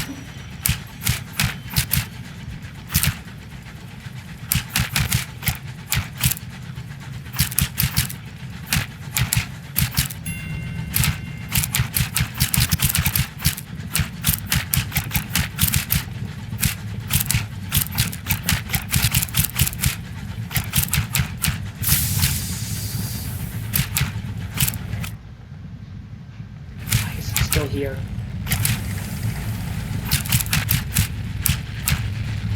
Why is there an indicator on my HUD that acts like there's an enemy nearby? I honestly wonder if this is a bug. Anyway, here's the shadow of the sun.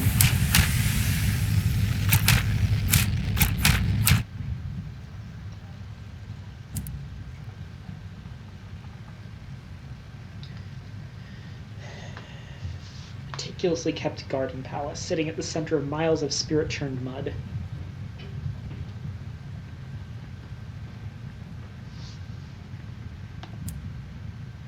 Report. When you write your report on Death's Door, it's difficult to avoid slipping into philosophy. What does it all mean? Is this all there is? After a few attempts, you find more luck in writing about the spirits of the dead as baldly and bluntly as though they were imported cabbages. Shades arrive in ever greater numbers. The Blue Kingdom finds it difficult to meet demand. You've heard rumors that there are even disguised members of the living among the influx of spirits, trying to slip through the door while alive. Outside the shadow of the sun, a rising chaos is barely contained. The Garden of Unflowers.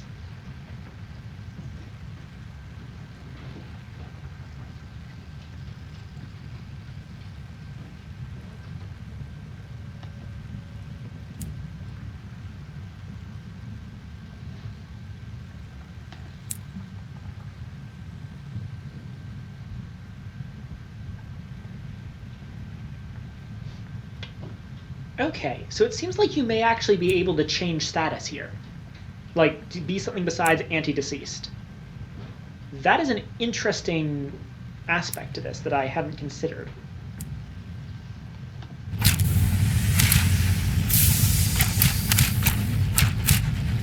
Alright.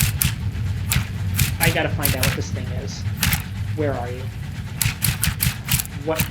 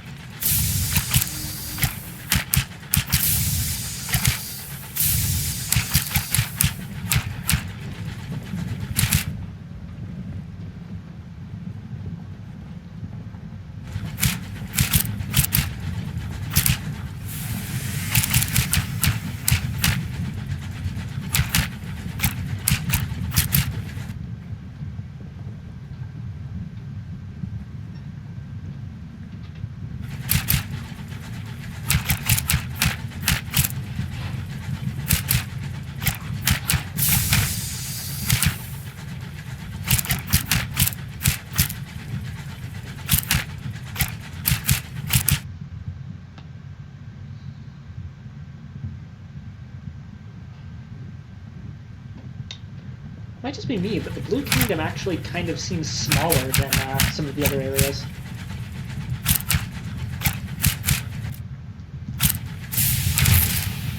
Yeah, you know what? I'm going to go ahead and try this out. If I go back to the title screen...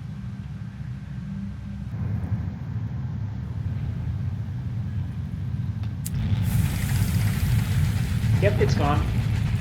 So it sounds like it's just a bug.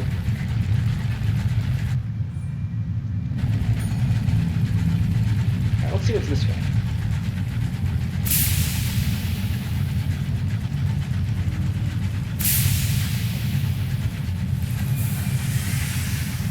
Death's Door, the final horizon.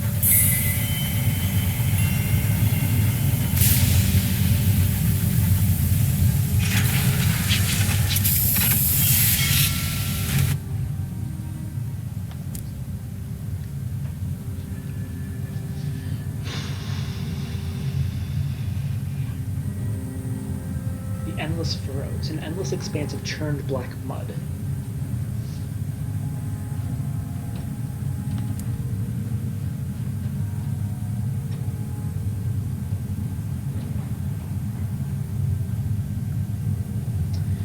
Once the vast grounds around Death's Door were called the Seven Concentric Gardens. There were flowers, grass, trees, leaves still attached. Now there's mud. A squalid black hungering mud, and a seething sea of the masked dead, digging and scrabbling, churning, overturning, searching. Useless now to try and cultivate even a blade of grass, but a few yoked gardener spirits dash between the trenches, rakes and hoes aloft. They are still stubbornly attempting the impossible.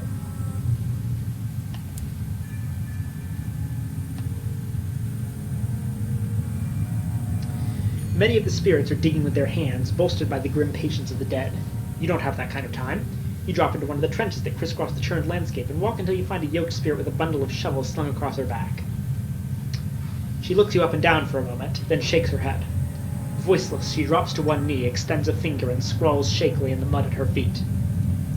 "Only the dead may dig," she writes. "Not the invisible, not the anti-deceased, only dead or ephemera.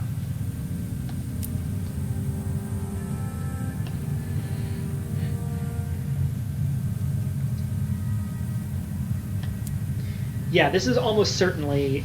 You can almost certainly, somewhere in this, this area, have yourself wrongly listed as ephemera. Don't know how, but you almost certainly can.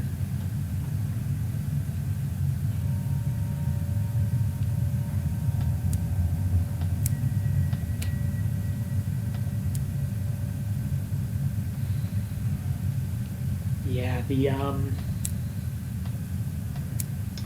Immaculate Souls we would need for that thing, if we buy them here, would be 5 of them for 250 each, would be an absurd amount of money.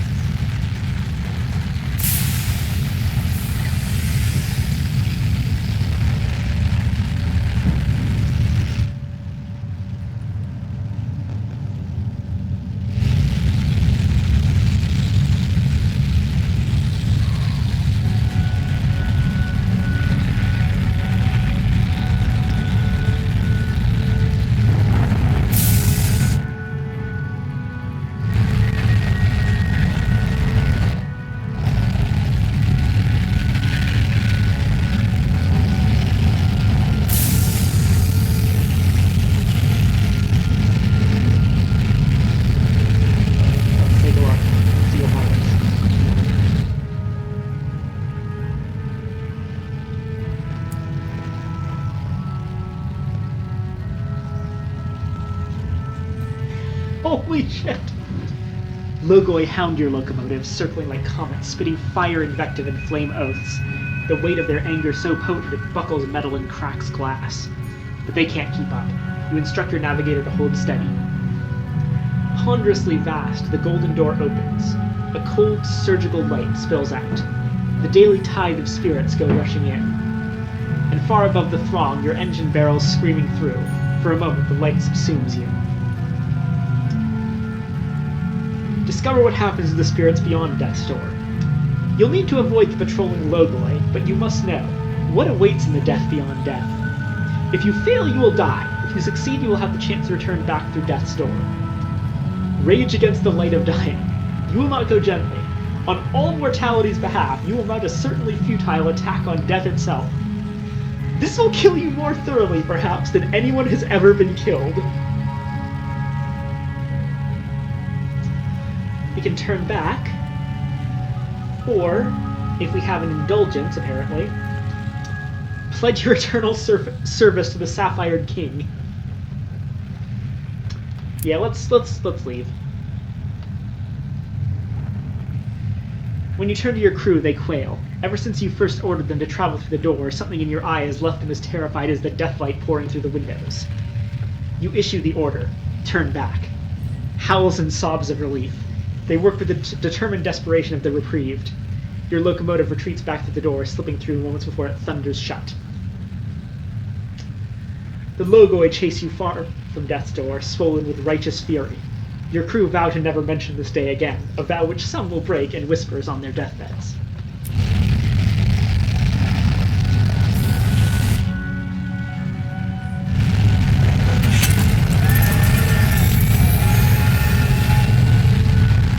Yeah, we attempted to sneak into the lands of the dead, and we leveled up from it.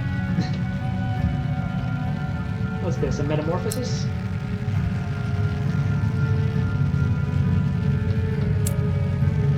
Lots of these. Ooh, this one's thematically appropriate. The bell tolls. You have foreseen your own death.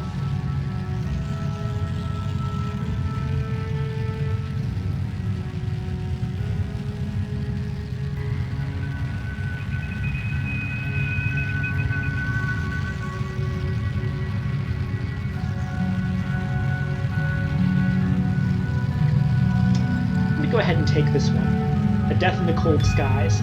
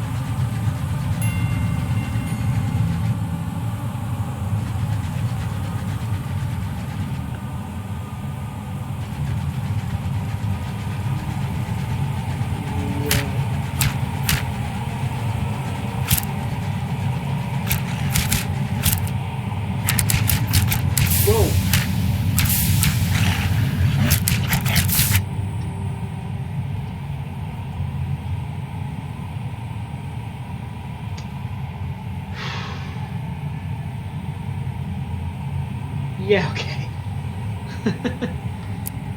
Alright, alright.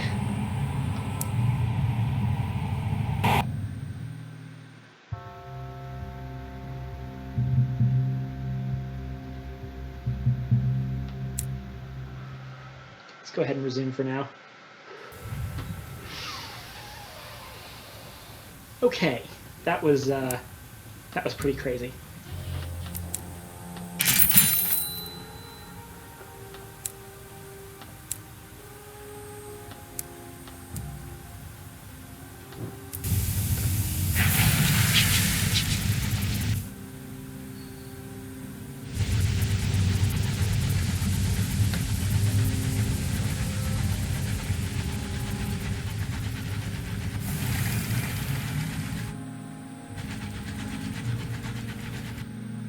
Need to check something.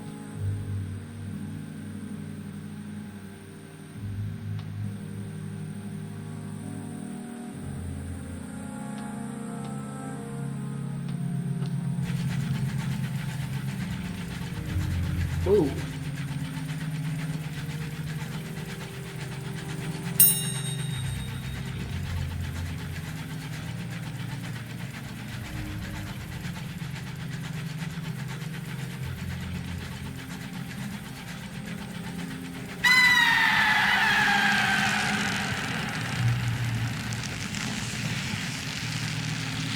Alright, for anyone who might still be here, I don't know if anyone's currently watching the stream.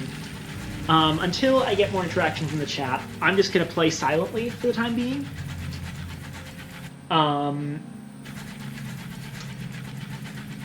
Considering, of course, the ambience of this game really deserves to be appreciated. I'm probably going to stop to actually, eat something, considering I have been going for bordering on 4.5 hours now of this game.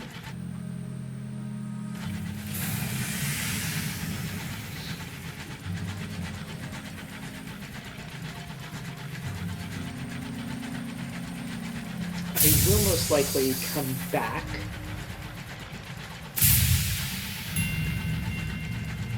At some point. Ooh, the Forge of Souls.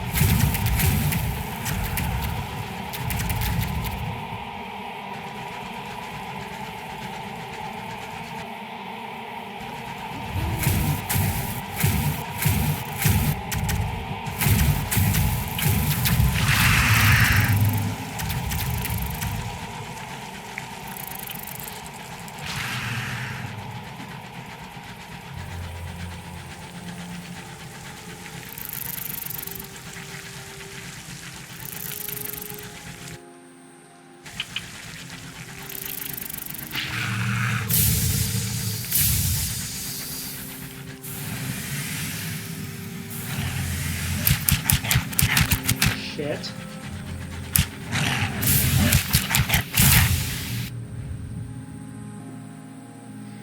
Okay, yeah, I think I might be a bit, low level for this general area. Let's try this once more. This time I'm probably just gonna, make my way back to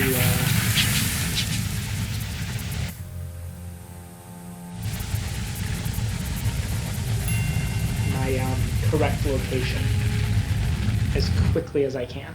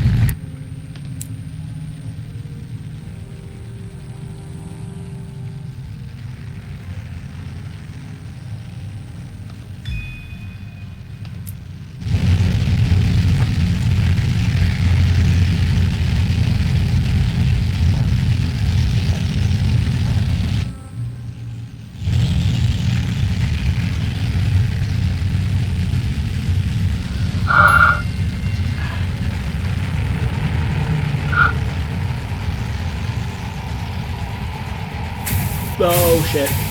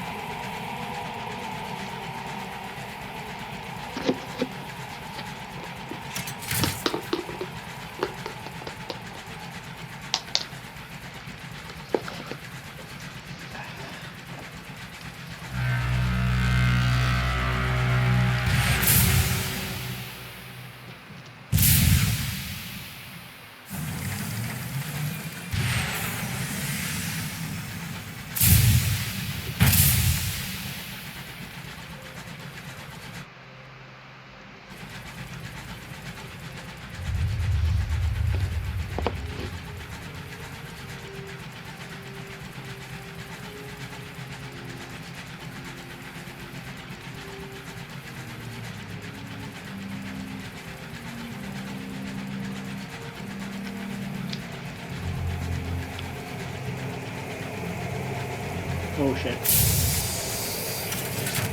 Thankfully, that is a yellow load plug.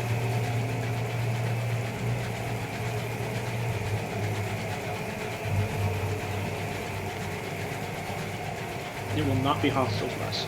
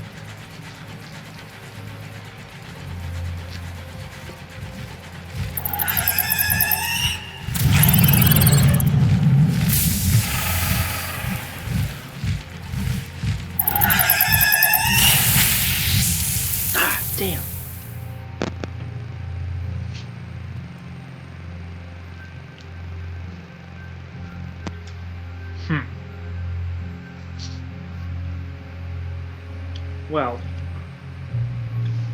I'm kind of glad that probably no one's watching, because this is kind of embarrassing.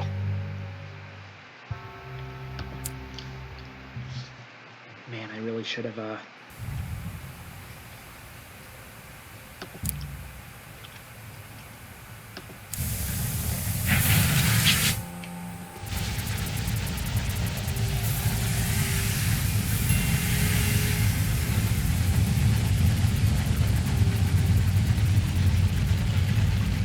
I don't know what I should... Yeah, I should have stopped halfway.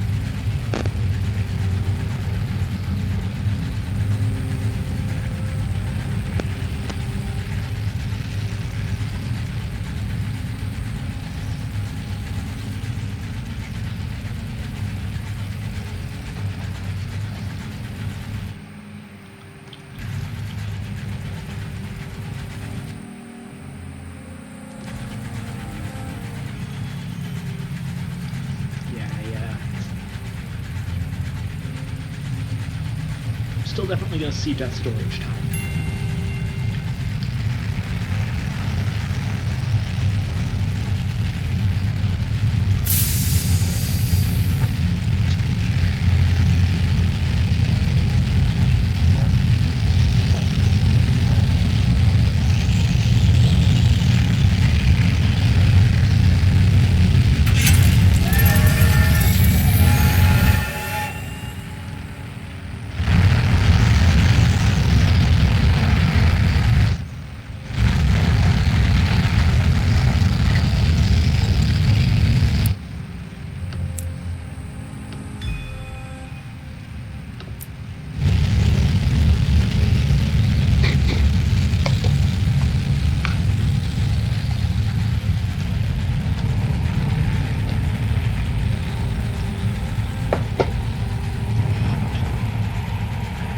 Yeah, that's a low boy. I expected as much.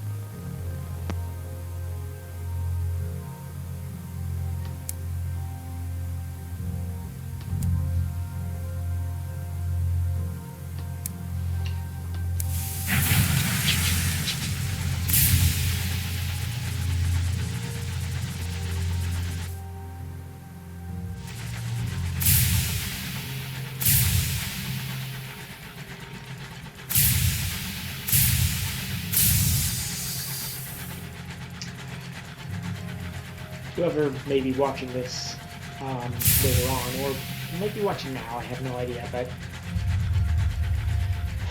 the one issue I have with this whole stream for charity thing is that, especially for small streams where it's a close group of friends like mine, people have major schedules on weekdays, and Thursday is not a great day for streaming. But yeah, I do plan to stream this later on Sundays most likely, and that should be more amenable to people's schedules from my experience.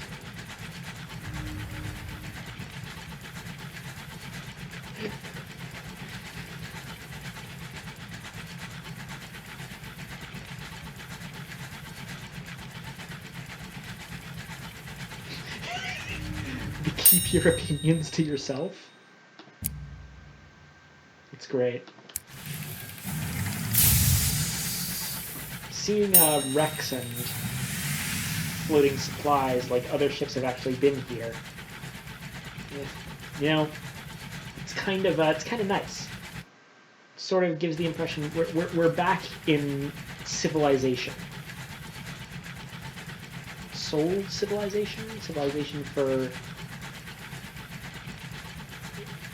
space civilization. Whatever.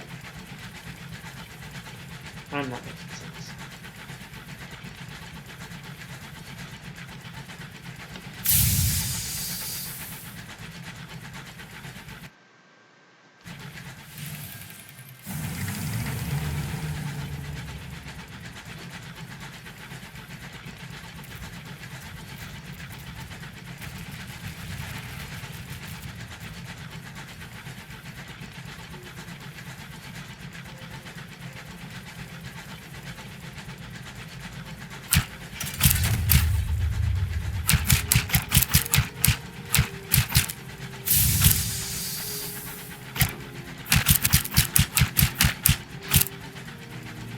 Is that?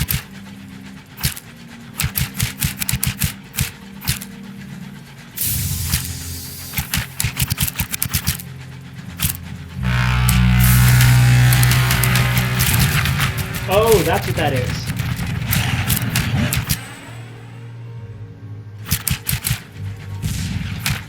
Why are they here all of a sudden?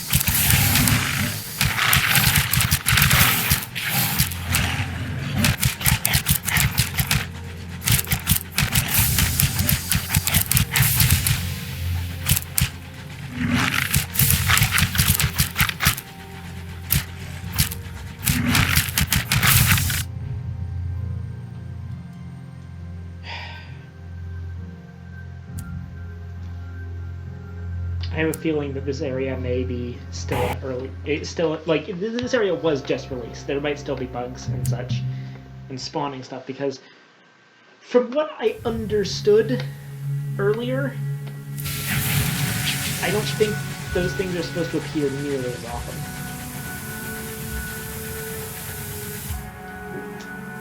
Or, once again, maybe I'm just, in something of a higher level location. I definitely get that impression that this place is meant for people who are not immediately just getting there from the reach.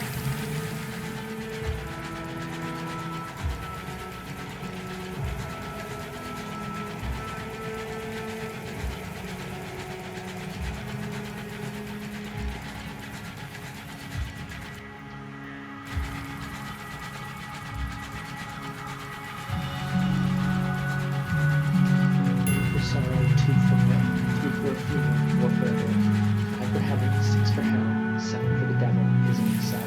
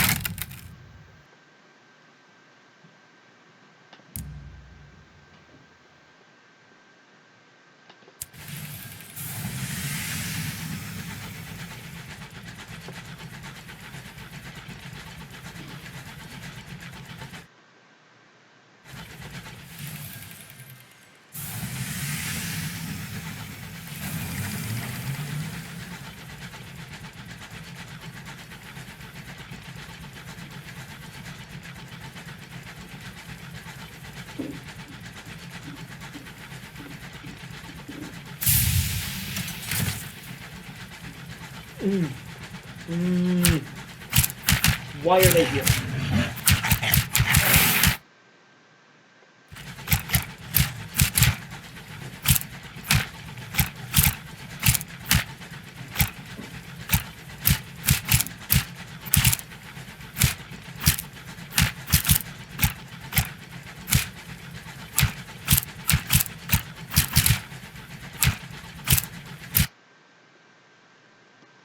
They do an absurd amount of collision damage, and they move so fast.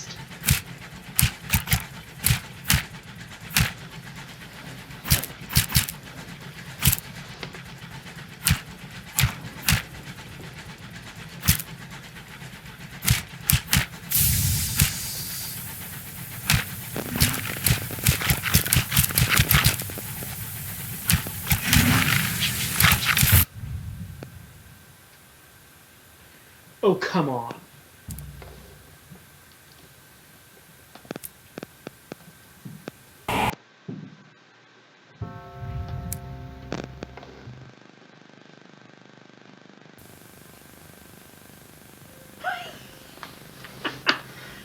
The autosave registered right before I got killed. Man.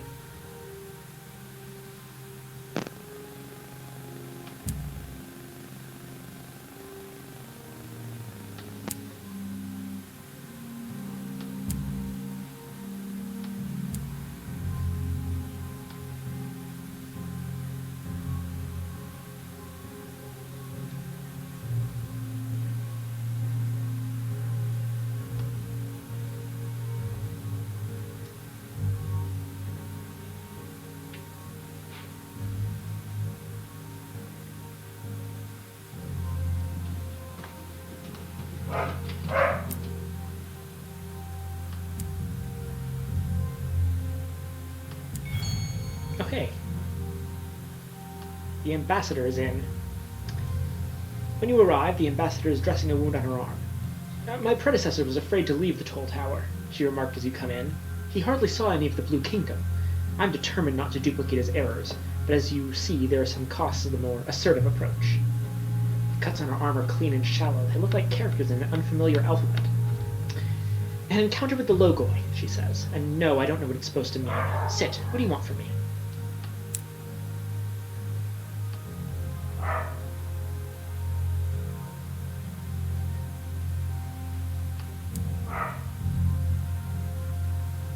There is, the ambassador admits, a small matter.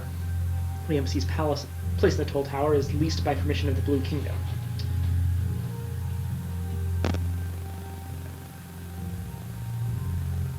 Observe the lease, she says, pushing a document across the table toward you. It says that we are entitled to remain here for 3 viewings of the sun. The devils take this to refer to days by the calendar, and they are having fees levied against us. But I argue that I haven't seen the judgment of the Blue Kingdom even once, so the lease is nowhere near complete. She watches you expectantly to see whether you still want to be involved.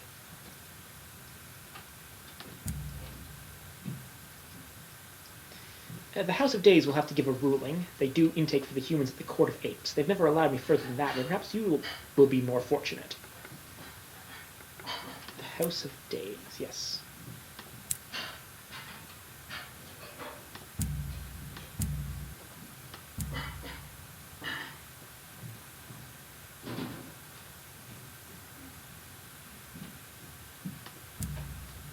I will take a volume of notes on the Blue Kingdom.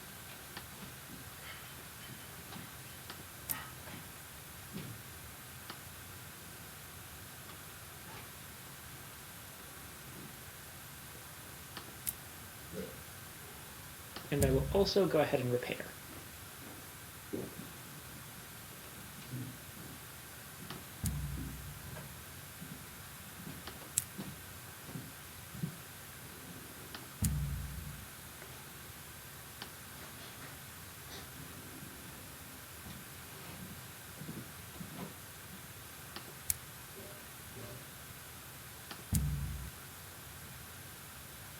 I'm going to stay out here for a while so we can probably dismiss the spirit.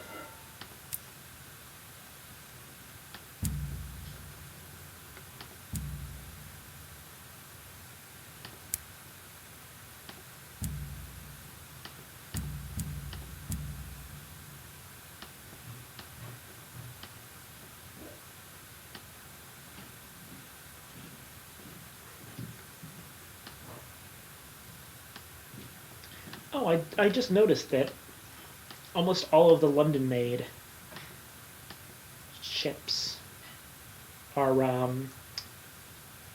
named after Knights of the Round Table. There's Parzival or Percival, Pellinor, Bedivere, and Agravain. Not Moloch, though. Well, that one's made in hell, but...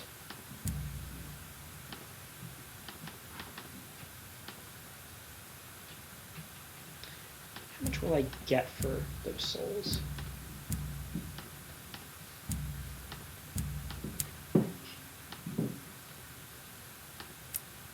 $70 per? It's 7 of them, that's 490. Worth it to me.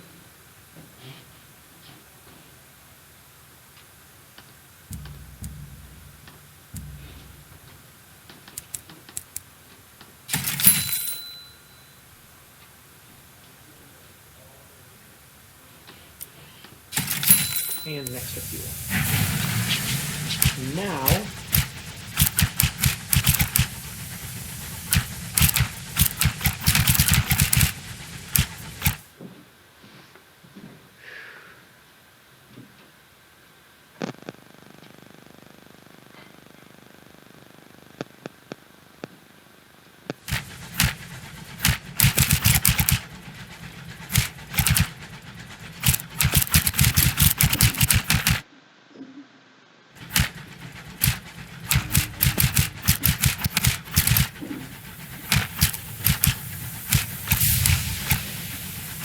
I say let's get out of here.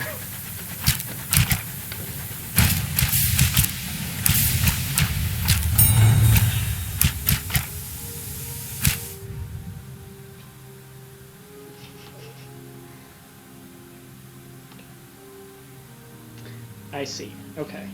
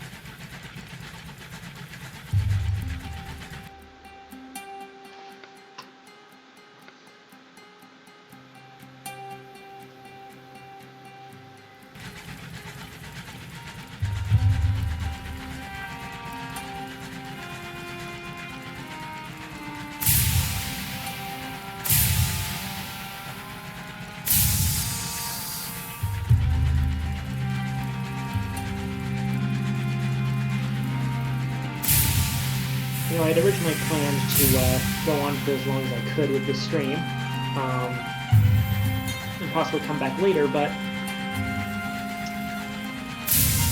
part of the issue is that the place that I can best stream, as I mentioned before, it's cold outside, and that cold is kind of seeping in here to the point where I'm starting to worry about my ability to stay down. So yeah, I'm gonna head back here to Winchester, and then I'm going to end the stream for the time being.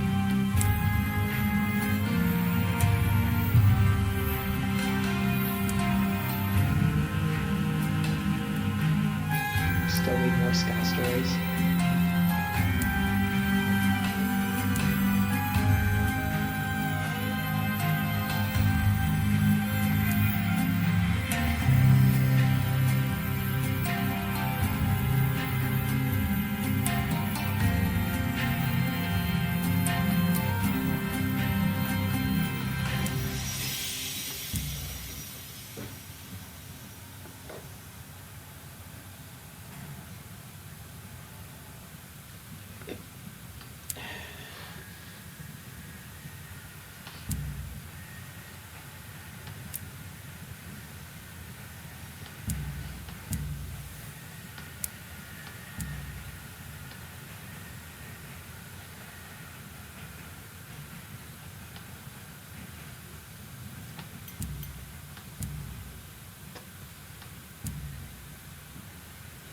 Alright, yeah, that's it for me for now.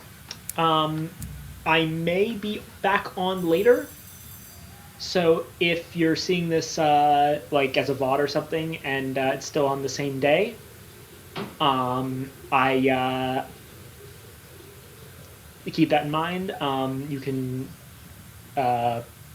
probably come back later, and I might be there. Not sure yet, but either way, this has been really fun. Sunless Skies is an absolutely incredible game that I will never get tired of showing this series. And yeah, Blue Kingdom may have been a bit high level for me, but I still had fun with it, and I can't wait to show people even more things. The timer is still ticking and will continue ticking up until up until the start time, 1 p.m. Eastern, tomorrow. But once I take the secondary screenshot properly,